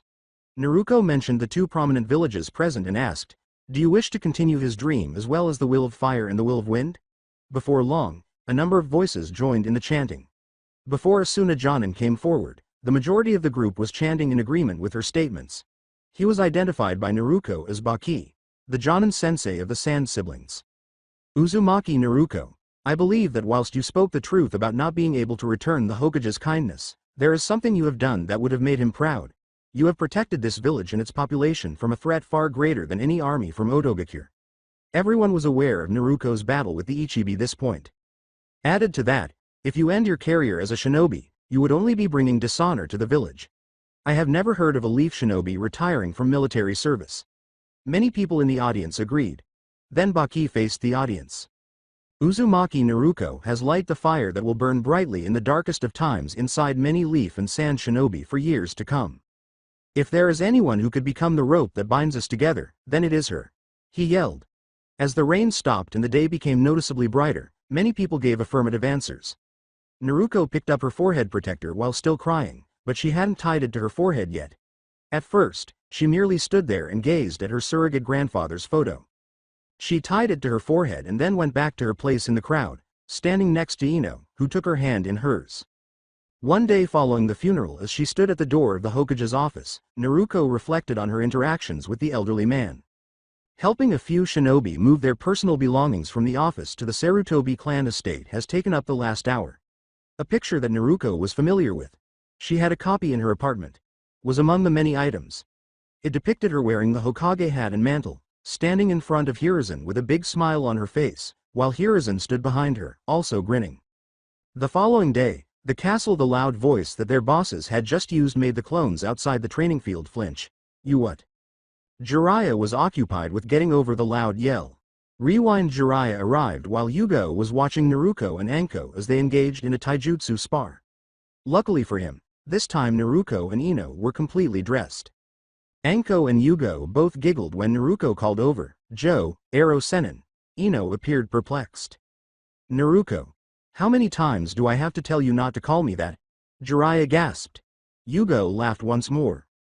"My apologies, Jiraiya-sama. We tried to break her habit of making weird nicknames," she replied.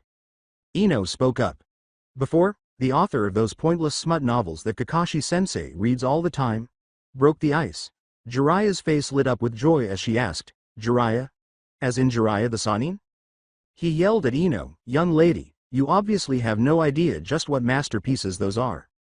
When Naruto said out loud, "I must say though, those boring books were very informative," Jiraiya and Ino had differing opinions. They questioned, "How so?" At that, Anko went pale. N. Word of advice. Never tell a book-writing fanatic that her books are boring, unless you are a Naruto. Well, they were so boring that I fell asleep several times while reading them, but Anko Ka-chan told me they would pretty much cover all the academy lessons I wasn't allowed to participate in during my academy years. Why you little? Jiraiya started lecturing Naruto about how amazing those books are. Jiraiya's hopes were dashed when Naruto, who acknowledged that she liked some parts, revealed that the parts she liked were the ones without any male characters. Jiraiya complained and asked if they could talk inside. After the girls nodded, Naruto created a small number of shadow clones, at least by her standards. "Well, I would like to ask you if you want to join me on my upcoming mission." He turned to Naruto. "What mission?" inquired Naruto. Jiraiya replied, "To find the third Sannin, Senju Tsunade." 3, 2, 1, what? Yelled Ino and Naruto. The end of the flashback. Midday time skip. While giving Naruto a firm embrace, Ino whispered, "Make sure you come back safely, Naruto." After she was released from the hospital, the doctors advised her to take a break from shinobi work until she fully recovered. Naruto gave her a direct look. To the dismay of several young shinobi, read, Rookie 11 and Team 9, in the vicinity, she gave Ino a tender kiss and declared, "I will do my best, Ino-koi." Sasuke and Kiba were sent flying with huge nosebleeds, while Shikamaru and Choji just appeared unimpressed. Tenten, Kino, Neji, and Sakura were steaming. As usual, Shino remained emotionless and simply turned away. While Lee was encouraging them and yelling the typical platitudes about youth and the like, Hinata did what she was known for: blush and faint. Naruto looked her lover in the eyes as she ended the kiss. Under her breath, she said, "I will be back." The steaming genin were now lying on the floor, red-faced, having themselves pulled a Hinata. She made the Jonin and Ino palm their faces and asked, "What's wrong with them?" The storyline is essentially the same as in the anime, with the exception of Naruto throwing Jiraiya when he got too close, i.e. learning the Rasengan, one-handed, though, and the bet with Tsunade. At least until the battle. N. Due to various differences to the original storyline, the Akatsuki incident at the hotel didn't happen. Time skip. The three Sannin fight. Kachiyose no Jutsu. Three individuals yelled, calling forth a gigantic red toad, a huge slug, and a huge purple snake, respectively. Naruto, who had just defeated Kabuto by slamming a full Rasengan into his chest after covering him in hair needles, yelled, "Hey, no fair." Recalling the one conversation she had with Shirayuri a week into the trip, she hurriedly went through the hand signs while biting her thumb and yelled, "Kachiyose no Jutsu." Rewind. Shirayuri was in front of Naruto, sitting cross-legged. "Naruto-sama, would you like to see my other form?" she inquired. As she attempted to pop the rubber ball Jiraiya had given her, Naruto gave her a look. N. Second stage of learning to master the Rasengan. With wide eyes, she inquired, "You have another form?" Shirayuri's form started to change in response, becoming larger as Naruto's eyes expanded along with it. The end of the flashback. The preceding three summons visibly retreated from the enormous white eight-tailed fox once the smoke cleared. Shizune and the other three summoners were equally taken aback. The snake asked, "Gaki, do you know who you have called upon?" Making the snake and toad pace plant, Naruto replied with her typical smile, "Yep, a strong being whom I'd consider a friend." Meanwhile, the slug. The slug said, "Greetings, Shirayuri-san." "Oh, Katsuya-chan, long time no see." "Same to you, Gamabunta-chan." "Manda-chan, I see you still have that ass of a summoner." Shirayuri replied. "You mean, Long time no beating you up, Gamabunta-chan, don't you? Replied Gamabunta. Shirayuri grinned and said, that too. Gamabunta leapt over the other two and landed on the other side. Jiraiya started to say, Gamabunta, what? But Gamabunta cut him off, telling him not to ask. Manda raised her voice. She wiped the floor with him without breaking a sweat, and nearly turned me into a wallet, he stated. Naruko made Manda back off a little when he said, Shirayuri, that Habiteme is the target. If his snake gets in the way, you can turn him into a purse for all I care. Fuck this. Oi, Orochimaru. After this I am voiding my personal contract with you. I didn't sign up for this bullshit, Manda replied. Gamabunta said, getting ready to jump, Jiraiya, Katsuya-chan, Tsunade-heim. Let's get the hell out of here. I am not sticking around and risk getting caught in this fight. The snake and the fox started fighting shortly after the slug cleared. Shirayuri's vicious onslaught instantly put Manda on the defensive. JMD's, Jutsu of Mass Destruction, were soon used by both sides, with the others in the interim. Tsunade, who was perspiring from the damage the fox was causing, questioned, is she always this destructive? The deadpanned response from Gamabunta and Katsuya was, nah. This is her letting of some steam. It would be an understatement to say that Jiraiya and Tsunade were taken aback. After recovering from the shock, they returned their focus to the battle, where Naruko and Shirayuri were able to force Manda and Orochimaru to back off. Fast forward to a week later. Naruko was shocked to see that, for once, people were happy to see her when they returned to Konoha. She later found out that her speech at the funeral made many people see her in a new light. A crowd member even demanded that she be given a field promotion. Regretfully, her return was welcomed only by the minority. Those who weren't said nothing because the person they were angry at was around one Tsunade. Following the inauguration the following day, Naru-koi. Welcome back. A joyful Ino exclaimed, throwing herself into Naruko's embrace. For a number of reasons, including Tsunade's intoxication and the fact that she threw Naruko to the ground by Knuckle Express without any explanation, Naruko actually called her Granny, or Ba-chan. Naruko had not gone home the night before. Instead, he spent the night at Enbu headquarters, where he was instructed to wield 2 swords and give a report. With joy, she embraced the blonde girl and exclaimed, Ino-koi. To Ino's chagrin, Yugao called out to Naruko and informed her that Tsunade wanted to see her before they could proceed any further. Naruko sighed and kissed Ino briefly before observing what Tsunade desired from her. After 5 minutes Tsunade informed the fire Uzumaki Naruko. We have received a B-rank request that specifically mentions your name. She stood in front of a big table that had a number of people seated around it. Okay. But don't I need to be at least a Chunin before I can go on B-rank missions and above? Replied Naruko. Several of the people at the table murmured at this. Tsunade appeared taken aback. You mean you haven't been promoted yet? I remember giving the order. When one of the elders raised his voice, several members of the council's civilian side went pale. We felt her undeserving of the rank, and therefore revoked the promotion. Homura stated. Utatane, beside him, nodded. When Tsunade threw a ton of ki at them, they both froze. Her rage barely contained, she snarled, and who gave the civilian council the right to intrude in shinobi business? Someone else took over. What he means is that it would be better if Uzumaki-san were to be placed under my control. The man replied. His right arm was in a sling, and the right side of his face was bandaged. Tsunade glared at Danzo, saying, Go fuck yourself, Danzo. The civilians erupted in protest when Tsunade declared, and if the civilian council continues to interfere in shinobi business, then I shall allow the opposite to happen. Ironically, the next person to speak up was a civilian. When we joined the council, we all agreed not to interfere with the business of the other side, she said, reminding them of the agreement on their behalf. She glared at the 3 individuals who caused this mess and said, also I for one haven't heard about Uzumaki-san's promotion until this meeting, meaning that one of the elders has intercepted the message. For claiming to work for the good of the village, you have fallen far. She then looked at Tsunade. Hokage-sama. May I inquire about the reasons behind Uzumaki-san's promotion? She said. Tsunade listed the reasons. Naruko was growing impatient by this point. Luckily, Tsunade spoke up before she could blow up. Naruko felt her heart pound as she heard the words, Uzumaki Naruko. Due to your recent actions, you are hereby granted a field promotion to Chunin rank. I gladly accept the responsibility, Hokage-sama, she replied. Tsunade gave a nod. Good. This meeting is dismissed until further notice. Uzumaki-san, Meet me at the mission table in half an hour fully prepared for immediate deployment. She responded. With a nod, Naruko hurried off toward the castle. Not long after, the castle Naruko hurriedly checked her equipment to make sure she had everything she would require. She filled the pockets of the flak jacket she had picked up on her way out of the council chambers with various scrolls and other items. Arashi and Himiko, her two swords, were strapped across her back. She left after making sure she had everything. 2 minutes prior to the due date, Naruko walked into the missions room and said, "Shunin Uzumaki. Reporting in. Tsunade Oba-chan." A vein bulged on Tsunade's forehead. Haruka sighed beside her. The others in the room braced themselves for the impending storm. Then Naruko identified the individuals.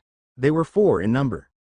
Naruko hugged Ino and said, "Suzume-chan, Kuroka-chan, Umi-chan, Ino-koi, are you going on a mission?"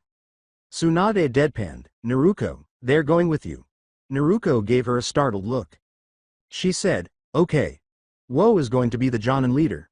Haruka and the 4 girls palmed their faces. Tsunade stressed the second last sentence.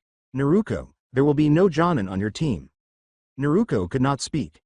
Meanwhile, Ino and the others were having a good time laughing. Naruko thought, this is going to be a long mission.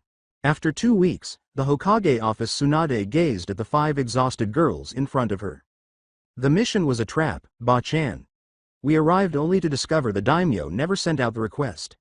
On the way back we were ambushed by 2 people wearing black cloaks with red clouds on them. Naruko reported, and then placed her hand on her side. One of them claimed to be a former member of the 7 Swordsmen, like Zabuza-san. His sword tore into my side and started draining my chakra. The recollections made her wince. The other one was a high-level seal master without a forehead protector. He used a seal that prevented me from summoning Shirayuri. He also placed another seal on me that fucked up my chakra control. I was lucky I knew how to remove the damn seal in time before that shark bastard started chopping up my team to bits. She growled, her tails wagging. Tsunade inquired, "How did you manage to escape?" Umi mumbled, "With a lot of pain. The seal bastard formed a barrier around us all, preventing our escape.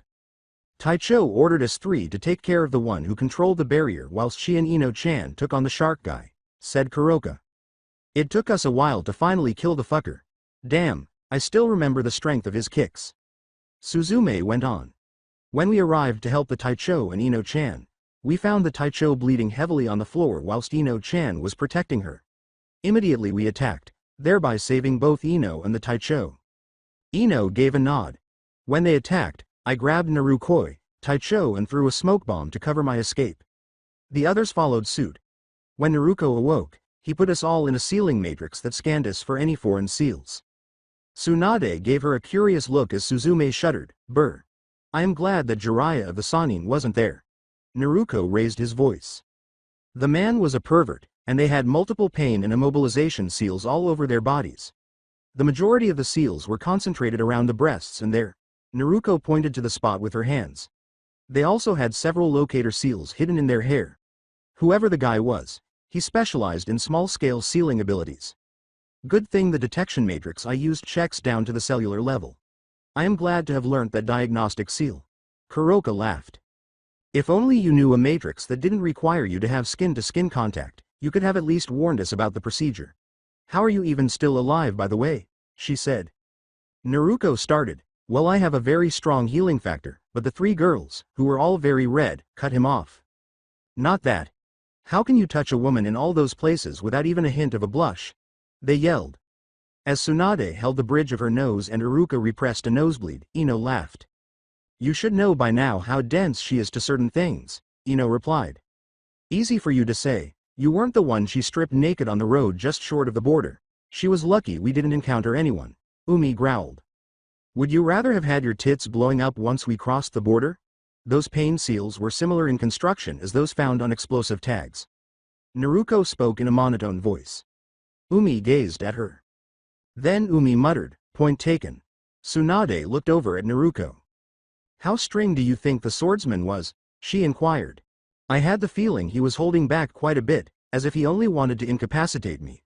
Also, he was toying with us." She continued. "If any of us are to face them as we are now, we'd stand no chance. If I were to estimate his full power, I'd say..." Naruko paused for a moment. She concluded, "I'd say he was about as powerful as Orochimaru." Tsunade let out a groan. Well done everyone. Dismissed. Naruko, please stay. Everyone else, I'd like to speak to her in private please, she replied. She spent the next 15 minutes educating Naruko about the Akatsuki Group, an S-class criminal organization. She put a hand on Naruko's shoulder and concluded, we don't know why they're after you, or what their goal is. She started to say, if I were you, I'd go with Jiraiya and train to become strong enough to, but Shizune rushed through the door. Tsunade-sama. Emergency. Uchiha Sasuke has been kidnapped, she yelled. A.N. Aside from the battle between Sasuke and Naruto, the Sasuke retrieval events take place largely as they do in the anime. Chapter 11 The Valley of the End in the afternoon. Naruko yelled, Sasuke. The boy came to a complete halt. One of the two large statues, the one of Uchiha Madara, was standing on his head. When he saw Naruko standing atop Senju Hashirama, the first Hokage, he said, Dobi. She yelled, come back to the village, Sasuke. Sasuke gave a snort. And do what? I have no reason to stay there, he yelled. She was interrupted, saying, yes, you do. You know that Sakura loves you, right? Isn't she reason? Love? You wouldn't know it if it hits you in the face. The person I loved didn't reciprocate the feelings because she loved someone else. Therefore I am leaving the village to become strong enough for her to notice me. Naruko questioned, what the fuck are you talking about? I am saying that if you want me to return, you will have to defeat me. I am much stronger than you are now. He chuckled. He showed her that he was serious by suddenly directing a strong fire jutsu in her direction. 10 kilometers from the valley, with Kakashi following his summon, Pakun, Kakashi was running as fast as he could when he sensed the beginnings of a great battle that was about to break out in front of him. He thought, please allow me to arrive in time. Returning to the fight, Sasuke was using his second released state to gradually gain the upper hand over Naruko as they traded punches, kicks, and jutsus. He finally landed a Chidori in Naruko's chest and slammed her into the ground with enough force to knock her out cold. Sasuke then used his Sharingan to put her under a very powerful genjutsu, smirked, and took Naruko's clothes. He started by ripping open her vest and then her shirt, saying, he ripped open her mesh shirt, he ripped off the bandages around her breasts, and finally, he ripped her skirt with that final sentence. With an evil laugh, he unbuckled his shorts and said, I see you have come prepared to serve me. A.N. Because of rape and brutality, I will not write the lemon content. Please do not ask me to write it. Pulling up his trousers, Sasuke smiled, looked down at his handyman, and burst out laughing uncontrollably as he left, masking his battle fatigue. After 2 minutes, when Kakashi finally reached the Valley of the End, he saw it completely destroyed. He looked around and saw a small, long-haired figure lying on a rock just short of the waterfall. He was horrified by what he saw and knew it was Naruko.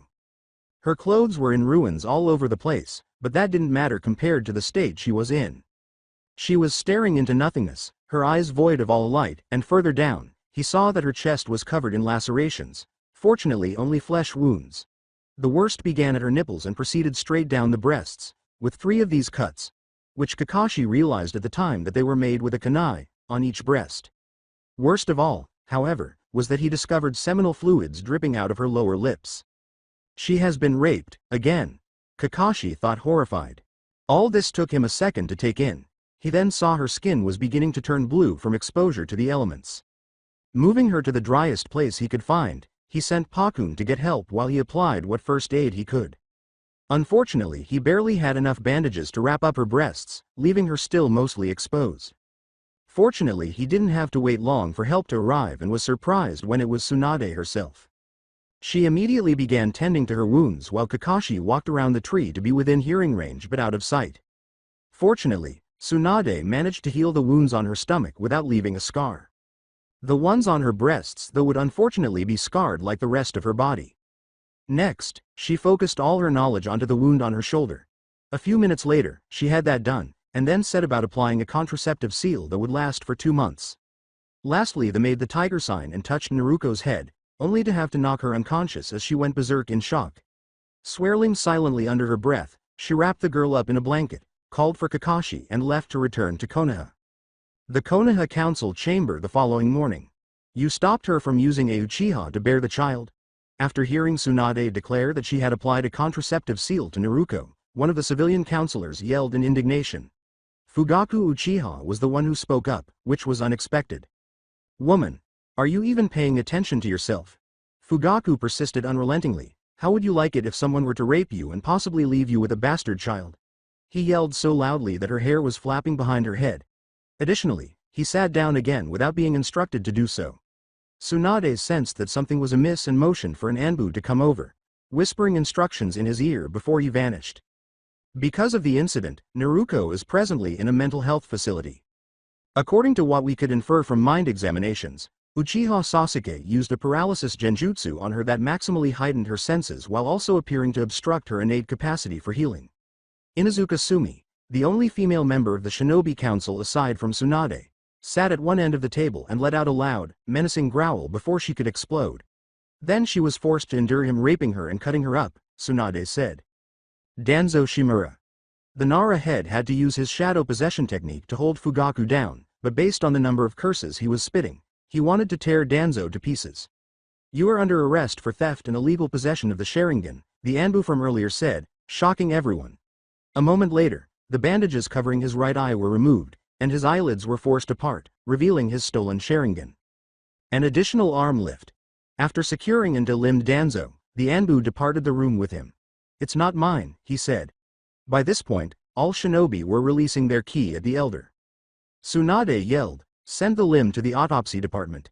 She turned back to the other members of the council and began again, saying, if I think it is what I think it is, it may prove beneficial to everyone.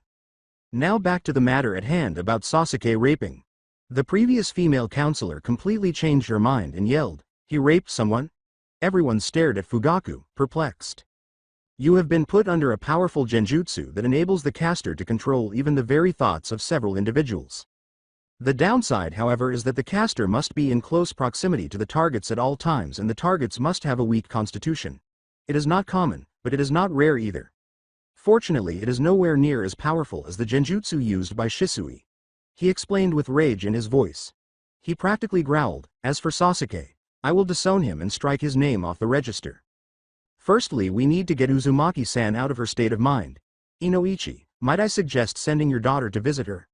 I am sure her presence would do well, for both of them. Tsunade stated to the head of Yamanaka. Tsunade went on, I would like to point something out though. What do you think will happen when the Kitsunes find out about her? I mean, she signed the Kitsune contract. Nearly everybody shivered.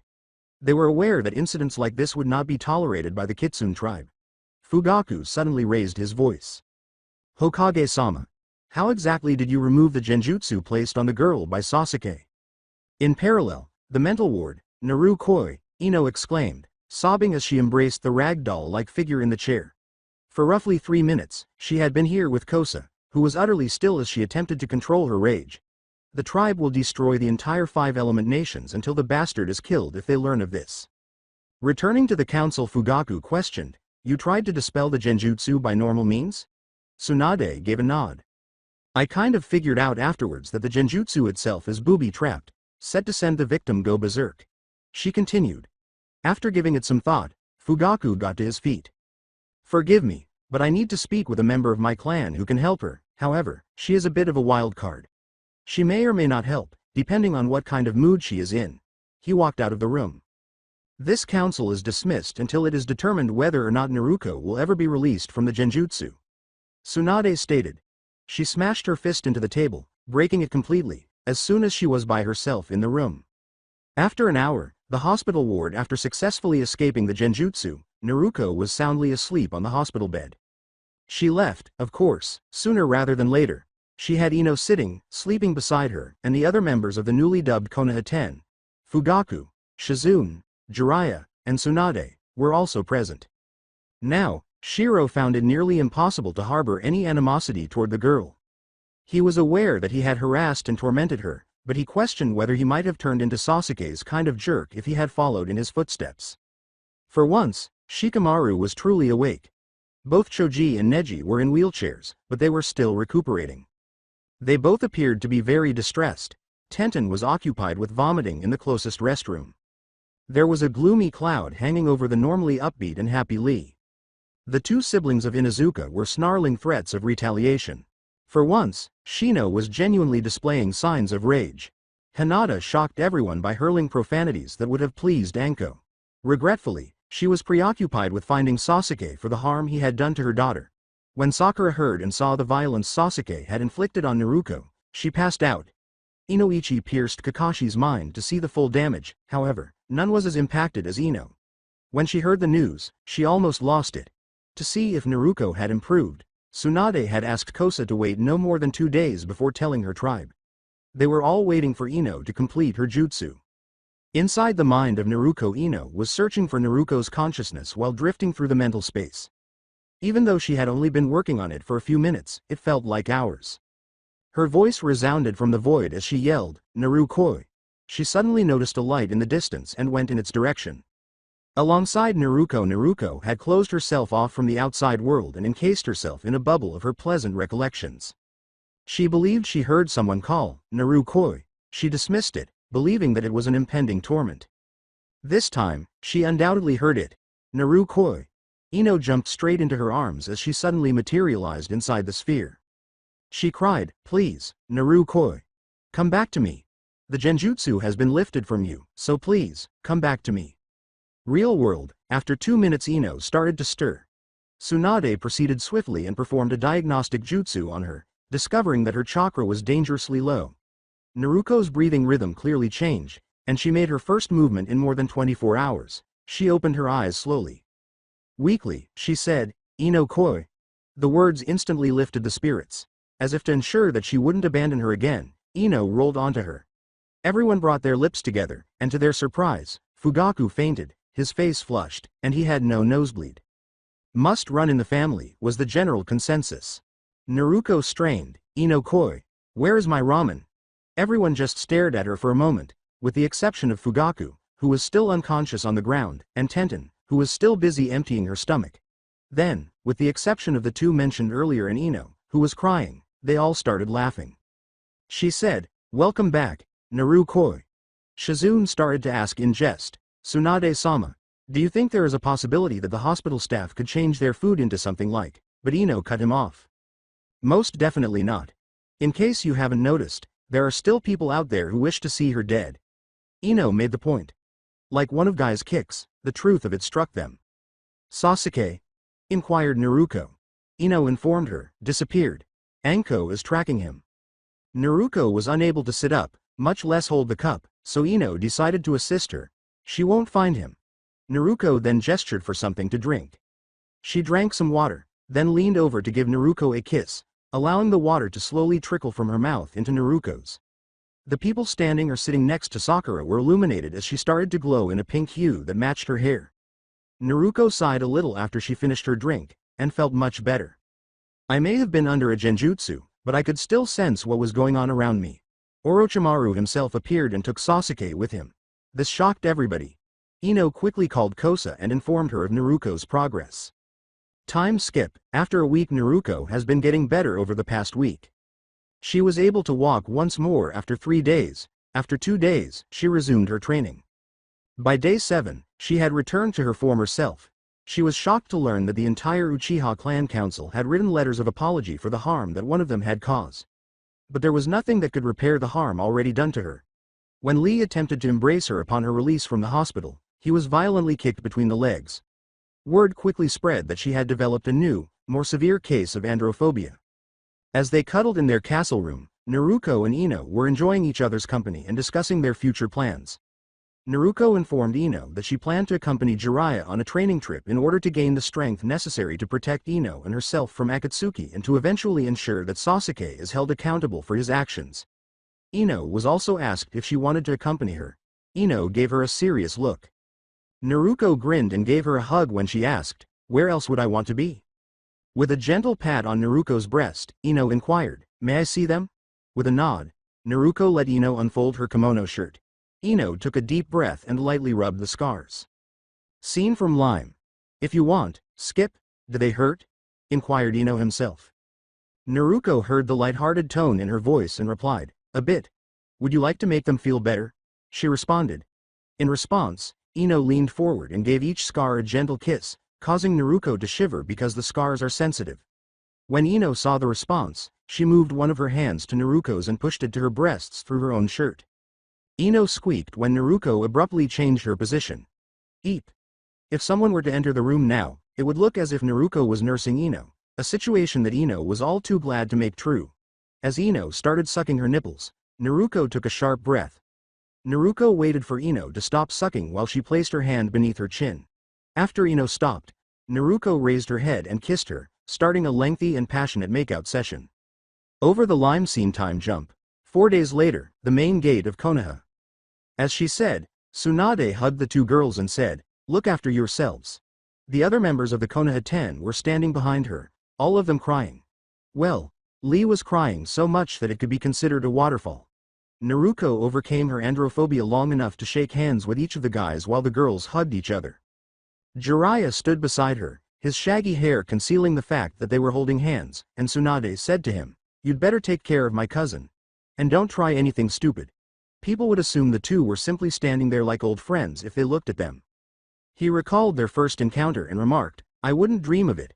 She is more likely to sterilize me than to allow me to touch her." At that, Tsunade grinned. Ino told her rival, who developed a tick mark, forehead, "When I come back, I am sure to be a better kunoichi than you." Sakura's response made Tsunade smile. "In your dreams, Ino Buddha. I am going to train with Tsunade-sama. There is no better teacher alive." To everyone's surprise, Naruko said, "I wouldn't know, Sakura-san. We may be training with a pervert, but he is also my godfather." Jiraiya started to say, "How?" but Naruko cut her off by presenting a book that Jiraiya instantly recognized. "I read your first ever book, Arrow Sennin. I must say, I am surprised it isn't a bestseller. It is very good." Naruko replied with a grin. Tsunade gave her a smile. Everyone except Jiraiya and Ino turned wide-eyed when Naruko asked, "And besides, who said Ino was the only one joining me?" The voice behind them said, "Sorry we are late," and they jumped. Asatsuyu, Guren, Meigetsu, Kuroka, Suzumi, and Umi were all standing there dressed for travel. Jiraiya instantly grimaced when she saw them. He shouted, "What kind of outfit is that?" "Here, girls should dress like Naruko," he said, by accident, grabbing her breasts. Tsunade whistled. Wow, she really did manage to leave a mark on the gate. It turned out that Naruko had kicked Jiraiya so forcefully that a big circle of paint was knocked off by the impact. Arrow Sennin. I respect that you like my taste of fashion, but that doesn't mean you have the right to force in on others. My fashion is, as you writers call it, protected by copyrights. She yelled, causing everyone to giggle. It's true that the guys understood Jiraiya's meaning. Naruko was dressed in a red knee-length skirt, black-heeled sandals, matte gray stockings, and a yellow kimono top that was half open, exposing her bandaged breasts. There were now 9 braids in her hair, each with a kunai at the end. Meanwhile, Ino was dressed in a tight-fitting black bodysuit with an open purple vest, a short purple skirt, and a somewhat impressive bust, much to the chagrin of a certain pink banshee. She wore black-heeled sandals and gray stockings, just like Naruko. She wore her hair in its typical ponytail. However, the other 6 were dressed in what appeared to be a hybrid of Tenten's attire and the typical Anbu uniform, albeit with different colors and without the flak vest. Naruko said, "Ready to go, girls?"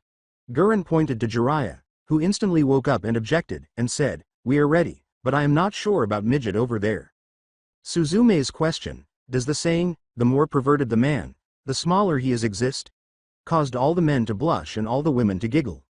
A crimson-red Jiraiya complained, Let's get going, or we will never get anywhere." For him, this trip would last for 3 long years. Chapter 12. After 3 years 9 figures moved in the direction of Konoha. The 2 gate guards appeared pleased to see them as they passed through the gate. "Welcome back, you guys. It's been far too quiet without you." They laughed. To be honest, everyone relished the silence for a month after Naruko's departure, but the happiness quickly gave way to boredom. In their own way, Naruko's antics had given them a surprising amount of amusement. The satisfaction that comes from witnessing others suffering. The villagers had come together as a result of this. With a sly smile that made them shudder, Naruko said, "I guess I need to change that." Everyone else in their group laughed. "Please report to Hokage-sama as soon as possible," Izumi responded. The group nodded and carried on walking. "And Yamanaka-san, your father said to tell you to go see him afterwards," Katetsu replied. They blushed a little when Ino smiled at them. The silver rings on Naruko and Ino's hands went unnoticed by both of them. After 10 minutes, the Hokage office Naruko said, "Long time no see, Granny." Tsunade was startled to see Jiraiya and Ino standing beside her in front of her table, the latter two holding back a giggle. The smile spread across the other 6 figures. Shizune appeared prepared to leave the room at any time. Tsunade hugged Jiraiya and Naruko and said, "You are back," with fake relief. Naruko uttered, "Biba-chan, I cannot breathe." She paused as she heard ribs crack audibly. "That is the punishment for not knocking and calling me that. Also, I get to greet you. 2 birds with 1 stone, don't you?" she said. Both people let go of the two and collapsed to the ground, inhaling deeply. To Tsunade and Shizune's dismay, Ino and the others had already installed earplugs. Tsunade was horrified as Naruko screamed in agony, causing glass to shatter and blood to fly from her mouth. As Anbu was dropping in, Shizune and Taunton the pig passed out from the loud scream. Naruko's healing factor came into play a few seconds later, and she stopped screaming. Tsunade inquired about their journey while she was still recuperating from the scream. About that, Jiraiya questioned, squirming. Jiraiya groveled on the floor in front of Tsunade, causing her jaw to fall to the ground and her eyes to change into ceramic plates. He begged, "Can we please exchange students?" Ino asked, "Why do I feel unwanted right now?" Naruko gave her hand a comforting squeeze. At the gate a cry of, "What the hell?" "Well, that one thankfully wasn't as loud as the previous one," Izumi replied. Katetsu gave a nod. Returning to the office, Tsunade was gazing at Jiraiya in her prone position. "All of them are like a sponge. In 2 years they were able to learn most of what I could teach them. Naruko in particular. She is as much of a demon as her mother." Jiraiya allowed the message to sink in. Then Tsunade looked at Naruko. Jiraiya went on, gesturing for Ino and Naruko to show her something. "There is something else." Tsunade's eyes grew wide as she saw the rings on their fingers as they raised their hands. "Congratulations, but don't you need to be 18 for that?" she inquired. Naruko smiled. "Ba-chan. Didn't you know I am a year older than Ino? Do the math. I left when I was 15, she replied. Tsunade was struck by realization like a truck. "Congratulations you too, but I don't think Inoichi will like this," she responded. Both of them gazed at her. Tsunade said, "You can go see him now." She looked at the other people after the engaged couple had left the room. She inquired, "So, when did this happen?" They all stated quite bluntly, when Naruko turned 18. "Should I have told them that Ino was elected by the civilian council for a political marriage?" Tsunade inquired to them. They all let out a sigh. "I hope the graveyard has several empty graves. They may be full by week's end," Jiraiya murmured. "Naruko-sama is a kitsune through and through. We value family above all others," Meigetsu stated. Tsunade grinned despite shuddering. "I hope she does. It would make my life somewhat easier," she replied. Homura and Utatane entered at that precise moment. They handed over a folder and grinned, saying, "Tsunade Heim. The council has decided to finalize the marriage agreements for Miss Yamanaka." Tsunade grinned and remarked, "We will talk about this at the council meeting tomorrow." The two elders were uneasy about this. "Yamanaka property. They what?" yelled Ino and Naruko. Inoichi had just informed them of the plans of the civilian council.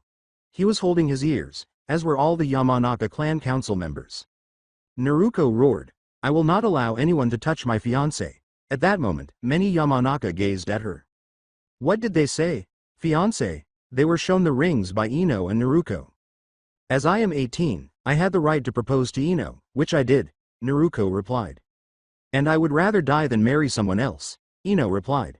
"Besides, isn't there a law that stated that once someone is engaged, they cannot be married of, even for political matters?" Ino inquired. "Yes, there is. However, the law only applies if both parties are from clans," the elder replied. Naruko grinned. She shocked everyone except Inoichi and Ino by saying, "Not a problem. Not only are both of us from a clan, I myself am clan head." Naruko got up and bowed. "Let me formally reintroduce myself. I am Uzumaki Namikaze Naruko Kei," she responded. The majority of the audience simply stared at her. Daughter of Namikaze Minato, the fourth Hokage, as well as Konoha's Yellow Flash, and Uzumaki Kushina Kei, Konoha's Red Hot Habanera. However, in light of certain situations, particularly our relation with Iwa, I will for the time being I shall continue to go by the name of Uzumaki.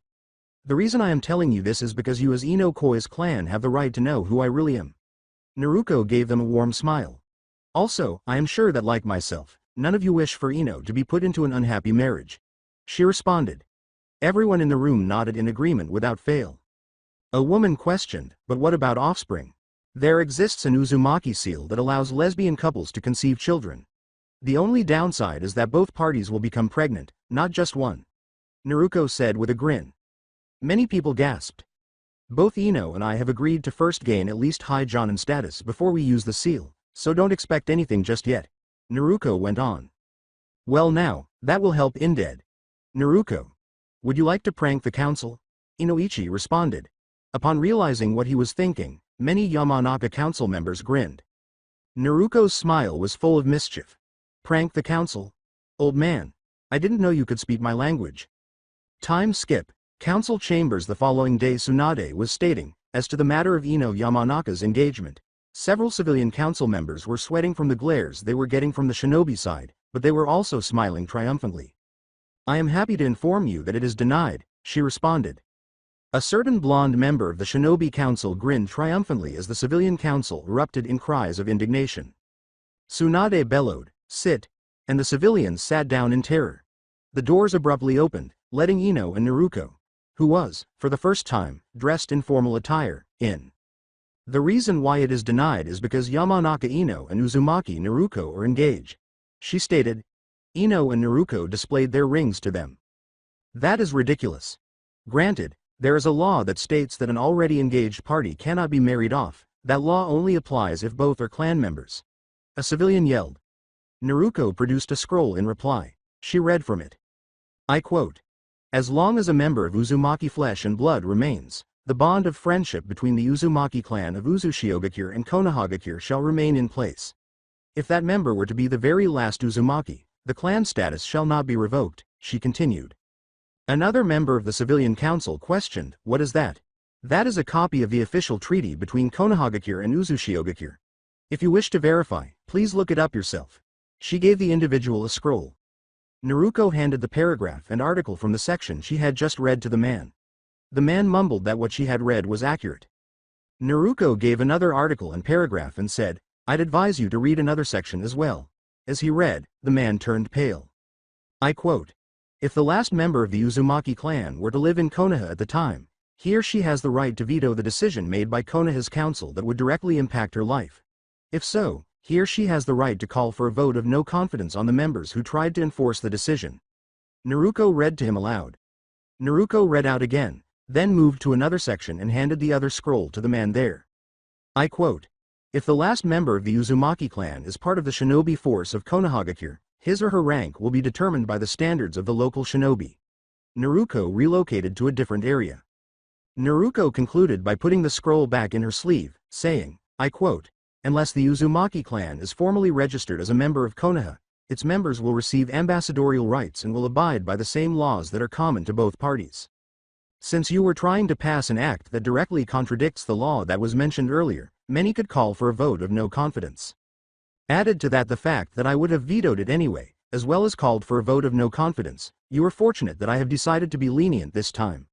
And before you bring up the matter of my age, I shall let you know that I am 18 years old, meaning I can legally marry a person older than 16 years of age, she continued and turned to Tsunade. With your permission, Hokage-sama, I shall take my leave. She raised her head. She turned and walked out of the room when Tsunade nodded. Ino remained. Hokage-sama, request permission to freely speak my mind without fear of retribution, she responded. Tsunade uttered, granted. She thought, this will be interesting.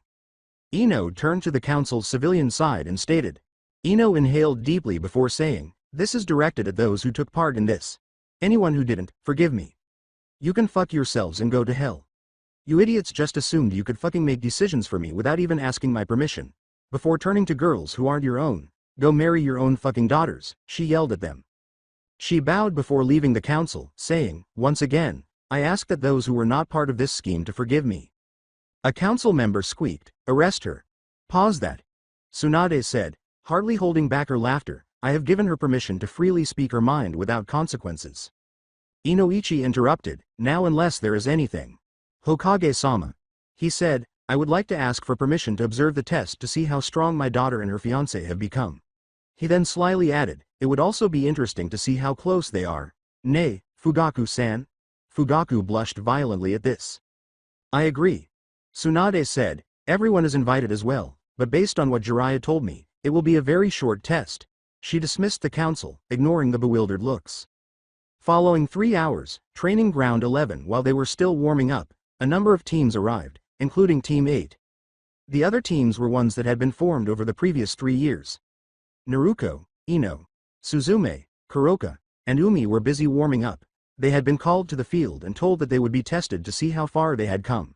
Enko, Uruka, Yugo, who was holding a small child in her arms, and Hayate Gecko stood to the side.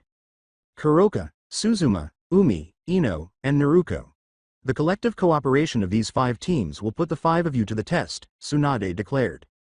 Tsunade Oba-chan. Naruto mock cried, this isn't fair. The other 4 also displayed mock disappointment. Naruto went on, you should have brought 5 teams, each, if you wanted to challenge us. Who wants to take on this lot? Umi offered. All right. Kiba's eyebrows were twitching wildly as Naruto reminded her to hold back before continuing to stretch her muscles. These are your rivals, Naruto. You can return to the academy if you don't like it. Naruto paused, then complained.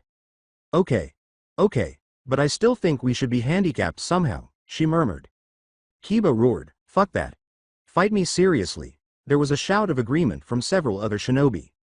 Tsunade said, all right, everybody, take your places. She yelled, all right. Hajime. Naruto and her team attacked the other teams almost immediately, using light team combos to methodically knock them out. However, Kiba regretted what he had said because Ino and Naruto were using him and Akamaru for badminton. After 2 minutes and 12 seconds while Umi, Suzume, and Kuroka were occupied talking idly with the Jonin senseis, pointing out areas where their teams needed to improve, Naruto was snoring softly in Ino's lap beneath a tree. Despite being the first victim to fall, Hinata was the only one who was not punched. The same old grin had come to her face just inches away, but then Naruto touched her breasts. She passed out from the sensory overload. Heishi was unable to speak, but Ino clarified the situation. Hinata always has had a crush on Naruto and would always faint when she was in the vicinity. She laughed. It was difficult for Hanabi to disagree with her sister's choice as she gazed down at the sleeping fire. Oi, Naruto. Kiba shouted. I thought you intended to hold back. And they heard a great laugh. Young Inuzuka-san. That was them holding back. Each of them are able to hold a candle to me alone. Their teamwork is also flawless. And don't even get them started on ninjutsu, genjutsu and kenjutsu. Jiraiya said. The eyes of Tsunade and the majority of the other onlookers widened. They are at Jonin class right now, however there are some aspects where they heavily lack. Jiraiya responded with sadness. Those being? Inquired Shikaku. According to Jiraiya, experience. Give them half a year of missions and they could very well become one of the strongest teams in Konoha. So that is why you wanted to trade students? She inquired. Not entirely. Naruto has surpassed me in Fuinjutsu. I am a level 5 in comparison to her. Some of her seals could be very useful, he replied. I also wasn't able to continue my research for my latest book, he continued. So that is why you haven't published anything in 3 years? Kakashi responded. Jiraiya gave it a nod. Naruto woke up and muttered, peeved. Research my ass. You were just looking for an excuse to see our tits. Jiraiya started to say, well, you for one should take those bandages off. You were hiding a great pair of assets, but then a sword materialized at his chest and neck. Naruto's flash step. A technique that allows you to move at supersonic speeds for a brief period of time, but puts a lot of strain on the user, so it cannot be used quickly in succession or to change direction, was something he had forgotten. Sweating profusely, he apologized to Himiko, Urashi, and Naruto, who put her swords away. Tsunade raised her voice, speaking softly to the other council members. Very well. Uzumaki Naruto and Yamanaka Ino, the 2 you are granted the rank of Tokubestu Jonin. Suzuma, Kuroka and Umi, the 3 of you are granted the rank of Chunin. The 5 of you shall become known as the Gonin. She concluded. Gonin, come to my office at 8 a.m. sharp for your first assignment as a legitimate team. The castle in the evening. So Uruka-sensei, when did you and Ka-san get together? Naruto inquired. Naruto had prepared some food, which everyone was eating. Enjoying. While seated around the fire in the lounge.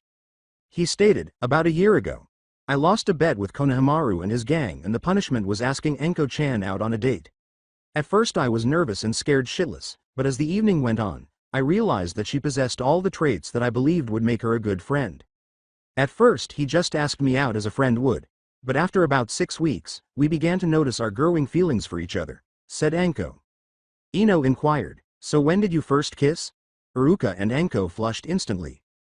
With embarrassment, Uruka remarked, we got drunk at a bar one night and the next thing we remembered we woke up in my bed.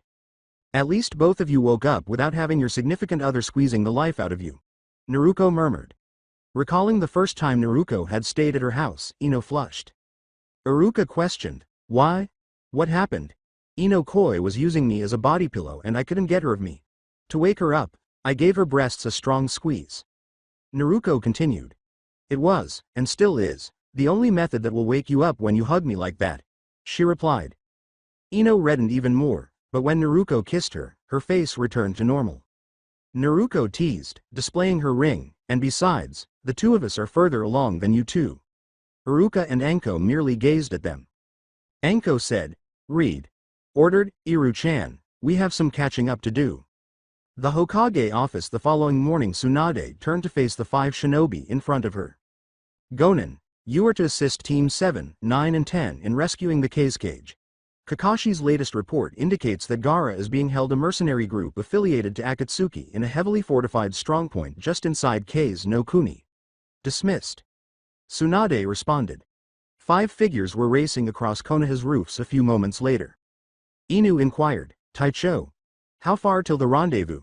Tsunade handed Kitsune a map, which she examined. If we push ourselves without breaks we can be there tomorrow at sunrise, she stated. Tori, Ino, groaned. She lacked the most endurance of the 5 of them. She would make it through the trip, but she would be unconscious for a while afterward. However, let's plan to arrive there between noon and sunset tomorrow, Kitsune continued. With hope, Tori started, or you make a clone for each of us to ride on and be there by midnight. Recalling the last time Kitsune, Naruko, had given her a piggyback, Kuma remarked, and be stiff as a blackboard for the entire mission. For a day, she was unable to walk normally. Tori sagged. Kitsune let out a sigh. Tori, have you ever released those resistance and gravity seals during the 3 years? She inquired. Everyone else gazed at her. As many times as you have, though I have only upped them half as many times as you, she replied. The other 3 were now glancing back and forth between them. What? They yelled out. Kitsune, closely followed by Tori, went through a series of hand signals before saying, release them.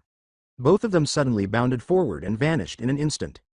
Still regretting not choosing that piggyback, hubby asked Kuma, who hardly gave a nod.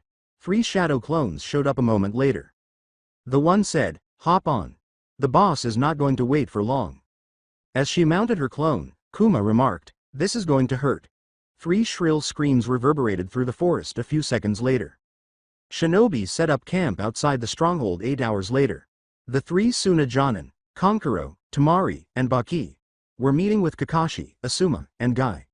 They were accompanied by an elder from Suna village who had fought there many times. If they push it, the reinforcements from the Leaf will arrive by sunset tomorrow. Kakashi murmured, until then we won't be able to do much other than maintain our siege at this point. Chio, the older woman, was looking at the map in front of them. They have expanded this place since last time I was here, she murmured. For goodness sake, can't you youngsters make it easy for us older folks? She said. At that moment, Asuna Shinobi entered. Reporting, 5 chakra signatures incoming at high speed. The sensory team estimated them to be here in about 3 minutes, he continued. The camp went into a frenzy when Baki yelled, have everyone stand by. After 3 minutes everyone was anticipating the arrival of the figures. To him, the past 3 minutes had seemed like hours.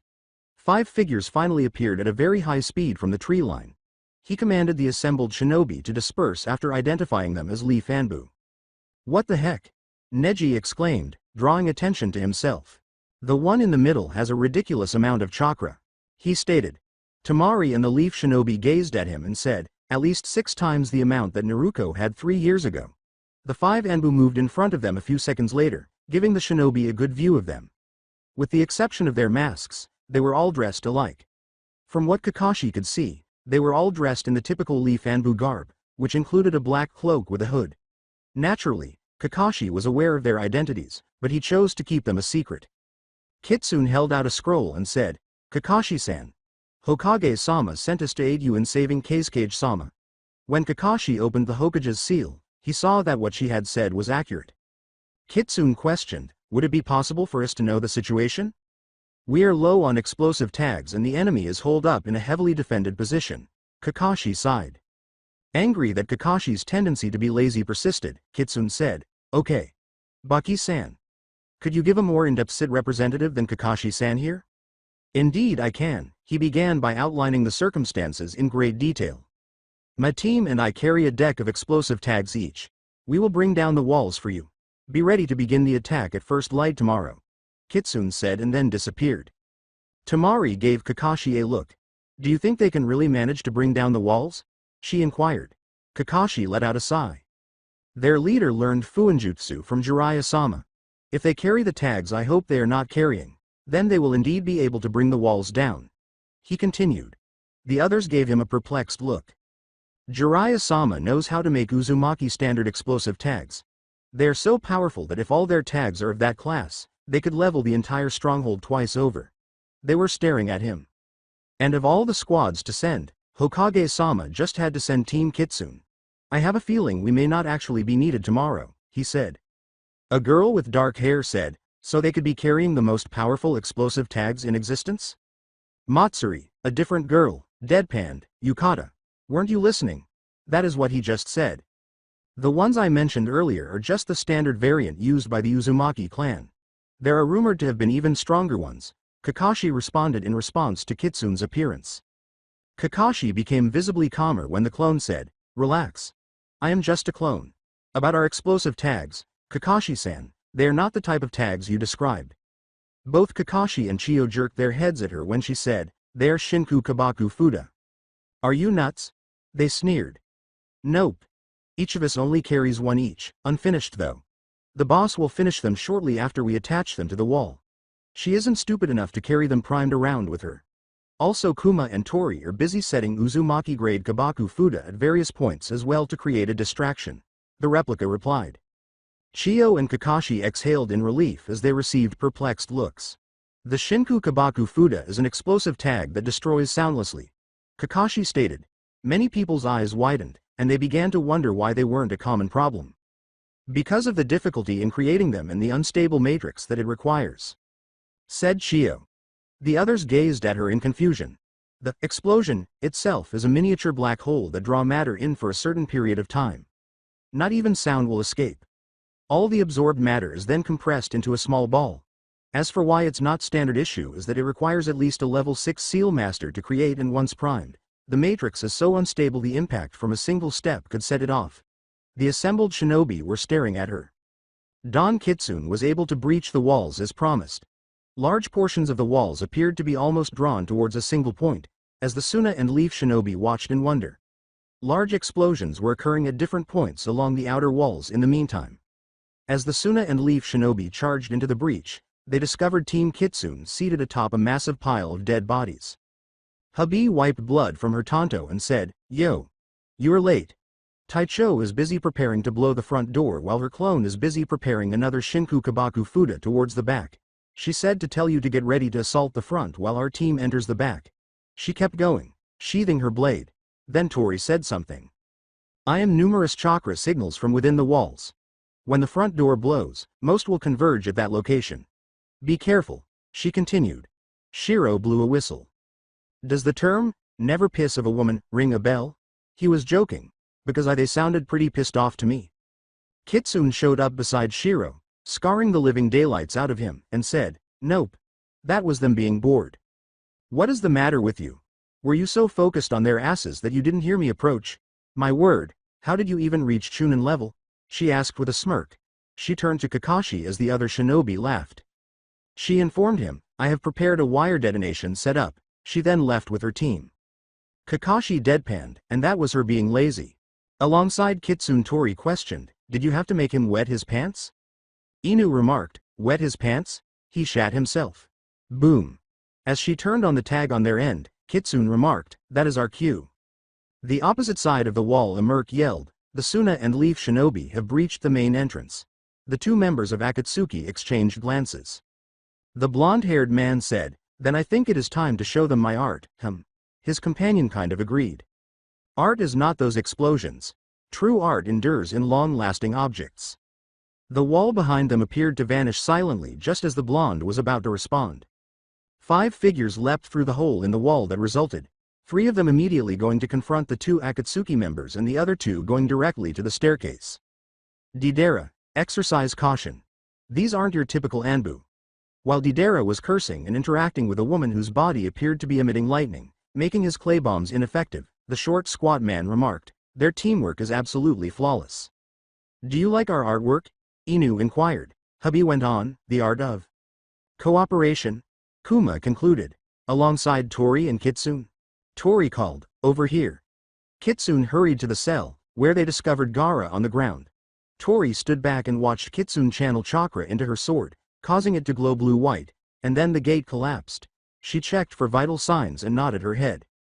"Return him to the camp. Those 2 jerks will pay," Kitsune declared. The Suna shinobi rallied when they found out that Gaara was safe, but one of the Akatsuki members escaped. Deidara used his clay to make a clay bird and escaped after Umi and Kuma killed his partner, Sasori. Unfortunately, Deidara struck down Chio by throwing a clay bomb at her back, causing the older woman to collapse where she was standing. Kitsune then showed up, ruthlessly destroying the remaining enemies. Shiro went pale when Kakashi said, "Now this is her pissed." After exerting all of their strength against the Akatsuki members, Kuma, Habi, and Inu were panting heavily. Tori had brought Gaara to the camp, where he was receiving first aid from the medics and was under guard. She later blew the place out of existence after Kitsune had escorted everyone back to camp. After a week, the Hokage office following Kitsune's explosion, she and her team headed to Suna to inform Suna that the cage had survived. Kino snorted as Kakashi reported. Tamari escorted us back to Konoha after Chiyo-san's funeral. More like she wanted to stay with Shikamaru, Tamari slapped her head with her fan, covering her face to conceal her embarrassment at getting so close to the true reason.